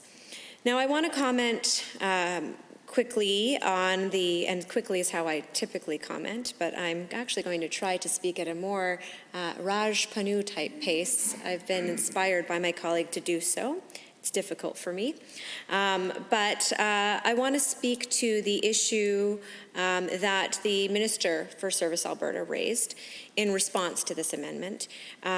He indicated that he believed that, or I'm assuming there was some advice that was given to the minister, whether or not that was actually given by legal counsel within Alberta Justice or within the ministry, or who gave that advice, we're not clear, but he indicated that he believed that it could potentially be unconstitutional for the Residential Tenancy Dispute Resolution Service to hear applications for matters that may be above $50,000 in potential damages or costs. I find that interesting because, as the member from Edmonton Gold Bar indicated, there are a number of administrative tribunals within the province that currently do have the authority to award damages, to award costs, with no limit, actually. And the member for Edmonton Gold Bar mentioned the Alberta Human Rights Commission. And yes, that's true. That absolutely is true. There's no limit with that on damages that the Alberta Human Rights Commission may award. And I suspect that the minister's opinion, or the opinion that was given to him, was based on the fact, of course, that within the provincial courts, there is a small claims court who is empowered by the Provincial Courts Act to hear applications below $50,000. And they do not have the authority, that court, to award beyond $50,000 in costs or damages. We do know that an applicant may make an application to small claims courts for an amount above $50,000, but they have to agree once they make that application that if the damages are awarded that are above $50,000, they waive those, or the matter may be referred to the Alberta Court of Queen's Bench. So while it's true that small claims court within the provincial court division does have the authority to only hear matters below 50 or award damages below $50,000, somehow I believe the minister's advice seems to have been confused in that it seems to indicate that that means that the small claims court has the exclusive jurisdiction to hear matters up to $50,000, and that beyond that all matters must go to the courts. That might be the case for the small claims court and for Alberta Court of Queen's Bench, but that does not mean that those are the only systems that may award damages above $50,000. In fact, that limit, as noted by the Minister for Service Alberta, exists within the Residential Tenancy Dispute Resolution Service. That's the act that actually creates that $50,000 limit. Obviously, when that limit was prescribed within the act, it was probably presumably to align with the fact that it aligns with the small claims court. So in essence, it set up the Residential Tenancy Dispute Resolution Service as acting like a small claims court for residential tenancy dispute matters. But that is completely subject to change by the legislation. Perhaps the minister has a formal legal opinion on the constitutionality of that matter. I can't speak to that, of course, but I would say I'd be surprised, as there are other administrative tribunals and quasi-judicial bodies that actually have the authority to award damages beyond $50,000. So I have to say, without clear evidence from the minister that a formal legal opinion was sought, it's hard to believe that that is a good justification for refusing to consider this very thoughtful amendment. And I also want to note, throughout this debate with respect to the residential tenancy dispute process, the reason we're here today is because the minister in Bill 11 last week made some changes to the Residential Tenancies Act in response to the current pandemic, which were appropriate, and the official opposition was pleased to support those amendments, but they didn't line up.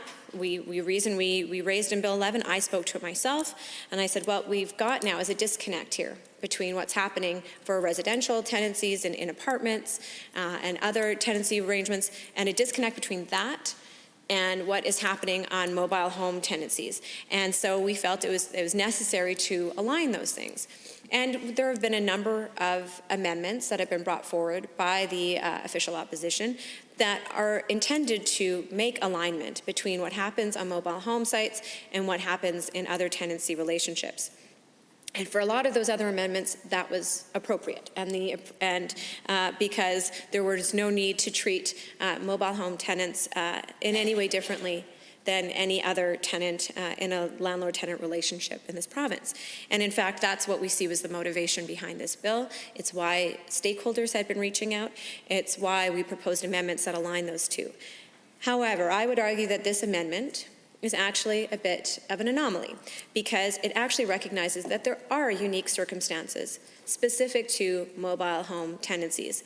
And in particular, the uniqueness of the relationship in a mobile home park is that the common areas for which the landlord is responsible, and I use the term loosely, common areas, but is a lot broader than we would typically see in a house that's being rented out, in a apartment building where the common spaces might be a hallway, it might be the front entrance, it might be maybe the walkway or a courtyard area within the building. But here we're talking about significant areas of land.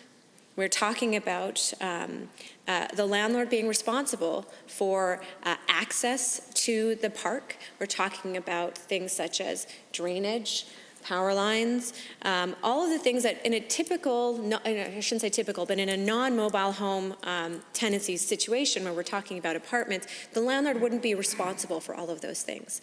They wouldn't be responsible for making sure that drainage is appropriate. That would usually be the city or municipality that would be responsible for that, or the county. All of those things that would typically fall outside of the landlord's responsibilities actually fall within the landlord's responsibility because of the ownership of the park and all of those areas in a mobile home park that are unique to those circumstances. that means the nature of the claims that a mobile home tenant may be seeking to enforce will be different than those sought in a apartment building or a home.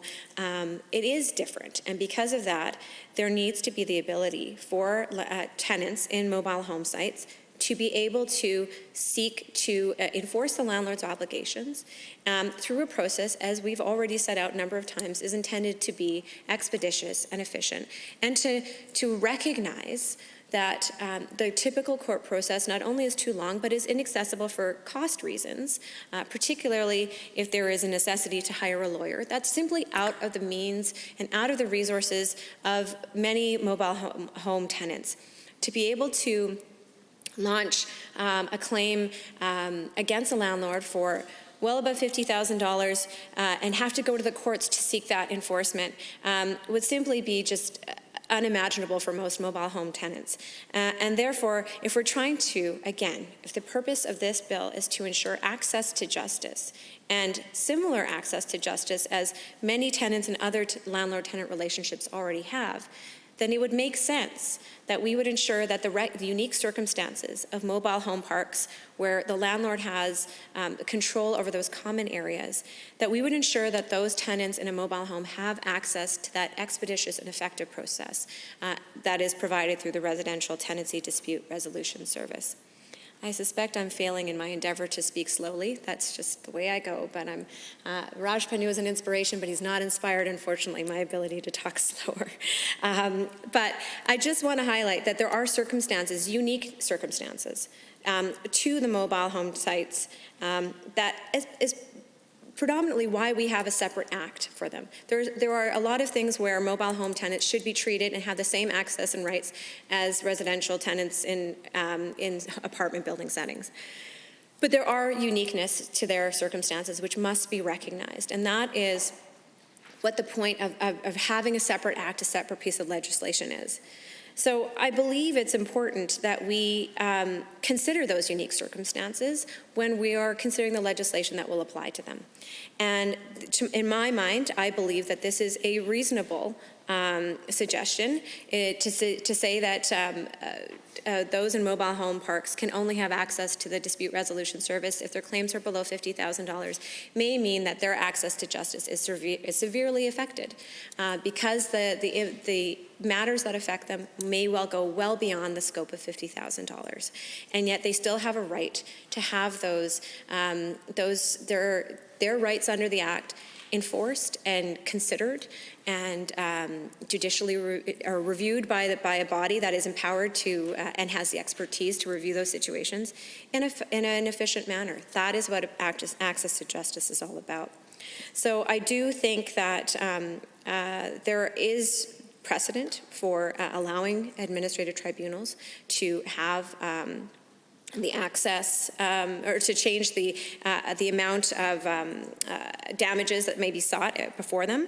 I note, as my colleagues have noted, that the minister has substantial power and authority right now because of the changes that were put forward to the Public Health Act last week. It wouldn't be difficult to in my view, I'm not even 100% certain it would be necessary to amend the Residential Tenancy Act in order to put this forward for mobile homeowners. It would simply be a matter of ensuring it's in this legislation, which is why it's being put forward as an amendment.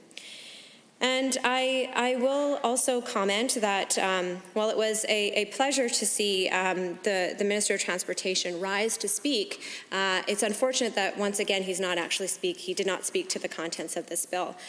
We have seen actually, other than the Minister, and we did have the member for Athabasca Barhead Westlock rise to speak, and he spoke in favor of the bill, which is great, but he did not speak to the amendments.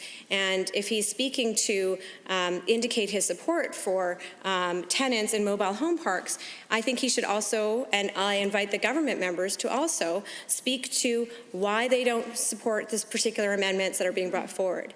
Because the particular amendments that are being brought forward are on behalf of and in the interest of and as a result of direct feedback from mobile home tenants. And so if the members opposite are in support of the bill, they're obviously interested in ensuring that those individuals who are tenants in mobile home parks have their rights protected. Then I invite them to explain why they would not support any of the amendments that have been brought forward, which are also to further those rights. The Minister of Transportation stood up. It seems to be eager to stand up on things other than the bill that's actually before this Assembly right now, but made absolutely no comment on the substance of this bill other than to say that he fully supports the Minister for Service Alberta speaking for him. And I'm sure the members and the constituents of his riding should be pleased to know that they don't actually have an MLA who feels required to speak for them right now, but that they're comfortable having the Minister of Service Alberta get up to speak. And of course, once again, we hear lots of feedback from the other side, but nobody actually rising to speak to the amendments or to the bill, which I encourage them and continue to invite them to do, because we know that they have constituents in their riding who are directly affected by this bill, and we are putting forward amendments to support those individuals, and I'm sure they would like to get on the record on behalf of their constituents to also express their support for their rights being protected, for them to have access to justice in a meaningful way, and I invite them to do that. And I look forward to hearing a fulsome debate. We've now been at it for a few hours, have not had that yet, but I am still a hopeful optimist, and I am sure that the government members will be pleased to rise to speak to the substance of the amendments as put forward before the Assembly. Thank you very much, Mr. Chair. Thank you, member. Any other members wishing to speak to Amendment A5? The member for Edmonton Rutherford. Thank you very much, Mr. Chair. I appreciate this opportunity to address this latest amendment to this bill. As I mentioned before, I enjoy the opportunity to work with the government to create good legislation for the province and to ensure that the work done here in the House is something that reflects our values as members of this legislature, values which, of course, are deeply embedded in the traditions of this House and the work that's happened, a legislature that has, over the years, brought in some important pieces of our society's social contract. And I know that when I was on the other side of the House as minister, I enjoyed opportunities to speak to things which were fundamentally important. I know that I look back fondly on the 60s scoop apology, because I thought it was a time when we did define and stand up for our values here in this House, amongst many other times, of course, but one which I took some serious pleasure in, and I think that the chair also takes some pride in his part in that particular event. And so,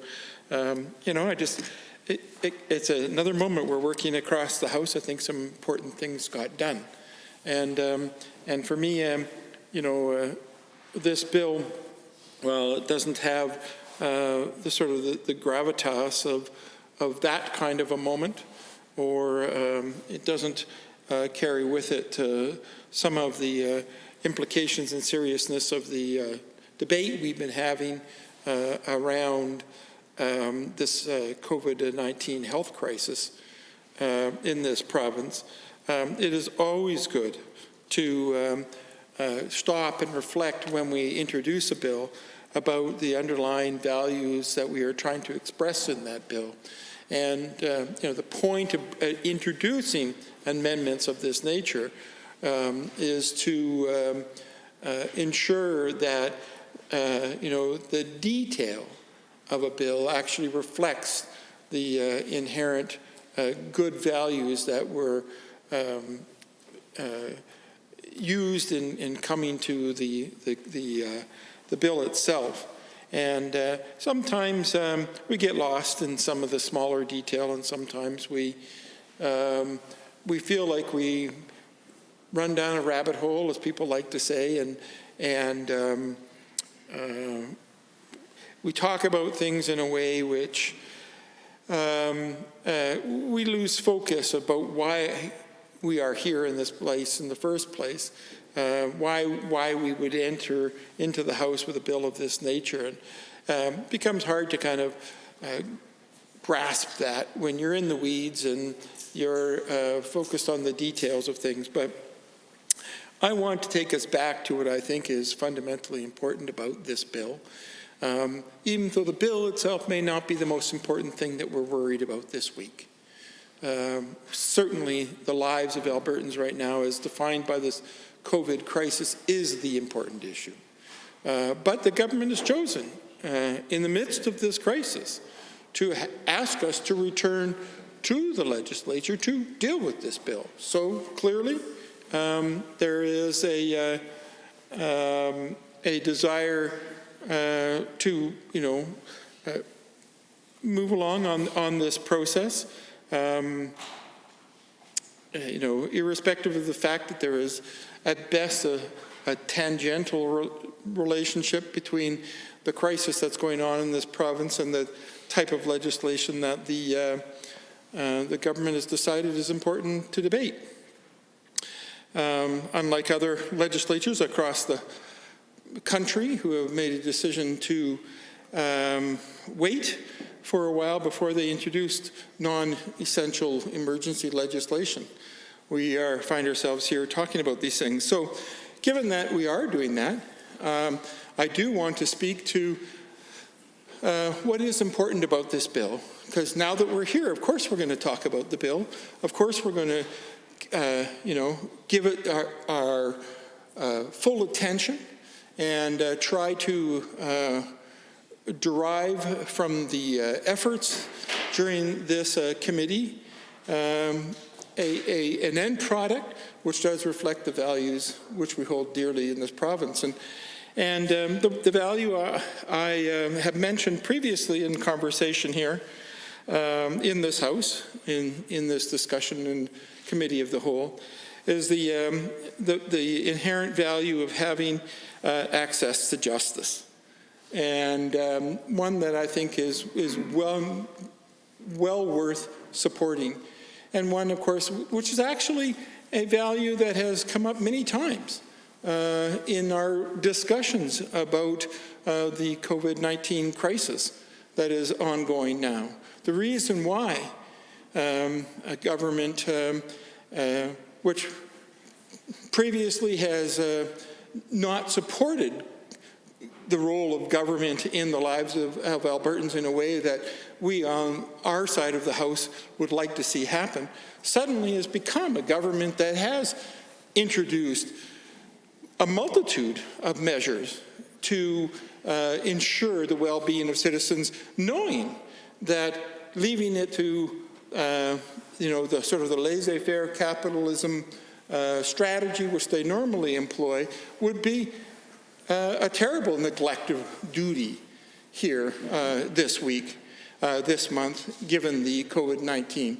And so instead they have adopted traditionally left-wing government strategies to ensure the well-being of the citizens, and not waiting for random acts out there in the community to sum up to an appropriate response.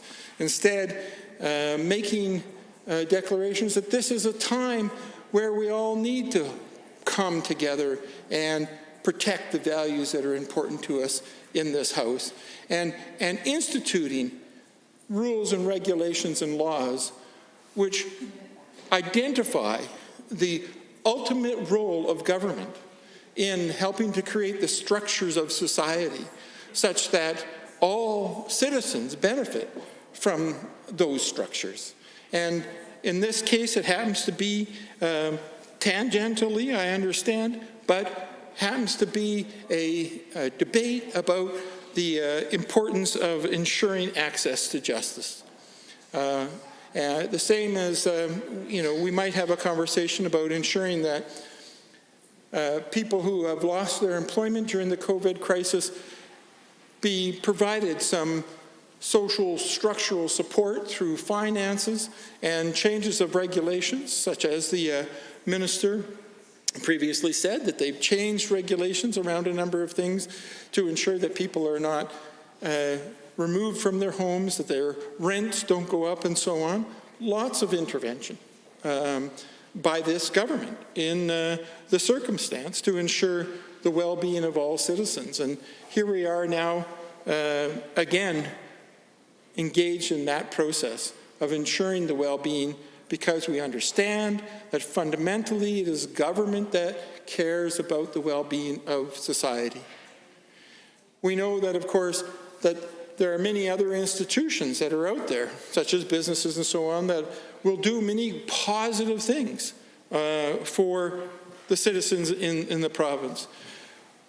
But there's a difference between allowing good things to occur out in the community and ensuring good things occur by a government.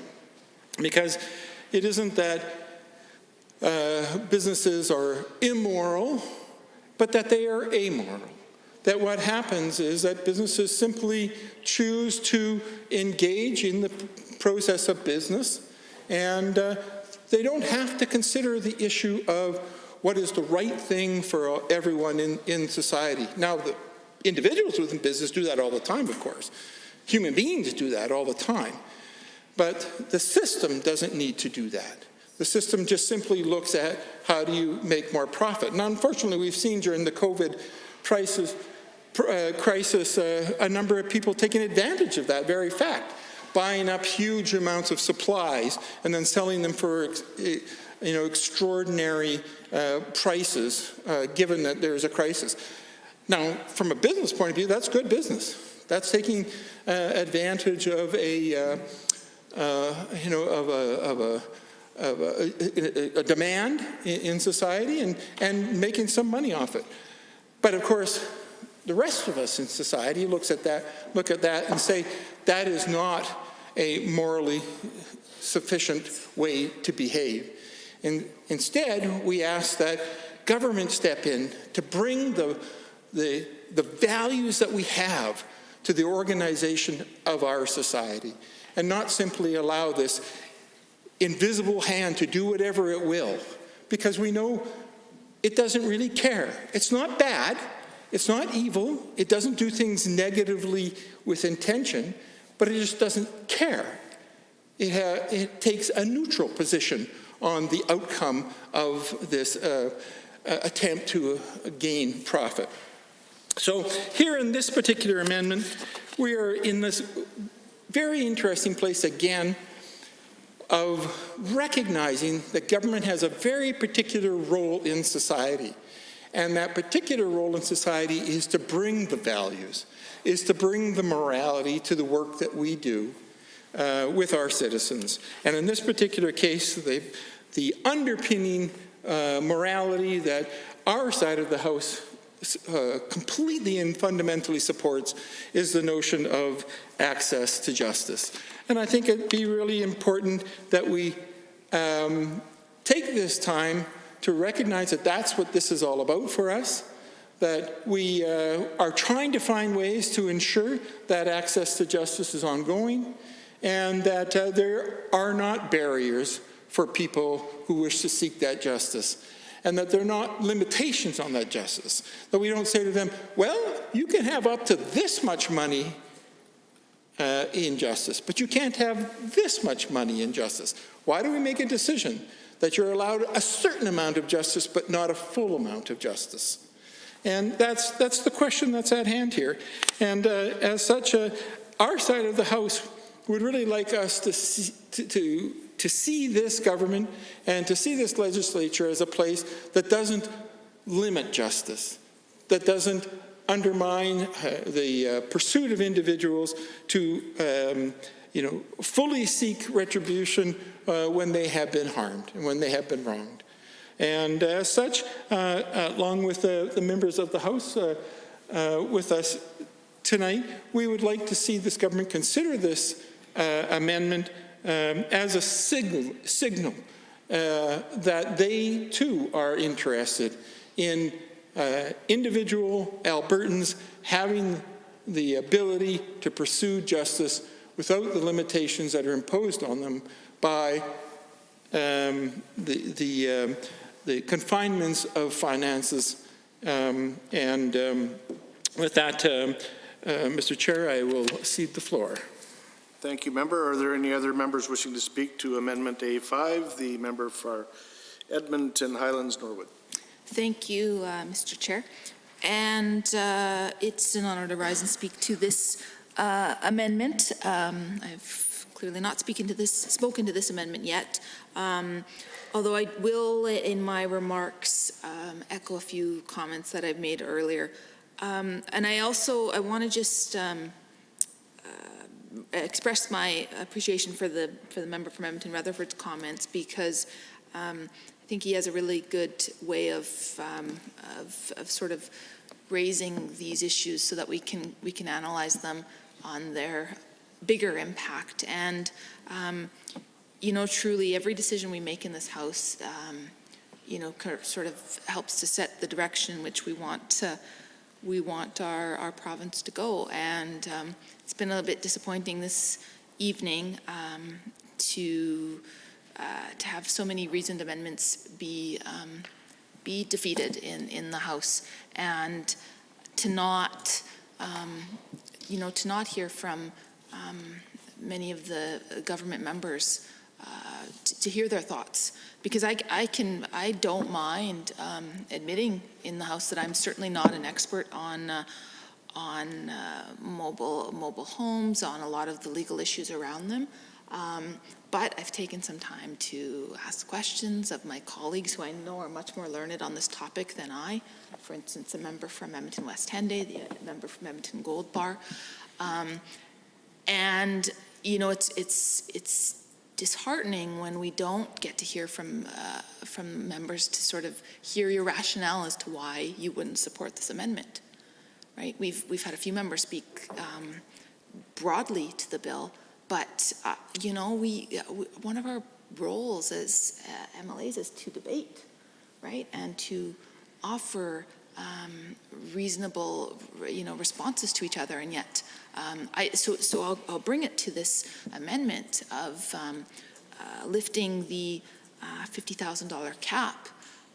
It's hard for me, trying to, as a good social studies teacher would do, being a former social studies teacher, I try to look at it from the many perspectives, and I can't truly understand why this government wouldn't support lifting the cap. And that's why, again, I would urge the members opposite to just try to help me to understand your perspective, because as I read it, when I read through the bill itself, Bill 3, and when I read through the amendment,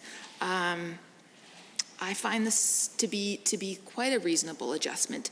And again, I have no problem admitting that I'm certainly not an expert on this topic, but I hold very much in esteem not just the views of my colleagues who know a lot about this issue, but the fact that they, as I noted earlier, engaged in consultation on this topic. And they heard from tenants what they wanted to see in this legislation. And again, I think we should honor that. So when I see a $50,000 cap referring to the Residential Tenancies Dispute Resolution Service, the RTDRS, I worry that this will not allow key issues to be thoroughly addressed. So what might be some of those key issues that would bring one over the $50,000 cap? Things like road repairs, things like snow removal. We all know, living in the province that we do, these are huge issues, right? So there's a lot of potential issues that are not able to be addressed under how the legislation is currently written. And again, in fact, the member from Edmonton West Henday spoke about the fact that he's consulted with folks, and he heard from many members or many folks in those mobile home communities that they have difficulties driving in their communities due to poor road conditions, right? what if, God forbid it happens, but what if there's an emergency in a mobile home park and there's a need for an emergency vehicle to access. I know I can say I don't have any parks in my riding, but I know my town I grew up in, sort of narrow laneways, that sort of thing. So it's really important that there's solid infrastructure in place, right? So what would happen if an emergency vehicle is trying to access those mobile homes and is unable to do so due to poor road conditions, right? What if there's a whole heck of a lot of snow that's not been dealt with? Snow removal, and again, a common concern. I look at the member from Edmonton West, Ed Henday, and he's nodding. It's a common concern. These aren't just things that, like I said earlier, we're not just pulling this out of a hat. These are real issues that folks are highlighting and they want to see addressed in this legislation. And as a member from Edmonton Rutherford talked about, we are here in the midst of a global pandemic, debating this bill. And we all agree it's important. We're certainly not questioning that at all. We know it's important. So why not get it right? Because I guess I'm issuing a bit of a warning to the members opposite, particularly those who have mobile homes in their ridings, of which there are many. You may find, you may think that by passing this bill in its current form that you'll gain a lot of support in those communities. But again, hearing from the reports of my colleagues who've talked to a number of mobile home tenants, there's a few things that they want to see, and this amendment is one of them. So please, I know we've had there's been a poor record tonight of seeing support for amendments, but again, without hearing the rationale as to why this would not be supported, I think we need to move forward on this one, absolutely. What else do I want to say about this one? Again, so yeah, clearly the infrastructure deficiencies have been something that's been highlighted, and removing that cap will certainly give assurance to those tenants. Now, as the member from Edmonton Rutherford spoke about, this does go beyond just lifting a cap. It's about what we want.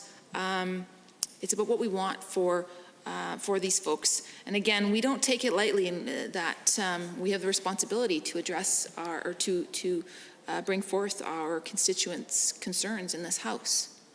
And like I said, when I don't hear other folks speaking up,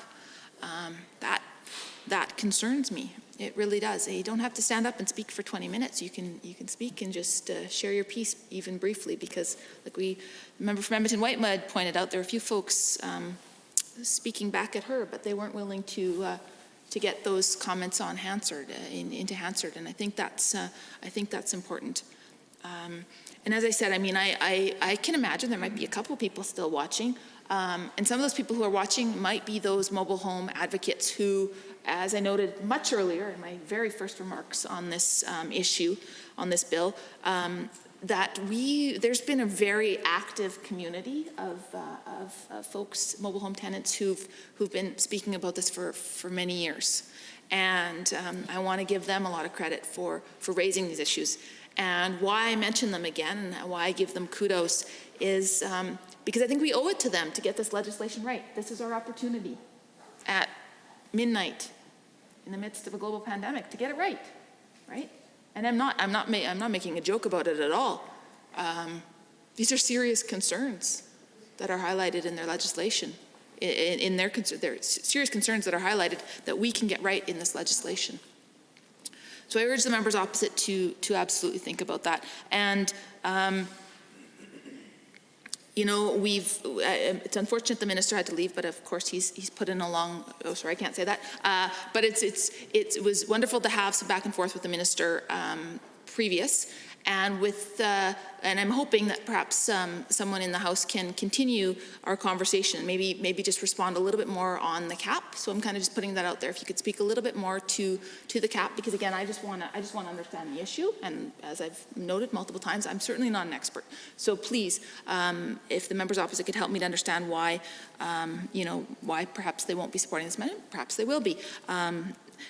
Again, it's about doing the right thing. It's about listening. It is, I know that one of the members spoke about failure to consult. Well, we certainly didn't fail to consult on this one, and we've got robust evidence to support the amendments that we put forth. So again, I urge the members opposite to think critically about this amendment, and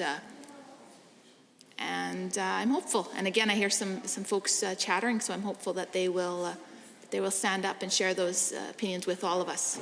Thank you, Mr. Chair. Thank you. Are there any other members wishing to speak to Amendment A5? Seeing none, on Amendment A5 as proposed by the Honourable Member for Edmonton West Henday, are you agreed? Agreed. Opposed? Opposed. That amendment is defeated. Back to the main bill, Bill 3. Are there any members wishing to speak to Bill 3? Seeing none. The Honourable Minister of Transportation. Thank you, Mr. Speaker, or Mr. Chair. We've had a interesting evening of discussion and debate. Thank all members of the House. But at this point, I would, Mr. Speaker, I would move that the committee rise and report progress on Bill 3.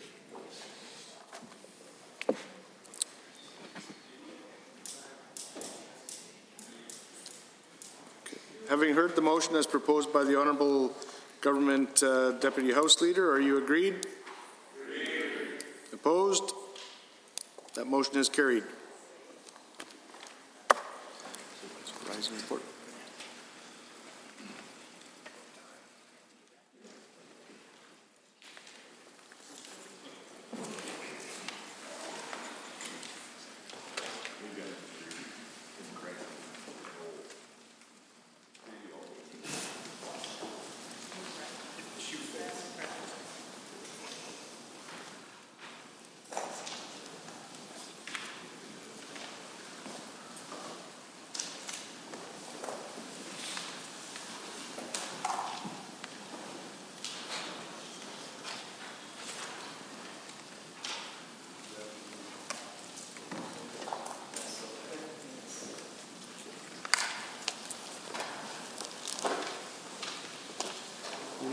Member for Barrhead Westlock, Athabasca Barrhead Westlock. Thank you, Mr. Speaker. Mr. Speaker, the Committee of the Whole has had under consideration a certain bill. The committee reports progress on the following bill, Bill 3. Mr. Speaker, I wish to table copies of all amendments considered by Committee of the Whole on this date for the official records of the Assembly.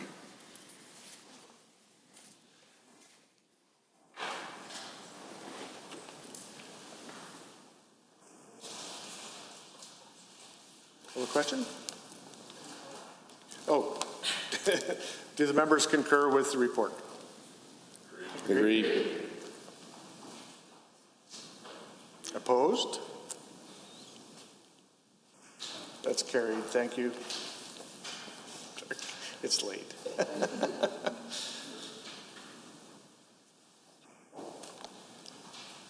The Deputy Government House Leader. Thank you, Mr. Speaker. At this time, it's already tomorrow, and I think we've had a full day of debate and discussion, and at this point, I would move that the Assembly adjourn until 9 a.m. Wednesday, April 8th. Thank you very much, members. Having heard the motion, all those in favor, please say aye. Aye. Any opposed, please say no. Thank you. The House is adjourned until Wednesday morning at 9 a.m. Order.